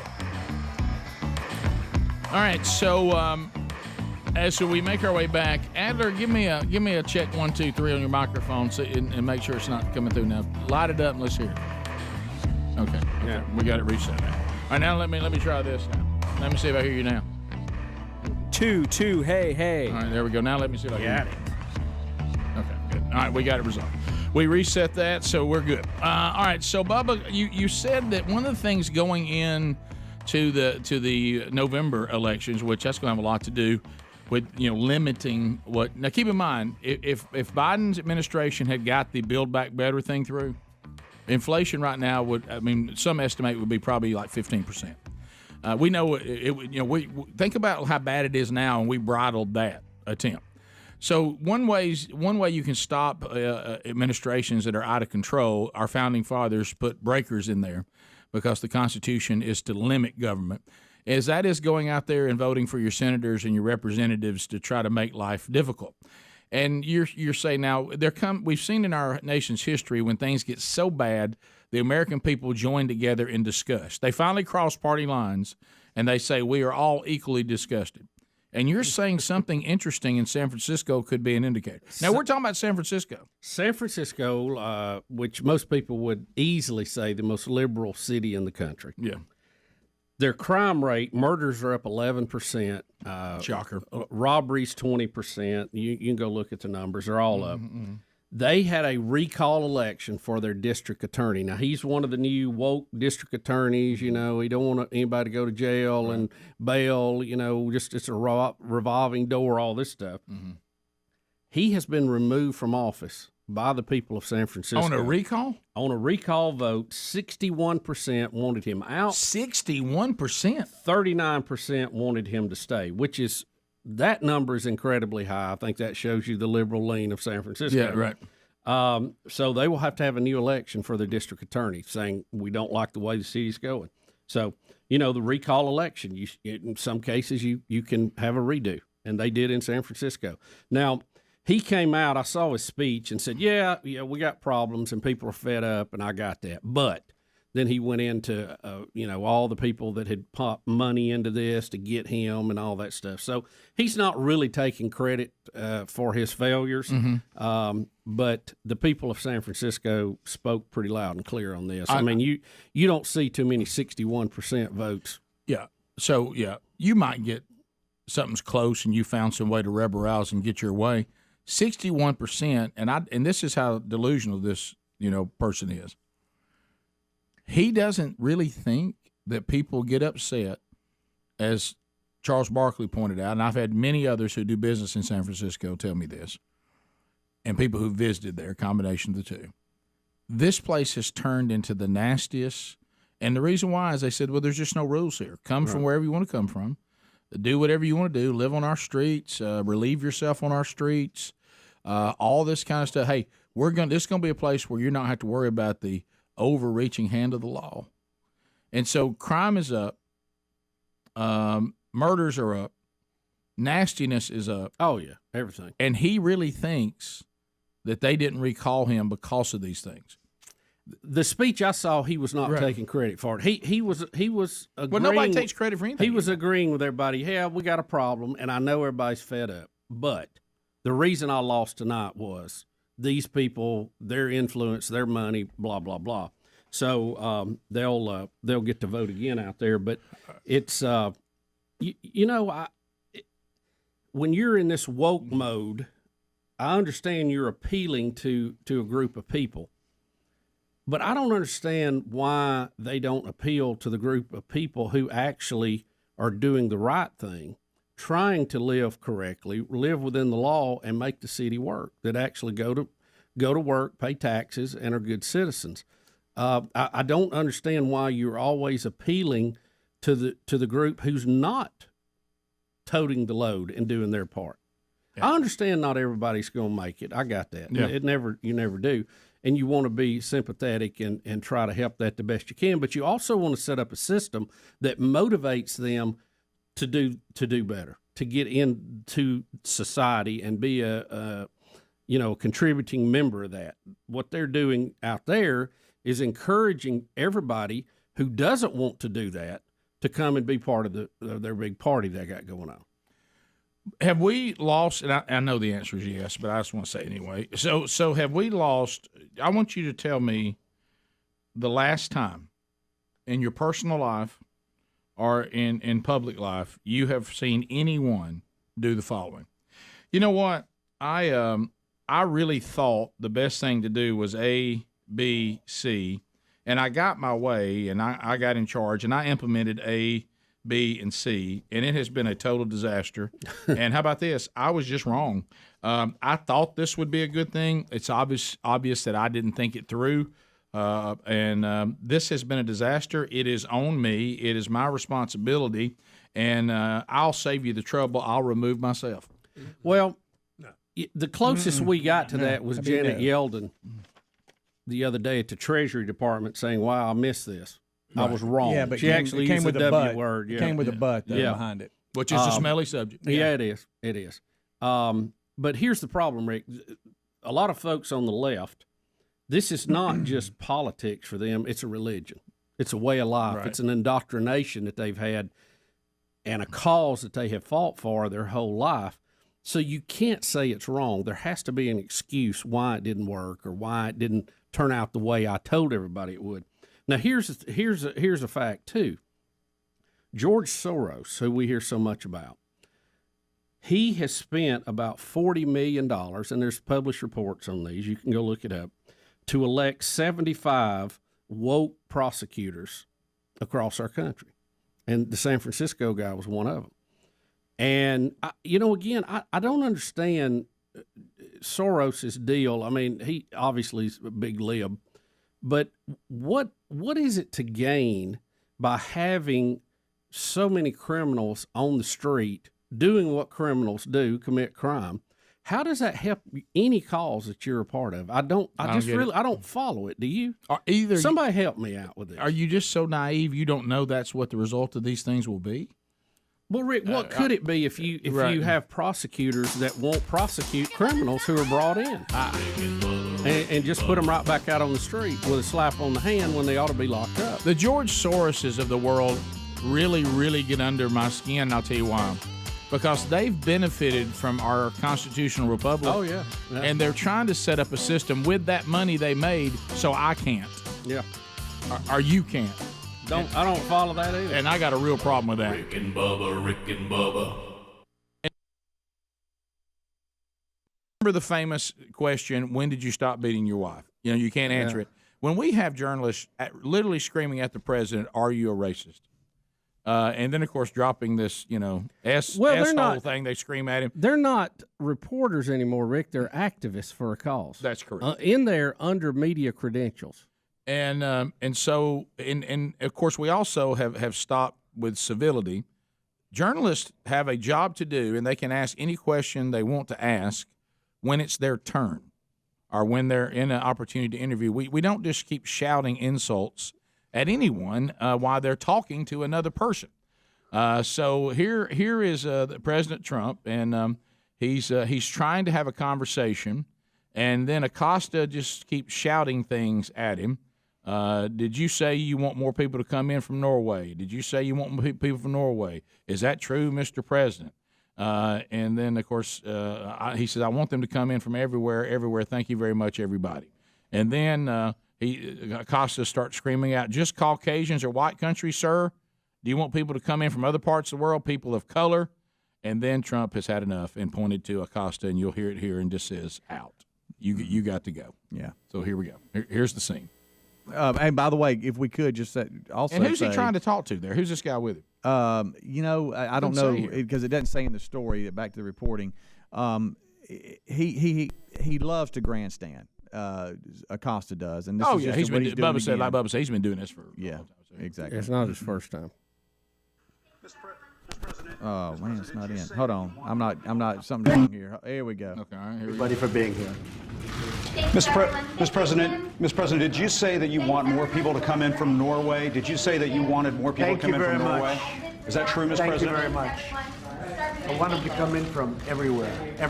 Thank you very much, everybody. Just Caucasian or white countries, sir, or do you want people to come in from other parts of the world where there are people of color? Jim, thank you. Hear him say out. Yeah. Thanks, everyone. And yeah, you can hear a staffer saying, "Jim, thank you." This Out. place is closed. Acosta, you are out. Out. White countries, sir, or do you want people to come in from other parts of the world where there are people of color? Jim, thank you. Out. Thanks, everyone. Out. Well, I mean, because that's not. I mean, that's not a question. I mean, There's another no angle. One thinks You that, hear it a little no better, one but- thinks that any president in modern day is truly sitting there wanting only white people to come into the country. I mean, that's just silly. Yeah. And I mean, And the Norway reference was because the prime minister or the president, whatever they call him, from Norway had just been there, and him and Trump had been hanging out, and Trump liked some of the things he told them that they were doing. He thought it was innovative, and they were getting after it. And he thought, we need more people from Norway here because they're winners. They get after it. right. And now him not thinking through how that was going to come across. Right. That's classic. Well, Trump. it's a template that the media is waiting on. Everything has a color factor to it. Yeah. Right. And see, the president talks in excellence and, Right. and accomplishment. He doesn't talk in color. Right. Because he's not a racist. Yeah, well, that's true. I mean, you can say a lot of things about him, and Oh, there's a but that- ton you but can that one- say that's that you go, yeah, that's justifiable. Well, yeah. Agree or disagree, but this doesn't make sense. Undoubtedly, this is going to be a big "The Boy Who Cries Wolf" day. Yeah. And see what that also does, regardless of parties, regardless of presidents, when the journalist of any background in any station, any network, when you start going after any president on your personal agenda, and then you're so obsessed with it that you pick examples that turn out not to have any credibility, then when you go and try to break something on a president that has legitimacy, no one takes you serious. Shocking. Because they watch you do all this other garbage. Isn't that just shocking? It is. All right. So the next thing is we got the health report on Donald Trump. And Yeah. again, I couldn't believe what I was watching, what some of the journalists were asking. I honestly could not believe what I was watching. right. The next thing I thought they were going to tell me is that the roads were treacherous while cars were flying by. Yeah. Okay. So I mean, well, it's because they couldn't comprehend what Dr. Jackson was telling them, and that is that Trump is fine. And the reason why they did a cognitive ability test is because the president demanded it. He wanted the test to be administered, but Dr. Jackson said he was never worried about that, but went ahead and did it. That's him explaining it here. So many of you may have picked up on the fact that we did do a cognitive assessment as part of the exam. And initially, I had no intention of including a cognitive assessment in this exam because, to be honest with you, per all the guidelines that are out there, it's not indicated at this time. A lot of the guidelines would suggest that you do cognitive screening questions, and that if you have a positive or concerning answer in the screening questions, that then you engage with a cognitive screening tool. So I had.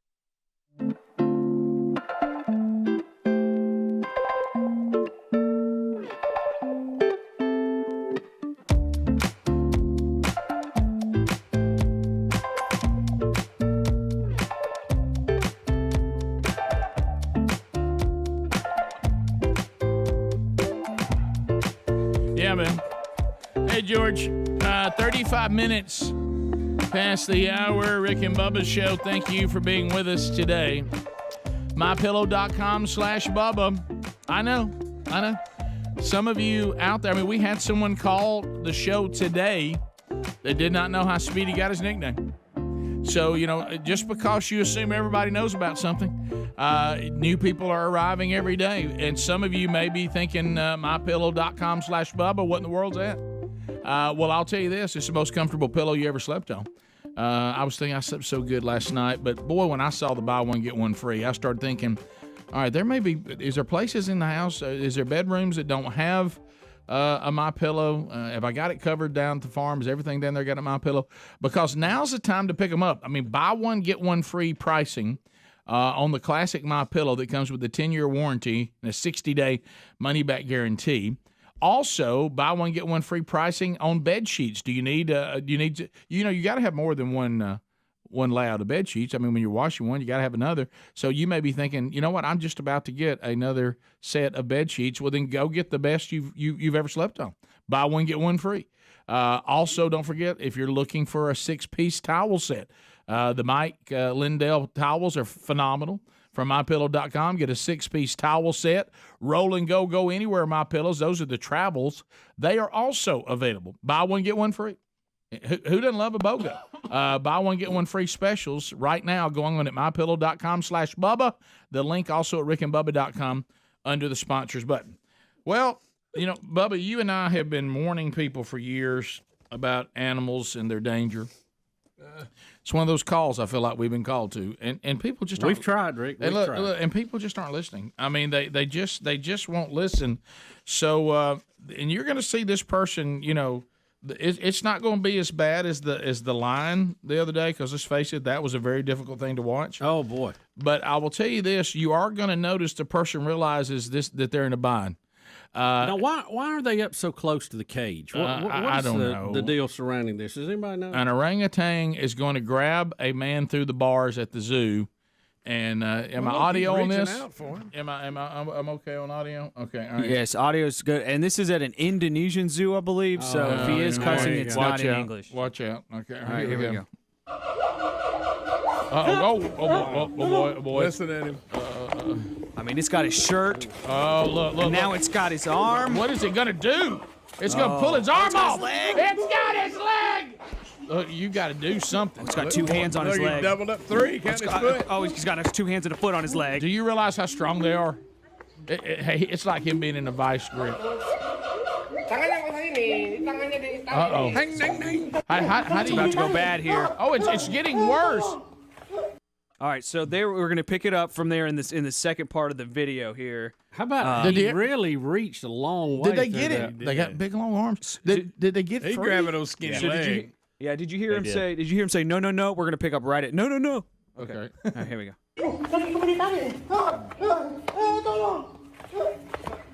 And he's trying to get him. Oh, he's going for his toes. He's going to bite his toes. He tried to Boy, he was going to eat those toes. This little piggy went in my mouth. This little piggy was dinner. Oh, that was close. At night. Why was the guy that close to the cage? I have no idea. What an idiot. That's what you can do there. He grabbed the shirt. I mean, he was probably, he was obviously within arm's reach. Now, the orangutan's usually not the one that you're that scared of. He wanted Greg. Watch how fast. Boom. Oh, they're quick. Did you see he kind of faked him out a little bit. He did. It's just like, I'm not doing anything. Oh, he did a fake. That was a look away. He looked him off, did he? I'd have took my shirt off right there. Get out of your shirt. Get out of your shirt. Yes. Take it off. Get out of it. Well, He almost got the other guy. And of course, Flip-Flops is trying to help, but he don't want to get pulled in. He kicks the guy in flip-flops kicks the orangutan's hand, but he just waves him off. By the way, he could have broke that leg easily. Oh, my goodness. He wants some loving is what he wants. You sure? I think he wants lunch. The strength. Oh, somebody help me. The one he's got him right there. That's bad. Well, look, he's got both of his feet. He's using them for leverage too. Oh, yeah. He's Boy, they bring a lot to the table. That guy is lucky. They bring a lot Can I just say to lucky? the table. Yeah. Oh, He got old man. sock feet. Lost his shoes, everything. Look how I wish that was speed. y'all. He almost gets the toes right here. He almost gets the toes. Oh! Do you think he was just going to try to? What do you think he'd have done with that toe? If He's going to bite them off. I think he's about to bite it. No, they'll bite your appendages off. Yep. That's standard. Yep. I'm telling you. Here we go, monkey expert. They can't get I'm to your telling you. eyes. They try to get to your eyes. They'll eat your fingers and toes, and Yes. you don't want to know where they go next. It's a strong animal, y'all. Look, And boy, they he like is very deface close. you. They want to deface the person no, too. Y'all are getting off into chimpanzees. Greg, this is still Yeah. apes. This They're is an still- ape. still It's same an family. ape. He's the intelligent one on the Planet of the Apes. Are Remember they as that? mean? He was the doctor. Are they as mean as chimps? They are not, but they are. They can still be trouble. He's Clyde going after punch that you. toe. It just seems like that they would know not to get that close to the cage. Well, have you been around people lately? I'm sure there was a barricade and his DA went around it. I went over to get a picture. Can I Looked tell like you going after a wing earlier this morning. Can I tell you something that I was told? And Look I at should. Speedy's leg. I should have brought it. No, he would have broke Speedy's leg with one hand. Hey, It'd be like taking a toothpick and breaking it. no. See the. Where's the zoo staff? He's got his hands full. Mine. Right there is where it could have got up. Hey, look at those feet right there holding on. He got it like he likes it. Like I say, if you look where he's got himself latched on with his feet, Yeah. He's got some leverage, son. Yes. Give me that foot. Give me that foot. Oh, He's man. strong. Have y'all ever touched a monkey? I'm serious. Just the way you ask it. I'm I'm sorry. The delivery caught us off guard. I'm not even going to answer that. I'm gonna help you a little bit here. You remember when the Please monkey let bit, Ryan be listening. What if they were acting when up? the monkey bit Cassio? I was with him on that, and it jumped on my shoulder, and I was like scared to death. Would you freeze? Yeah, I did. I hear that monkey they- had a mind of its own. He was going nuts. Oh wow. I hear that if you touch them, it's like not touching like a person. It's like touching like a piece of wood or something. It's just like solid, just Oh yeah, solid. they're all muscle. Yeah. They're You all have a muscle. piece of wood. They're all muscle. It's a different kind of strength. You can't hurt 'em. Them gripping feet he's got. That's Oh, my that's an goodness. advantage. But listen, I meant to add this the other day because He I could was bench press with them babies. I was telling Sherry about Let me go, Red. about the line story, and y'all are going to be really upset with me about this. You know, when we did the line story, did you know I have been there? What Sherry's line like, you know where that was? Yeah, you screamed it. I know, but I don't. And where is it? There was this. Where were we? Okay, what was the location of that again? Was it Africa? South Africa? Yes. Was that right? Which line? South Africa. Well, it wasn't South Africa. Was Let it? me look. That doesn't sound right. Wherever it was, It we was, wherever Bronx. because the way it was said, wherever it was, The cheese rolling thing is right. It was That part was of the Olympics. UK. That was the UK. yeah. But where I'm going What's back the to line got to the do with line. cheese rolling? Yeah, he thinks it's in the same country. I'm trying to. I'm trying No, to. Remember. yesterday when we did the cheese rolling, or day before, you screamed, "I've been there." No, I've been there too. I thought that's what you were talking I've been there too. No, I'm talking about the line. I don't remember. Where's that the line. travel bell? When we did the line story, because remember us saying, why is a line in a cage like that where people can just walk up to it? And it's a place you would go in. We went and ate, and as you go out there to the outdoor tables and eat, they have these cages all throughout this with different wild animals in it. And I remember, And you sitting there with food? you're sitting there with food. Seems like a bad setup. It does. Where was I? I can't must remember have where I been- was. was that Wherever that was, I was there. Yeah. And Wherever that was, I was there. Yeah, because Sherry was like, "Well, that's that place we went," and I remembered. I'm like, and then from the video, it looked just like it. It's you kind of walk out into like a garden area back there to eat, and these different animals are in cages all out through there. Have you ever been to Jamaica? Yes, that was where it was. Okay, that's where it happened. That's it where happened it in was. Jamaica. That's where it was. Okay. Yeah, I remember that. Wow. Yeah. So Animals attacking me. yeah, no, I didn't go over I and was stick my afraid we finger. were going to see the same thing with that Yeah, orangutan. yeah. So yeah, but I have been to the Cotswolds too. By the way. Okay. Yeah, beautiful area. Yeah. You see pheasants in the wild. Really, Mhm, it's kind of neat. So it's kind of weird when you start seeing them in the wild because you're so accustomed to people have to put them out for you. Yeah. But seeing them out there in the wild, I mean, they'll just be like just like seeing chickens. They're everywhere. I saw the dolphin show at Six Flags. You did. I remember that. I was just trying to have a story. I didn't have. Yeah. Well, Greg, that's when you get serious about driving. You when you go all the way to Atlanta. Do you remember the dolphin show? How we get fired up about it? Oh, we Skippy couldn't and believe Dolly? we couldn't believe how smart. Who, they were. Skippy and Dolly? Skippy and Dolly. yeah. Oh, I was disappointed one year they changed it to a diving show. I remember You that. I thought, where's Very the dolphins? disappointing. Why are y'all doing a diving show? Very disappointing. And I didn't realize that our parents didn't care anything about it. It's just they wanted to sit down somewhere. Yeah. Yeah, I relate to that. Because it was they would build Skippy and Dolly up. Yeah, like it's 1,000 degrees. They tried the crystal pistol. We wouldn't go for No, it. it was a place to go to get in some shade and sit a minute. Yeah. And if you're fortunate, some water might hit you. Would y'all rather be locked in that production room with a chimp or a mountain lion? And you can't. I'm gonna tell you the truth. You got a better chance with the Mountain lion. You got a better I feel chance. like I could talk to the chimp. Like, hey man, look No. at me. You're talking about a mature chimp? No, don't look at him in the eyes. Well, I'm just saying. Crazy? I feel like they'd be like, let me out. And it's like they could understand. They could understand you. They telling won't them want to you let to be out. I can't talk to a mountain lion. If you had a laser pointer, you could keep the mountain lion busy. Yeah. If a Me going to door. If a chimpanzee is after you, you're in much worse shape than That's if a that lady mountain with lion's no after face. you. Yeah. Go ask her about it. Which one she? Now they have to be. both be after you, Right. but if they're both after you, you don't I want think I anything to do with a chimp. Nah, I think I can beat a mountain lion up. You know, I warned you all about chimps for years. Rick and Bubba, Rick and Bubba. No intentions whatsoever doing that, like I said, because I didn't feel it was clinically indicated. And part of the reason I didn't think it was clinically indicated is because I've spent almost every day in the president's presence since January 20, 2000, or last year.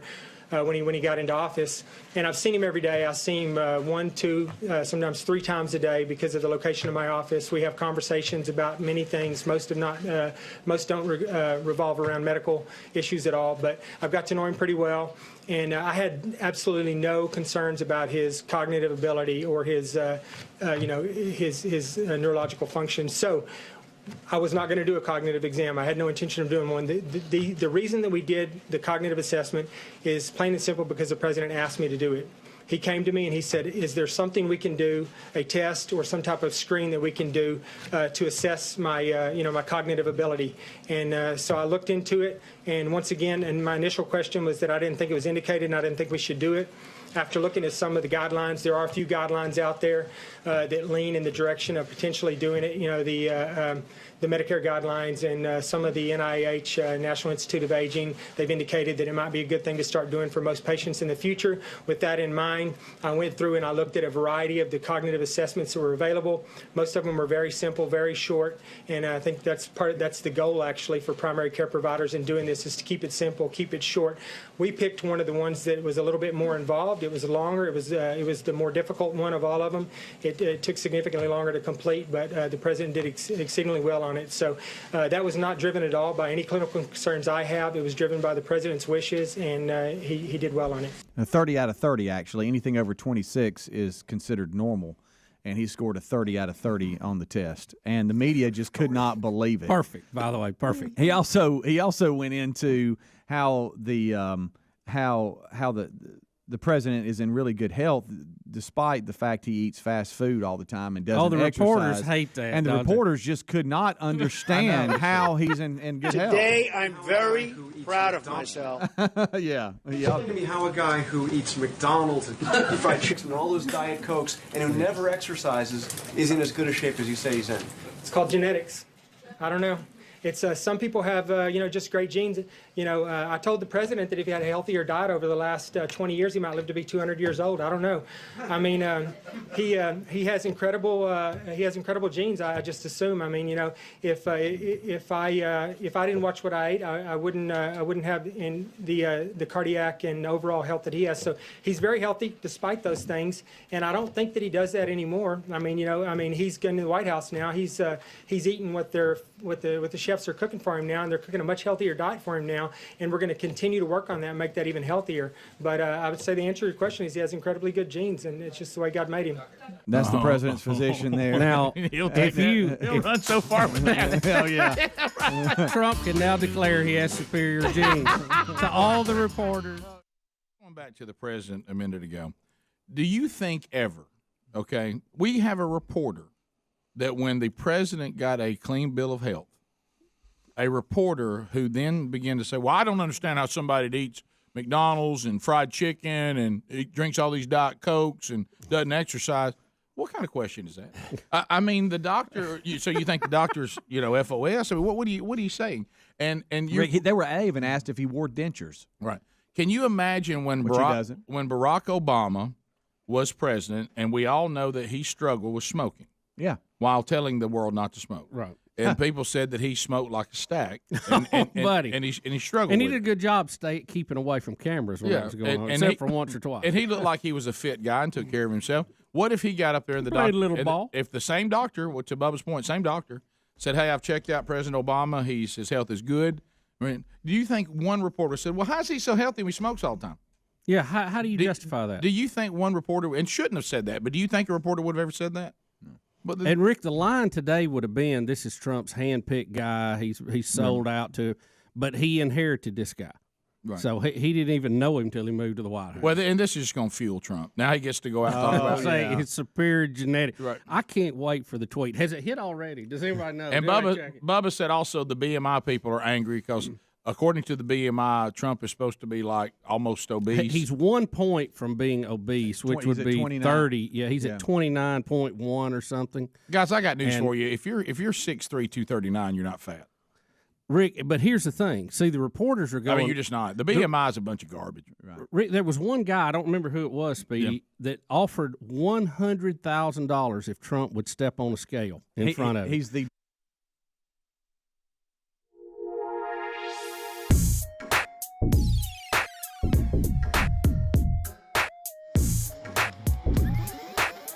It is 9 minutes to the top of the hour. Rick and Bubba's show. We're back. 866 We Be Big. Wednesday Bible study back today at noon Central Time, 1 o'clock Eastern on the Rick and Bubba YouTube channel. Be archived soon after that and available for your consumption if you so desire. And the audio-only version will be on our podcast channel as we do every week. All right, so Bubba, if I was looking to buy a NFL team, I understand the prices have really gone up. Well, Rick, in our lifetime, not too many years ago, during the life of this show, the Minnesota Vikings were for sale, and they sold for like $650 million, I think it was. Right. And we knew some folks that were in that bidding process. Right. Well, we've got all new high record now. The Denver Broncos are about to be purchased from the eldest son of Sam Walton, Rob Walton. From him or by him? By him. Oh, okay. For $4.65 billion. This is more than double the last sale of an NFL team. And the price tag would also establish a new record for an American sports franchise. Walton said that they were thrilled to be moving forward with the purchase of the Denver Broncos. Having lived and worked in Colorado, we've always admired the Broncos. Our enthusiasm has only grown as we've learned more about the team, staff, and Broncos country over the past few months. He's 77. He served as Walmart's chairman from 92 to 15 and has a net worth in the ballpark, according to Forbes, of $65 billion. Billion. Yep. Puts him among the 20 richest people on the planet and will make him easily the wealthiest NFL owner. Easily. Think about what we're talking about. The people who own NFL franchises. Yeah. You wonder why I hadn't bought something already. If I had that much, if I had $65 billion laying around, I wouldn't blink twice at spending $10 billion on sports teams. That's like me going on vacation. Yeah, it really is. Seriously. Well, I'm jumping into this, and Helmsy had some numbers that were mind-boggling in the kickoff hour day on this, talking about how much the value of these teams has gone up, and this is only going to play a role. But if I am Rob Walton, okay, I'm 77, so I'm not going to have it long, but I'm doing this, for my kids and all this. And is there any way under the sun that this is a profitable purchase? Is there any way for me to make a profit at $4.6 billion? Or is this just, I've got $65 billion, I need to unload some money. Yeah. I'm going to have to pay taxes on it anyway. The government's going to get most of it. Let me invest it in something, and I know it's not going to make a profit. This is just something that I've always wanted to do, and I can. Yeah, well, I think you're going to have to look at the tax situation. There's only so much you can pass to your kids. Right. I think the level is $10 million now. Don't quote me on that, but which most of us are not going to have to worry about. Yeah, my kids not an issue there. But when you're at $65 billion, I mean, they're going to have to set up mini corporations, and they're going to have to shelter as much as that as they legally can do, and most of them will try to. But investing in an NFL team, Rick, look, we got to say this. It looks like a lot of money now.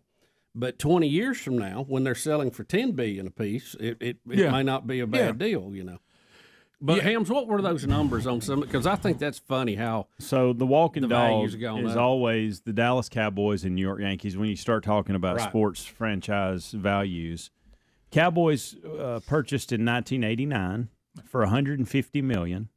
Today worth $5.7 billion. Boy, Jerry. Boy, Jerry. This one. Anytime you ready to unload that yourself. This one is more interesting to me than anything. Steinbrenner paid $8.8 million I was talking about. in 1973. Today, value of $5.25 billion. He bought the Yankees in the 70s for $8.8 million. Yes. But now, think about $8 million was a lot more in the 70s than it is now. But still, when you look at the worth now. As far as appreciation, you can't argue. I thought the Oakland Raiders was interesting what they had. $180,000 Mark Davis purchased it for in 1966. Today, $3.1 billion value. That is, Look, you can have that funny haircut if you want to. Do you know in the how much again? Give me that number again. That was $180,000 that he purchased it in 1966. Mark Davis. Mark Davis or Al His Davis? dad did. Mark Davis. He's the owner now, so I guess. I got you, but this is in the family. Yeah, his daddy bought it. And $3.1 billion today. By the way, I thought this was interesting. Did you know in 1920, $100 would buy you an NFL team? Yeah, because they didn't even know if this pro football thing was even going to work. They did. Yeah, it wasn't even that. But the Chicago Bears and I think it was the Packers was $100 purchases in 1920 and 1921, and then in early 30s, the Steelers went for $2,500. Is it the Packers that are publicly owned? They don't like having sort of, kind of. It's not public, but it is a group. Let me tell you what the Packers are. They have CEO, and there's no one owner. Right. Saying that the Packers are owned by the town is like saying the Queen is still Queen of Great Britain. Yeah. They do say that they still have that look, but it's a They do say when it comes to trades and trying to get staff and those things, it's a lot more complicated than it could be, and that causes them to miss out on some things too because it has to go through voting processes and all that. Where these other teams, you just want a guy, you go buy him. At least they've won a few Super Bowls and they are competitive. What's the problem with the Vikings? Boy, it always goes back to them. Well, it really does. Bubba, They built them a nice new stadium. Every comment we make on the NFL doesn't have to go back to. Well, I just wanted to know comparatively what's their problem. This year's because apparently they have one. Here's one that will kind of, I guess, to y'all's question on can you make a profit, Rick?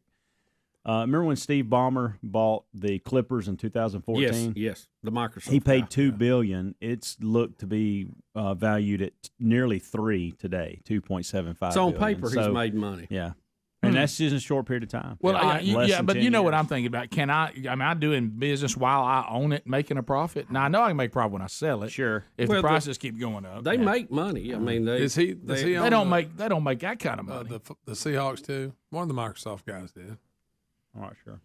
An emailer with a good one now because of the Walmart connection with the Broncos. Will concessions be self-checkout?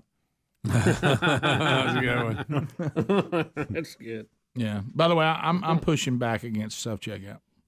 Why, Rick? If I have a handful of items, if I don't have a buggy, here we go. I'll do self-checkout. But if I've got a buggy with something in it, I'm not doing it. Right. You just refuse. Yeah. I'm just like. What if self-checkout has no line?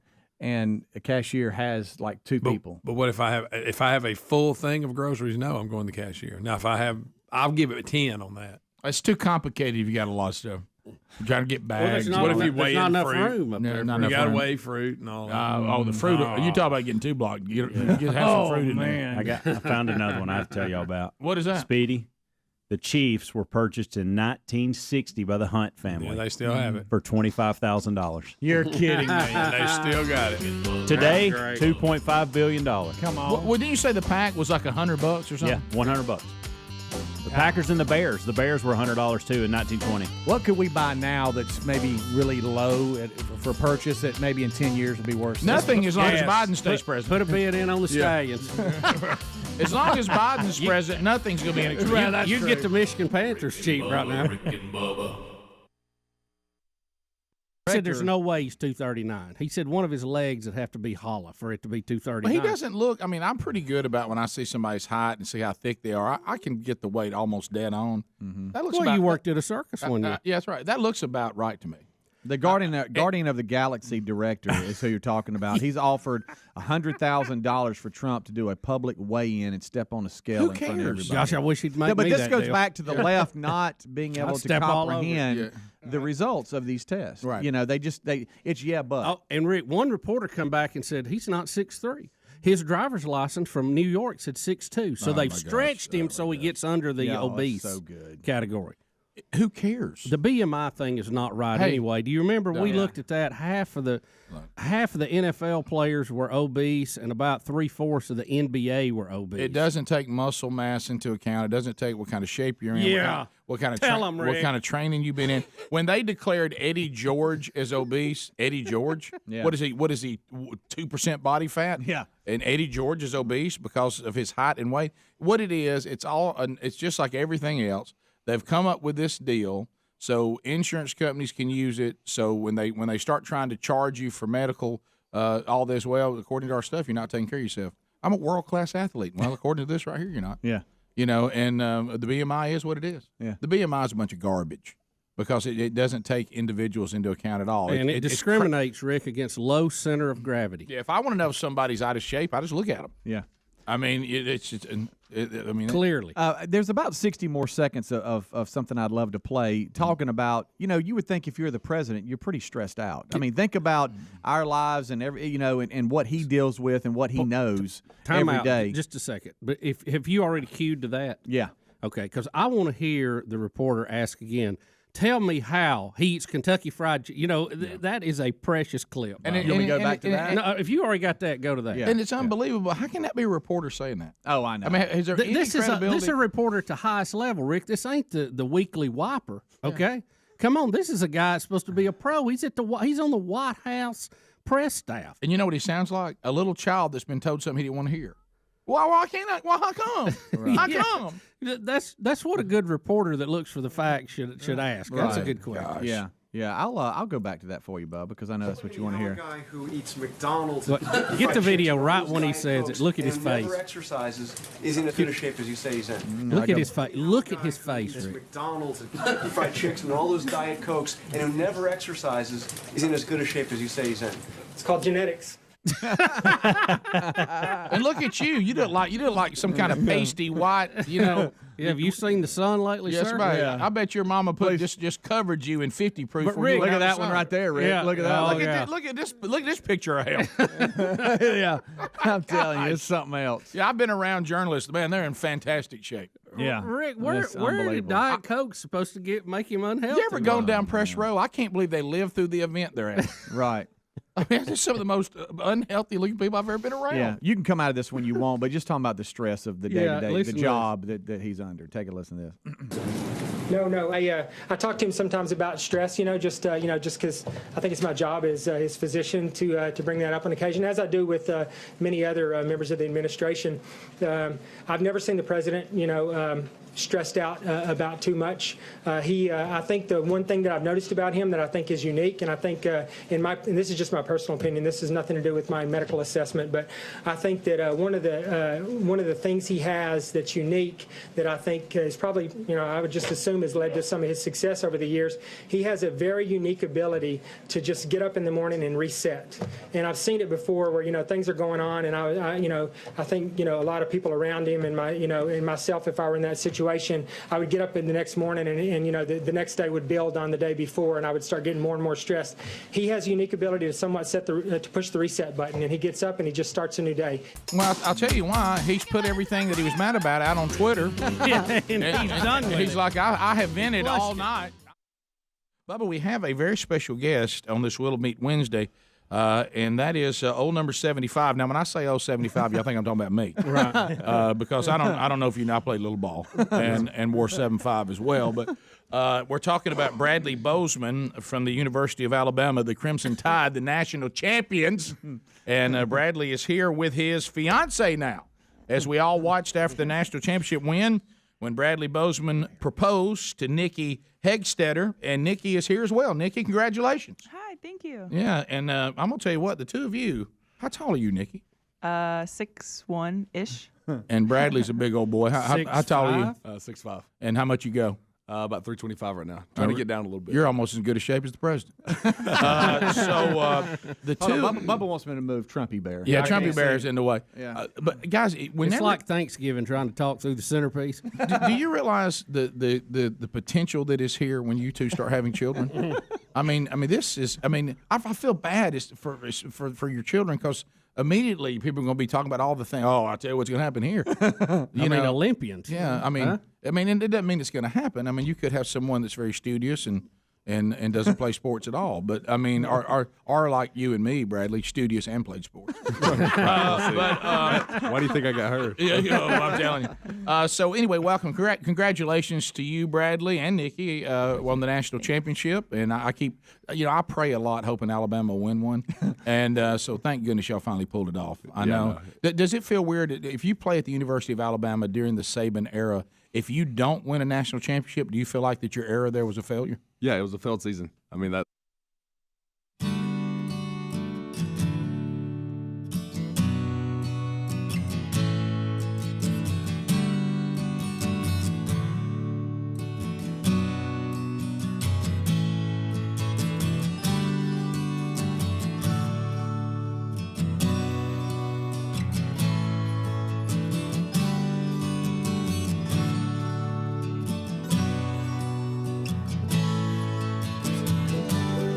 and that's all right. 6 minutes past the hour.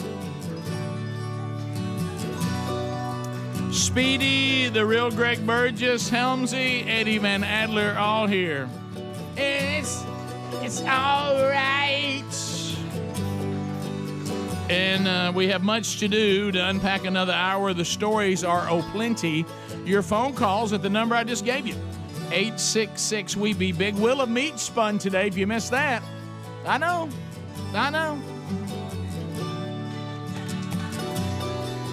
Coming to you from the Bleeding Edge in the No Name Studio. Welcome back, Bill Bubba Bussey. Rick, glad to be here. Honored and privileged. Thank all of you for spending a little bit of time with us. Now, we ask for 5 hours each and every day. We do. And but we'll take what we can get. By the way, the protest apparently continues. I find the venue to be a little odd. I believe in this case, these protesters easily stepped down on crowd size because they protested Osteen's church, and I guess that crowd maybe was overwhelming. I guess they've gone somewhere not to deal with such a large crowd. The WNBA. I don't know if you saw the footage of this, but they had some protesters similar to what Joel Was had. it the same bunch? No, it appeared to be a different group, Rick. Did it? And they disrobed and headed out on the floor. These to were a little disrupt. fatter than those other ones. Oh, thank you, Greg. There you go. I was trying to handle it carefully. There's a Greg. Rick, Which explains the name tag Peggy. I saw a guy Rick. do joining this in a little skit where he was giving people that walked up to him an opportunity to either take one WNBA ticket or a can of Spam, and he could not get rid of the WNBA ticket. This is one of those. Spam's good, though. This is one of those things that we pretend we're supposed to. I mean, it's just a fake world. I'm so sick of it. But let me get this right. We have a bunch of women that are going around disrobing, getting down to their underwear at various events. Yeah. And their message is they don't want Roe v. Wade overturned, and they will say it's my blanking body, right? Yeah. Oh, yeah. And in this case, it is. I mean, they say just go ahead and say it. But do you see where I'm talking about that maybe if I'm trying to See? Well, oh my. Wow. Now, she's got on a pair of she ain't got the same panties them others have. Oh, Greg, Thank goodness for that. Please, I know it. Please, Greg. Guys, There's that's been pretty- other charges added. Right. Let me tell you something too. Hey, Greg, I'm not making this up. The underwear that she has on, I think are too big for me. Oh, that's no doubt. So listen, It'll be baggy. I'm gonna go back Like to this. Granddaddy's boxer. Hey, look, and this just in, they said the 11 people that were there are furious. They're mad. Right. they said that 2 agreed with them and 9 were upset. What an impression they made. By the way, the USFL anti-staying games called want their crowd back. Yeah. But, They want their Legion Field Sunday morning 11 o'clock game crowd. I tell you how we can draw our crowd. First of all, let's don't have the Birmingham team play, and let's put it at 11 o'clock on Sunday morning. Yeah. Move it over to Legion Field to be fine. Oh, yeah, you're good. But anyway, Thanks, Garth. Right. I don't think there was just any more people could get out and go anywhere. But I have to say this, Bubba, to the point you and Greg are making, and I think what we do find here, maybe it's more consistent than I realize. You send what they consider to be the A team to Osteen's church. Yeah. And when you go to the WNBA, they say, who are we going to send over? Just send them 3. the new girls. Yeah, you know, they want to help us, and we can't send them to Osteen. I mean, that's too big a crowd. Send them over to WNBA. Right. I think that was part of their It's initiation. like training. Tell you what you got to do. Go to Yeah, the yeah. game. All right, I want to join the group. Okay, here's our first dare. You got to go to a WNBA game. Now, you proved you can do that. We'll move you up. Yeah. Let me tell you something, Greg. That day you said it. Only you could say it. And Greg said this. I did Adler, not. if you find footage of that, let us know, because Rick, you need to see it. It's pretty funny. Let me much better than the still image we just saw. I will say this, Greg, and it was your quote. I'm going to put ... Greg Burgess. Oh, boy. Okay. When the WNBA started going Greg, on, don't do this. I know the quote you're talking about. it's a great quote. Okay. Do you not want to claim it? That's fine. Greg said the only thing less interesting than basketball is women playing basketball. Okay. It is, by the way. I don't know if that was me. It was 100%. And you took a sip of coffee right after you said it. And I thought, it's hard to argue with that. I don't know if I can play this, Bubba. This is, Oh, really? Well, It's there's got a a lot. lot of- There's a lot there. lot of moving and shaking. Hey, if you're offended by cellulite, look out. What you're saying is, even if you tried to put the black squares, there's not enough squares. Well, I think there was a green covering on something there. Yeah, have you noticed the green handprints the other ones had? Yeah, oh yeah. Yeah. I did not. It's weird. These are more like bear prints. That's good, buddy. It's paradise. By the way, I'm just gonna this poor guy. An hour 20 minutes. So Somebody's been on hold that long. Yeah, somebody's been on hold an That's hour and 20 awesome. minutes. What? I just looked over and Please take it. because we don't have a official call screener, so everybody does it in tandem. So there's nobody in there like babysitting all the time, and we've let this poor guy stay on hold for an hour and 20 minutes. Wow. But You got something to do. That better be a good call. Should I at least come back and take calls next just for him? I kind of just want to talk to him and ask him. I mean, the result. Yeah, it's got to be is something he's unbelievable. really adamant about. Apparently, to be apparently something it's like- school shootings. Oh, Well, yeah. that's a very It's, important subject. It is isn't very important. I mean, and so I'm forgiving it a listen. I think it's Matthew McConaughey. okay, well, let's just see what he has to say. Daniel, your patience has paid off, brother, and we will get a call about the toll free bill on your call alone. But yeah, so Daniel, welcome. What's on your mind? Go ahead. First of all, thank you, and hey, I just sat here and listened to the show. Yeah, how is it? It's better sitting here at work and listen to the show. I want to know on the rotation though. I mean, it's an hour and 20 minutes. Do you leave it up to your ear? Do you put it on speaker? Is it a cell phone? Yeah, it's a cell phone. I got a Bluetooth, and it goes around my neck, and I just put an earbud in and let it rock and roll. I love it. Well, that thing's got to be hot as a pistol. Yeah. Burning up like a Tesla. If I'm not listening to y'all, I'm usually listening to Best Ofs or preaching. Well, or something, thank you. So, Thank I mean, it's running all the time. Make fun of that, Greg. But I was listening to y'all earlier and listening to Matthew McConaughey, and I agree with a lot of what he said. But speaking of somebody, as in me, who deals with certain mental disorders, I guess you could say, an aspect like that, and I understand the need for, more evaluations and mentality and stuff before people get guns and stuff like that. Sure. But not everybody who has a mental disorder does not need a gun. I mean, it goes further than that. You need to look at more spiritual. I mean, I grew up in a house in church my whole life. I've never wanted to go out and just kill a bunch of folks in school. I've never wanted to mass murder anybody. I mean, I trust in the Lord as my Lord and Savior. And do I deal with depression and anxiety and stuff like that? Of course. But it goes further than that. And second of all, with this boy that they're talking about, I'm wondering how an 18-year-old boy with no job, no source of income that I know of, affords almost $10,000 worth of bullets, guns, and body armor. Didn't he work at Wendy's? Yeah, he had a job. He had a job, and I don't think he had spent $10,000. I didn't hear that number. It was a couple of weapons are over $2,000. It was a couple of $1,000 over 2,000. he had spent. What I saw the numbers, but I don't know. But I might be wrong. your larger point is, even if you throw out the term mental health, again, someone's going to have to decide what disorders would be deemed you can't have one, which ones would be deemed. Yeah, that's a problem, but it wouldn't affect their judgment on. It's just a slippery slope. It's like the Buffalo guy, the guy that shot up. They picked him up 6 months prior for making threats. Yeah, and he still was able to get a gun. Now, see that is one of those things that shouldn't happen. That's going back to enforcing. Let's start with enforcing what we already got. The laws and were doing there, a better job with that. And there was a mistake in the system that allowed him to get that. Well, and also the shooting at the church in Texas.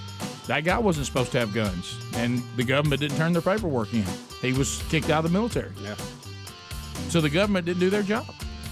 We'll be right back. Rick and Bubba, Rick and Bubba.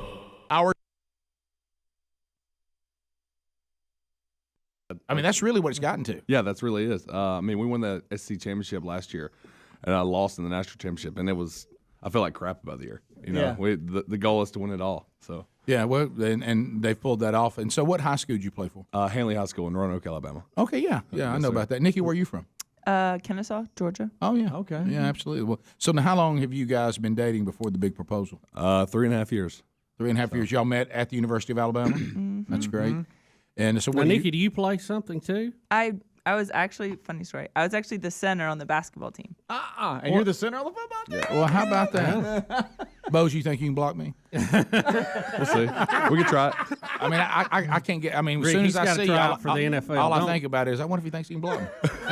You know, I'm gonna have to get some one-on-one reps for the combine and everything, so Yeah. you can come up to Tuscaloosa. He's got a Senior Bowl appearance and some Yeah. pro days. You got a lot to Let's do. Not, Yes, Rick, sir. let's You not got- twist an ankle or anything. Well, that's right. I mean, because I'm at that point now. I'm dangerous. I mean, I got to make it. I can't go very long, so I got to go crazy. I'm gonna tell you something. I'm gonna tell you something. For 10 seconds, you can have your hand. That's impressive. You can go 10 seconds. That's good. All right, for 2 seconds, you can have your hand. He upped it. It was 5 last Yeah, time. that's right. I'm feeling good today. I've got my legs under me. Yeah. All right, so we talk about the Saban era. A lot of folks want to talk about that as well, and we were talking about it in the break. He just seems, obviously he's if nothing else happened beyond right now, he's going to go down in history as one of the greatest, if not the greatest, college football coach of all time. I think you make a case that currently he is, because it's hard to compare eras because there's so many variables that aren't the same. He's coaching in a limited scholarship era when every team you play's got some players. There's no team that doesn't have players anymore, because there was a time you could put people, get as many scholarships as you could get in the coffer and have people on the bench just so they don't have to play against you. Those days are over because it's limited. So everybody's got players. And the SEC this year was a little bit down, other than you guys, Georgia, and then Auburn. But the rest of the conference, wasn't very impressive. So maybe, but usually the SEC is stout, meaning that's not an easy road to go down, and it's even pretty stout on a bad year. So I think the era that Coach Saban has coached in, that what he's accomplished may be more impressive than anybody. Yeah, I mean, he's done a great job. Coach Saban, he takes people from all over the world. I mean, all over the United States, and brings them together and puts us as a team, and we work really well together. All those guys, I mean, they're my teammates, they're my family, and I wouldn't rather be a part of another team, because they do such a good job with the support staff, the coaching staff, to put us in the right situations where we will succeed in life and in football. What is it like to play for Saban? What would you say if somebody said, put it in a nutshell? Obviously, he talks about the process. He seems to be a perfectionist. He seems to almost be quirky about he wants everything done a certain way. Is it his way or no way? Basically, I mean, it's the process. If you buy into that, as long as you take what he gives you, do the things that are asked, you're going to come out successful. I mean, regardless if you play or not. It's that place. There's so many connections, so many different opportunities that present themselves throughout my career. I mean, 5 years there, and I've met so many unbelievable people, and so many people I'm going to be contacting in the future for possible job opportunities or whatever it may be. And that place will always be open to me to come back, and it'll always be my home. Nikki, what we don't know what's going to happen with Bradley going forward, obviously, but is it difficult with a game that's as dangerous as football to sit there and watch? Yes. Do you get stressed about it? Yes. You being an athlete may not be as bad, but I think it makes it worse. Oh, really? Because when you play, you get through warm-ups, you get a little butterflies, and then when the buzzer sounds, you play and you're rolling, so you're not nervous. I'm in the stands, sometimes I pace, sometimes I'm that, that dad that just walks. Sometimes I'm like, I have to go to the bathroom. Just walk. Get off by yourself. Most games this season were easy to watch. Some of them were stressful, but it's a game of football, so I enjoy it. What about the fact, the position he plays? You got to know the game because no matter how long you've been around the game, you tend to watch the ball. Mm-hmm. Because it just it's just. But do you just watch the interior line the whole time when offense is on the field? I do most of the time. Depends on the play. We after the game, especially home games, we walk home, we sit on the couch, and we pull out film. And I'm like, okay. And it helps him, I think, as a teacher, because he taught me this, whatever it is, why this messed up, or who didn't block, or why they didn't call the right mic, or whatever that is. Mm-hmm. And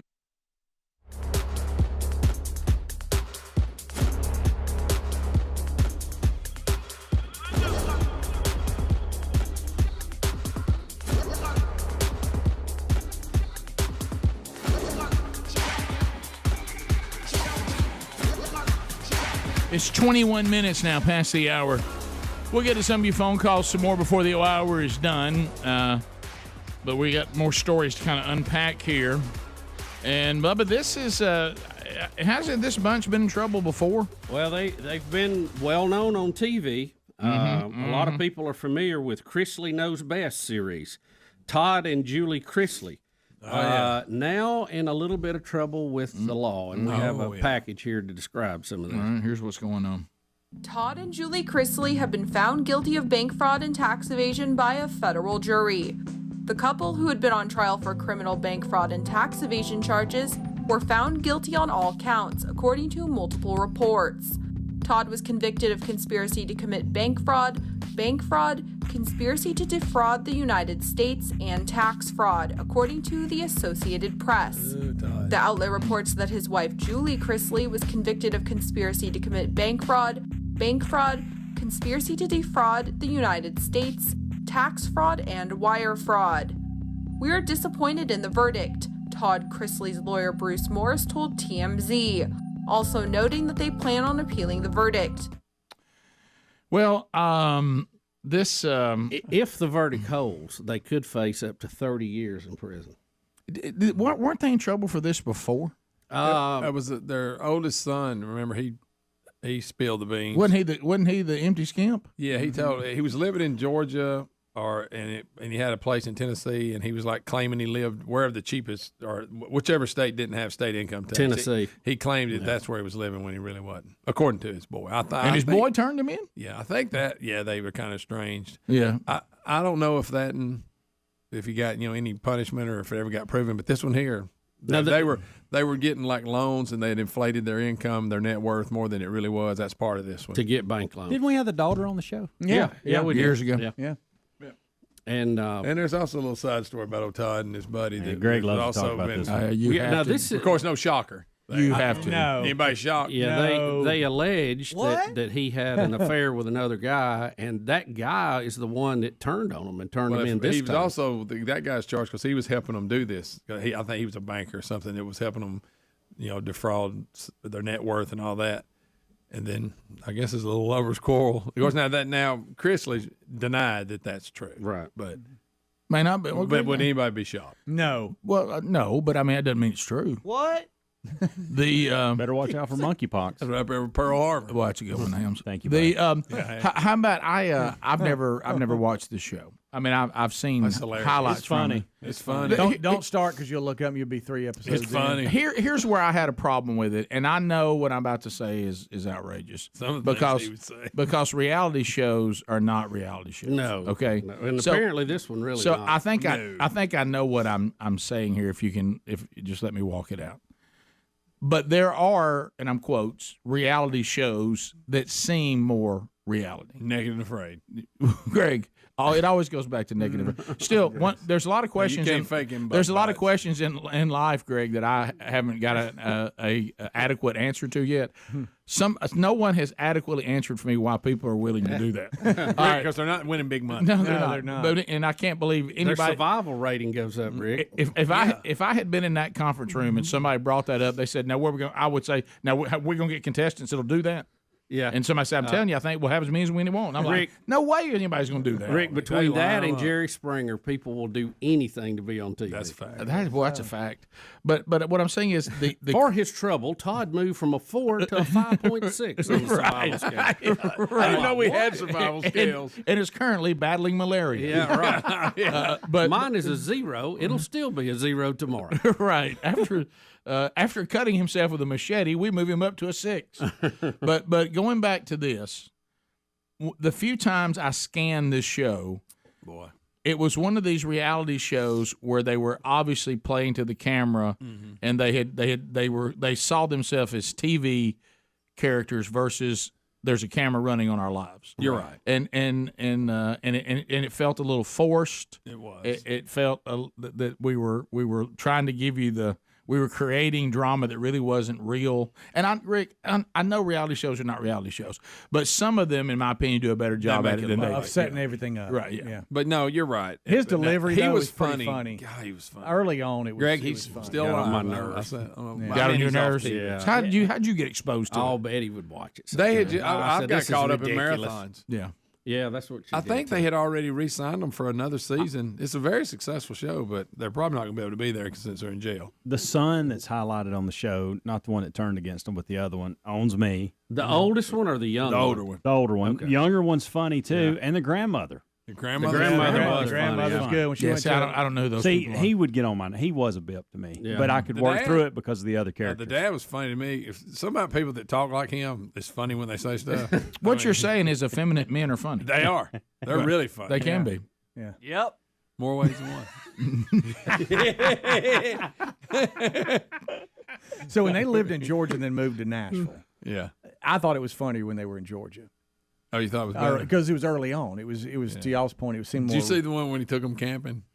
No, I didn't see that one. That's a good one. I didn't see that one. Was that when he was defrauding the bank? I never really saw Greg as a big I Chrisley didn't Knows either. best I got fan. hung up in it. Have y'all Funny. seen that where some guy was upset with him and accused him of bank fraud? Even worse than that, have you seen the one about the guy that accused? Well, That's, from day one, though, I was like, Yeah. well, Day zero. day zero. There's nothing come out in this that I'm really shocked by. Okay, let me put it that way. Well, the bank fraud might be sure. Right. yeah, because they never was he some kind of real estate guy? Because he supposedly had a lot of He money. was a real estate developer. Yeah. and they got in all kind of trouble. It was always something. But the grandmother was fun. She was. Yeah. Funny. She was She fun. was like a man with a wig on, but she was Right. funny. But we had some things going on here, apparently. Yeah, Didn't seem like anybody was where they were supposed to be. Yeah. There was a lot of confusion. Right.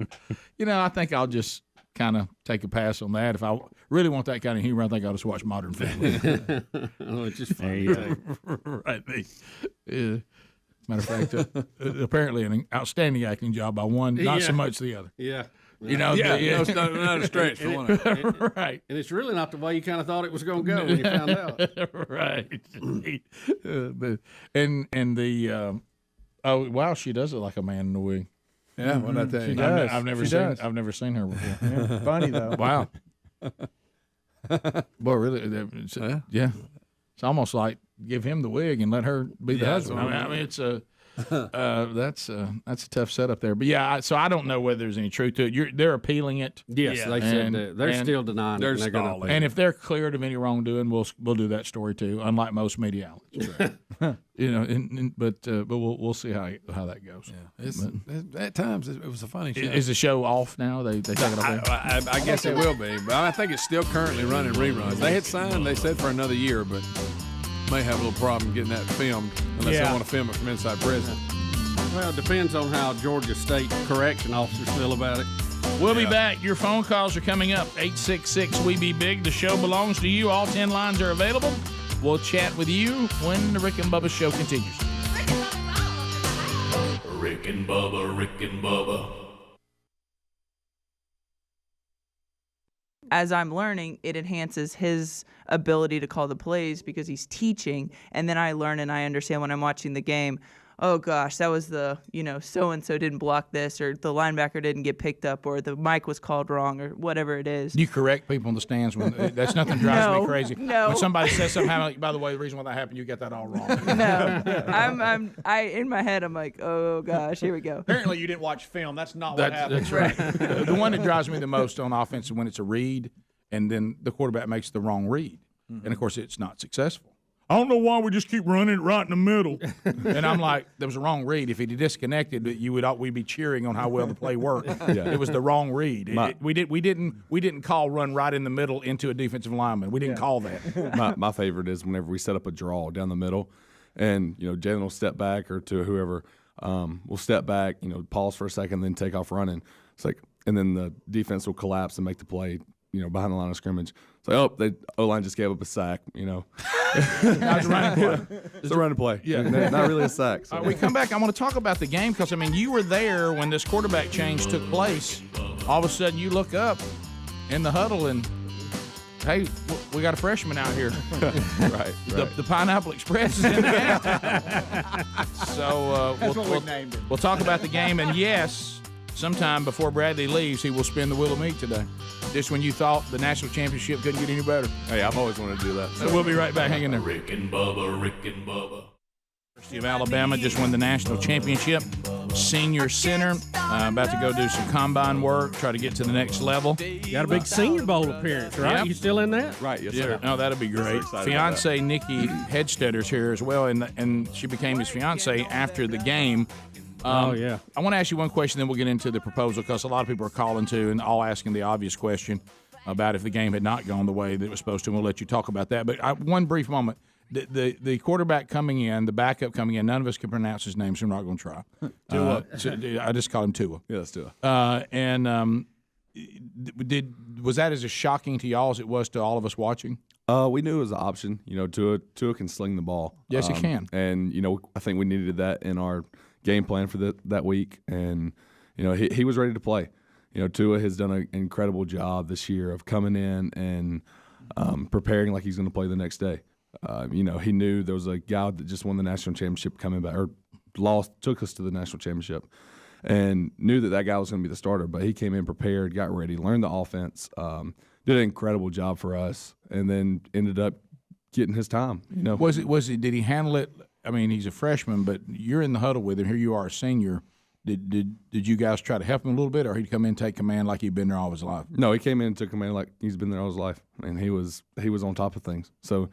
And Tua is one of those upbeat guys that always stays positive, and he was, he came in and he was ready to go. And Hurts handled it with a lot of class. Unbelievably. That didn't surprise you, though, really? I mean, that was just from anyone. I mean, you win, 25-2? Yeah. And then you get pulled in the national championship game. That's hard. That's easy for anyone to go into the slumps. Oh, yeah. And the way he handled that was great. And it was all legit. I mean, it was all legit. Yeah.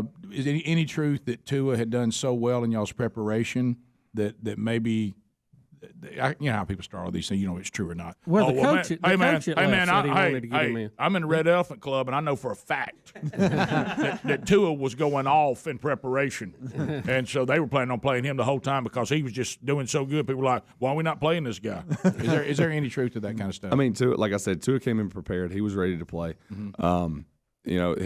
We knew that it was a possibility that he could play. Unfortunately, Coach Saban didn't come to us with all the he doesn't. with all the solutions and possibilities. And doesn't want your opinion. I don't think. Exactly. He doesn't really care. Just snap the ball, son. That's true. All right. So the question everybody wants to ask about the proposal. Yeah. I mean, we want to see it. We want to see it, and then I've got a question. Yeah. I mean, you just win, and then all of a sudden the coverage goes to this. It's pretty funny, by the way. Is it spinning now? You're kidding Bradley me. Bozeman, an even bigger moment, down on his knee to propose to his girlfriend right at the base of the podium. She's checking it out. Yes, the ring is real. That's great. Wow. So Bozeman wraps up his college career with an overtime championship game winner and then has this beautiful moment. Now I know he doesn't smell good, and you're just kissing him. I didn't. There's no. You didn't care, did you? No. You didn't care. Smell here. That football smell's a special smell, isn't it? Oh yeah. Yeah. So everybody wants to know, first of all, where was the ring during the game? Yeah. Where'd you have it stashed? So up until halftime, it was my backpack in the locker room, and then after halftime,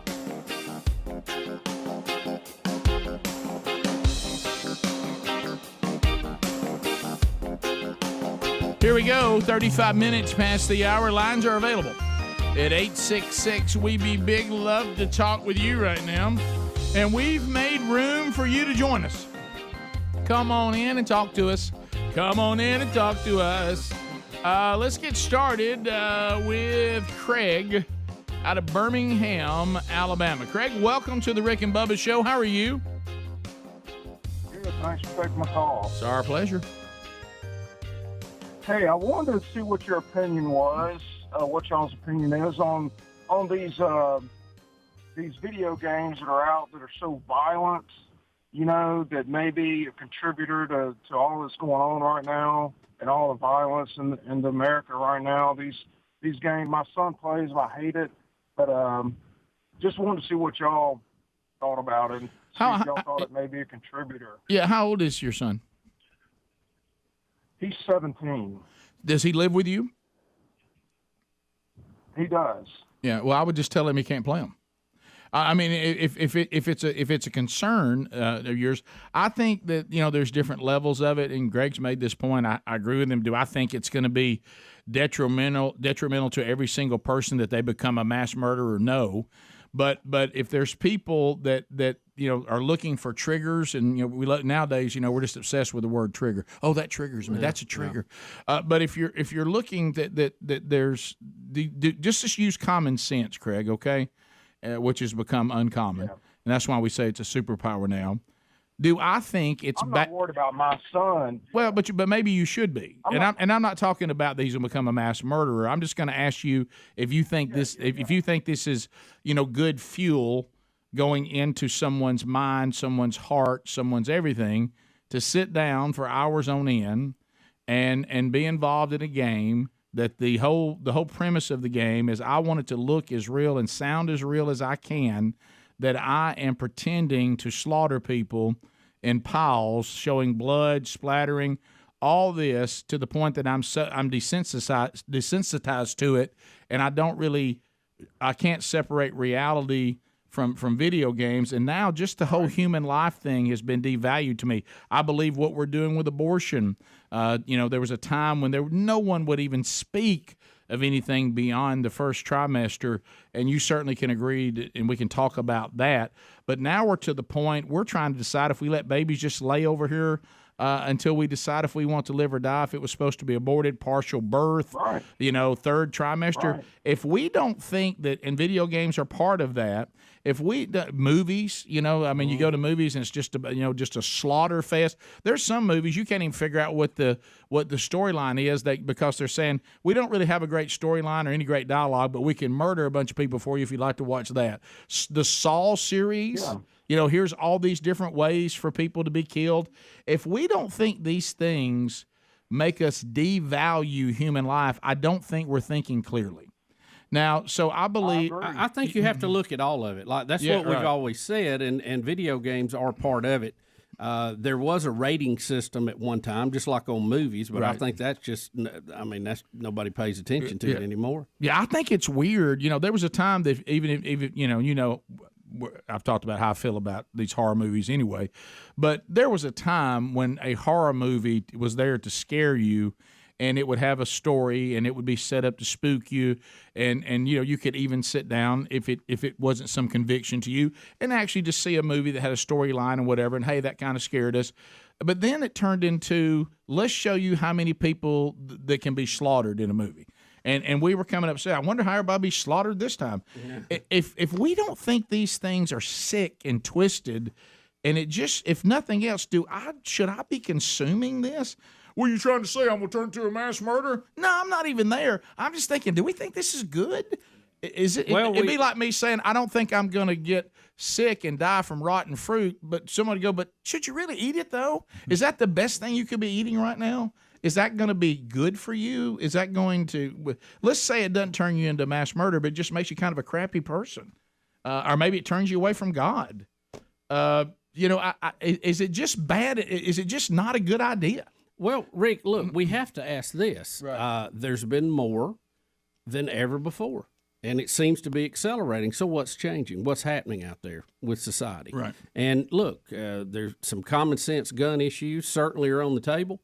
But we got to look at the family. We got to look at that. Look at movies, music, everything. If we don't look at all of it, and I'm not saying all of it's responsible, but we at least have to look at part of the formula and see what data's out there and what can and can't be done and what needs to be limited and what doesn't. I believe a society that devalues human life is going to pay a price for it.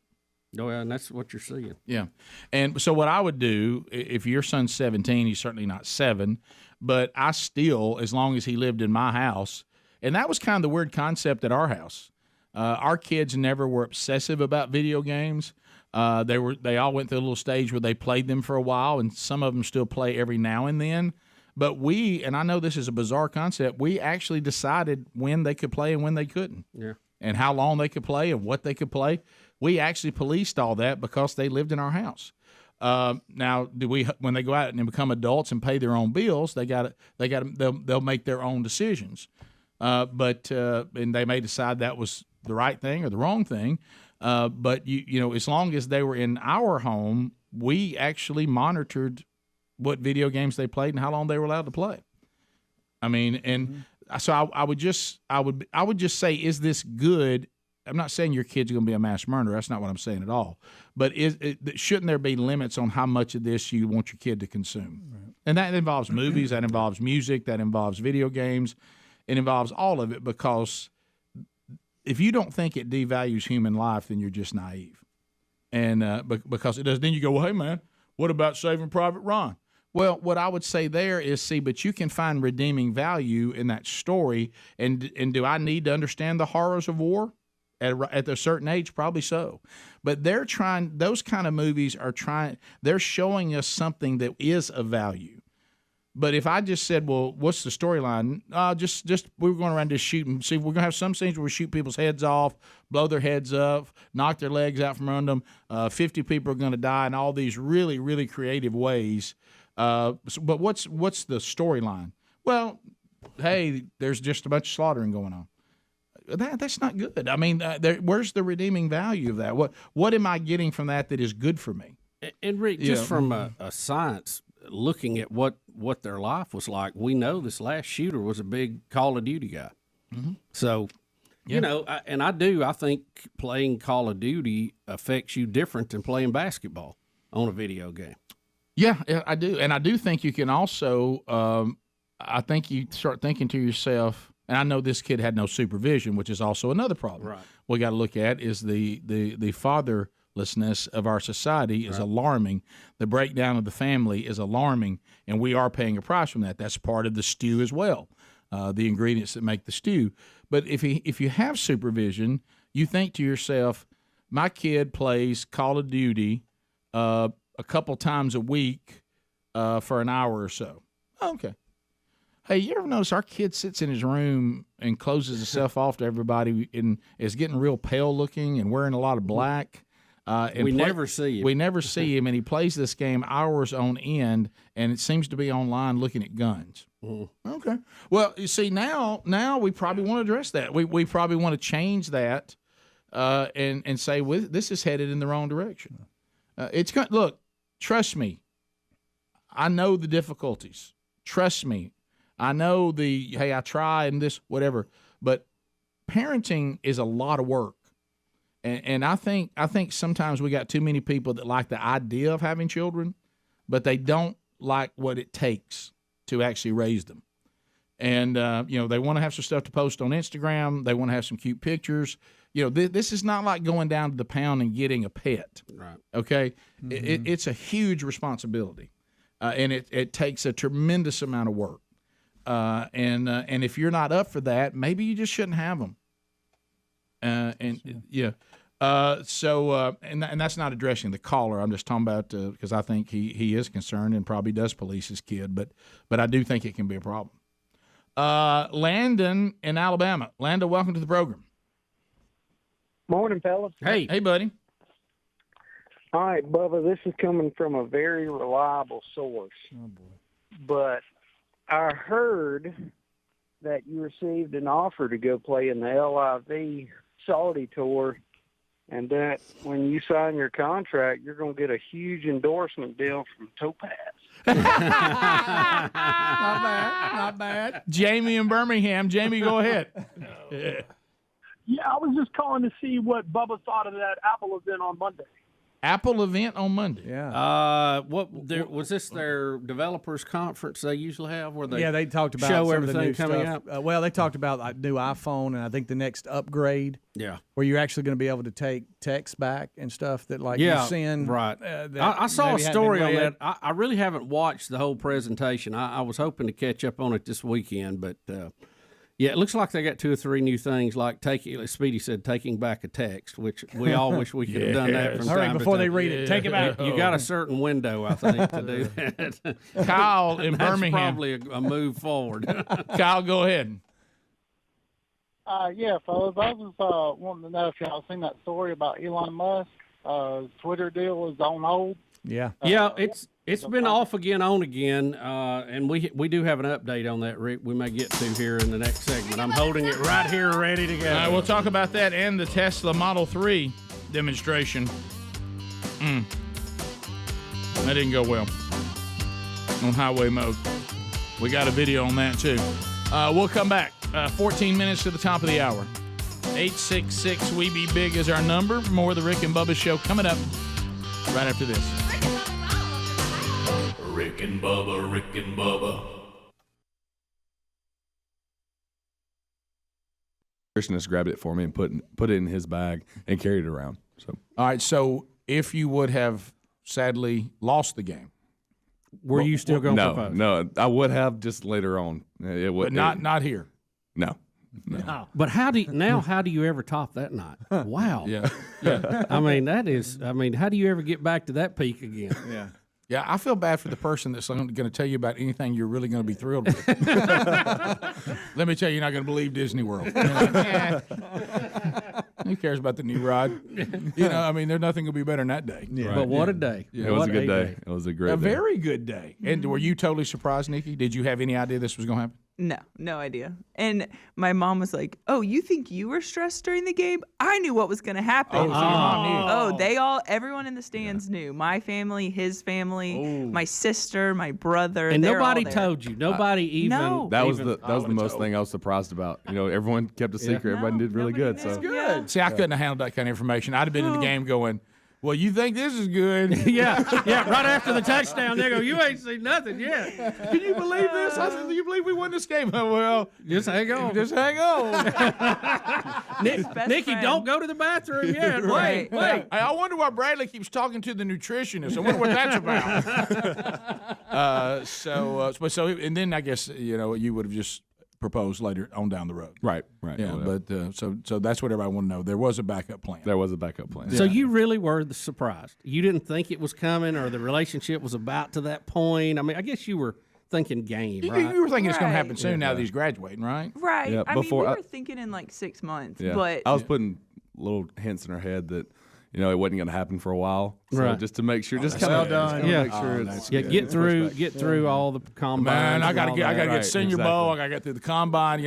I got to get settled. Yeah, exactly. I got to know what it's going to look like. Exactly. I mean, we can't be talking about that until I know where I'm going to be. Oh, that's good. That's real good. Well played. So now I saw your face when you said he had it in his backpack in the locker room. Yeah, because didn't the coach have a backpack stolen? Yeah, I mean, here's all. It's not like a big thing or anything. His mom goes, "Oh, where are you keeping it?" And he goes, "Oh, it's fine, Mom. I got it. And it's in a backpack in the locker room." She said I need to bring a fake ring and all this other crap. So you wouldn't lose it, yeah? Yeah, I'm just we'll go for it. What about the new? Is the new stadium nice? All the how's the dressing room? Yeah, it's really great. Is it fantastic? Yeah, it's big. It's that's really rare for an NFL stadium, at least the ones I've been in. Most of them are kind of small and cramped, the locker rooms, and that one was really big and open, and it was nice. Yeah, now they were saying that the roof was leaking during pregame on the 20. Is that true? Was there some water coming in? I don't know about that. Yes, I think I had water drop on me during the game. We were sitting probably 5 to 10 range, and yeah, I had water. I don't know. Who knows? There was lots of tears and sweat and everything going on. It could have been that, but they were thinking it was the roof. There was a clip in the pregame that looked like Kirby Smart got hit when he was on the field. Yeah. Was that weird playing against him? Get somebody you'd seen and been on the sidelines for so long? Not really. Just him knowing our game plan and how we play. Especially, I mean, he was there my freshman to, I think, redshirt sophomore year. Oh, yeah. So 3 years. So he knew my game, how I played and everything else. But knew our calls. But that was the only thing that was kind of weird about it. But who's the most difficult person you've had to block? Your own team? I mean, in scrimmages? Probably Dallin Thomason. That dude he's the real deal technician. I mean, every time you think you have him, he's got 3 counter moves for it. I mean, so he's more than just force. He's also he's got good technique. Got multiple. You can't predict what he's going to do. Exactly. Yeah, I had him for 4 years and Pass Pro. So. Oh wow. Yeah, Oh, man. Well, at least that's getting you ready for the next level. Yeah, exactly. That's the beautiful thing. You get out there now and go, I've blocked these people for a while. A lot of people like this. Right. Of course, right. at NFL level, though, when people are playing for that check. And Yeah, it's a little and different. they're grown men. Right. They are men. They are they are the real deal. Yeah. But you can handle it. You know, all right, well, especially when you wear your Rick and Bubba shirt. So we'll, all right, when we come back, 866 We Be Big, Bradley Bozeman will spin the wheel of meat. To Dothan, Alabama, Jared is standing by. Jared, how you doing, buddy? Hey, roll tide, Bradley. All right, what do you say? Wow, what a wheel. Come on, Bozeman! All right, here we go. You don't bench for 545. Bench. I know. That's unbelievable. I just can't even imagine.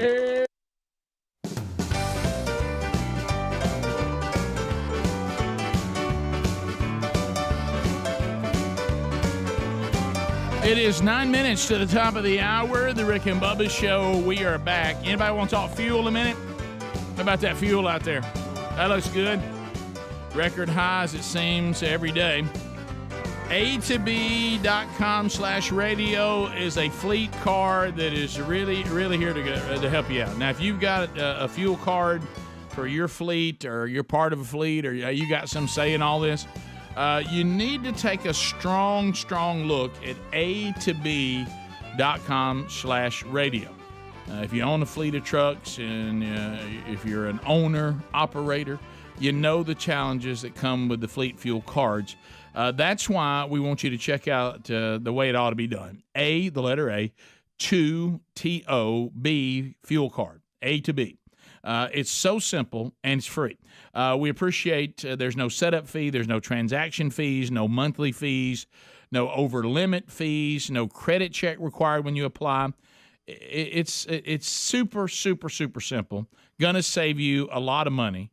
And if you go to A2B, you get discounts on every drop of fuel, every drop at any gas station or truck stop that accepts Visa. Anybody ever seen a gas station not accept Visa?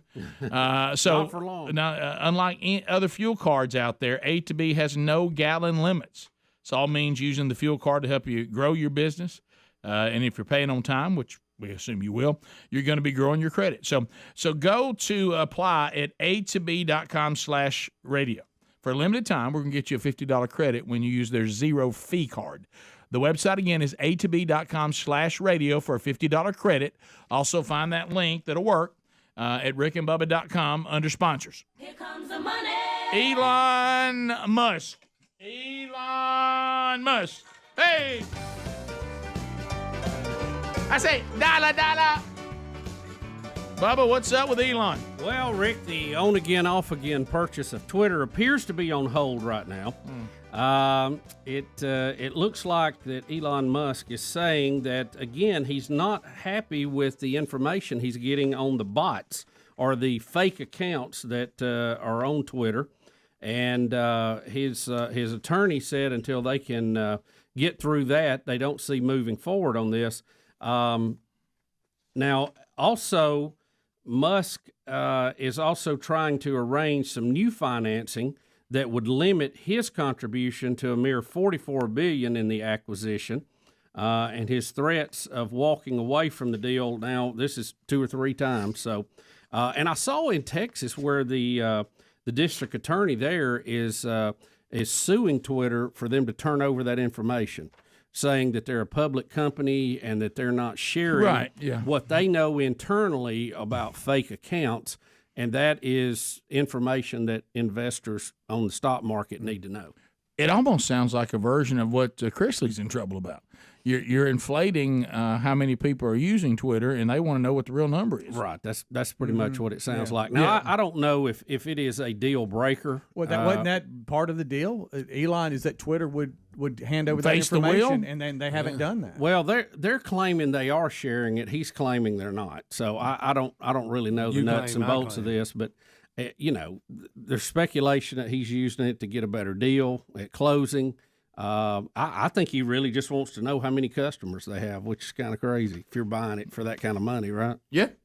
Yeah, so there you go. And also remember that when you're all impressed with, you think how many followers somebody has, you don't know how many of those followers are real, or because remember those groups that rose up and said you want more followers. Oh yeah, we got them. We got you followers. We'll take care of that. We're also get you votes, whatever you need. Well, speaking of that, Bubba, the old Tesla Model 3, video 6, Adler, demonstrating some issues, catching fire and exploding. That's definitely on highway mode, and here we go. That's not what you're looking for. You don't want that.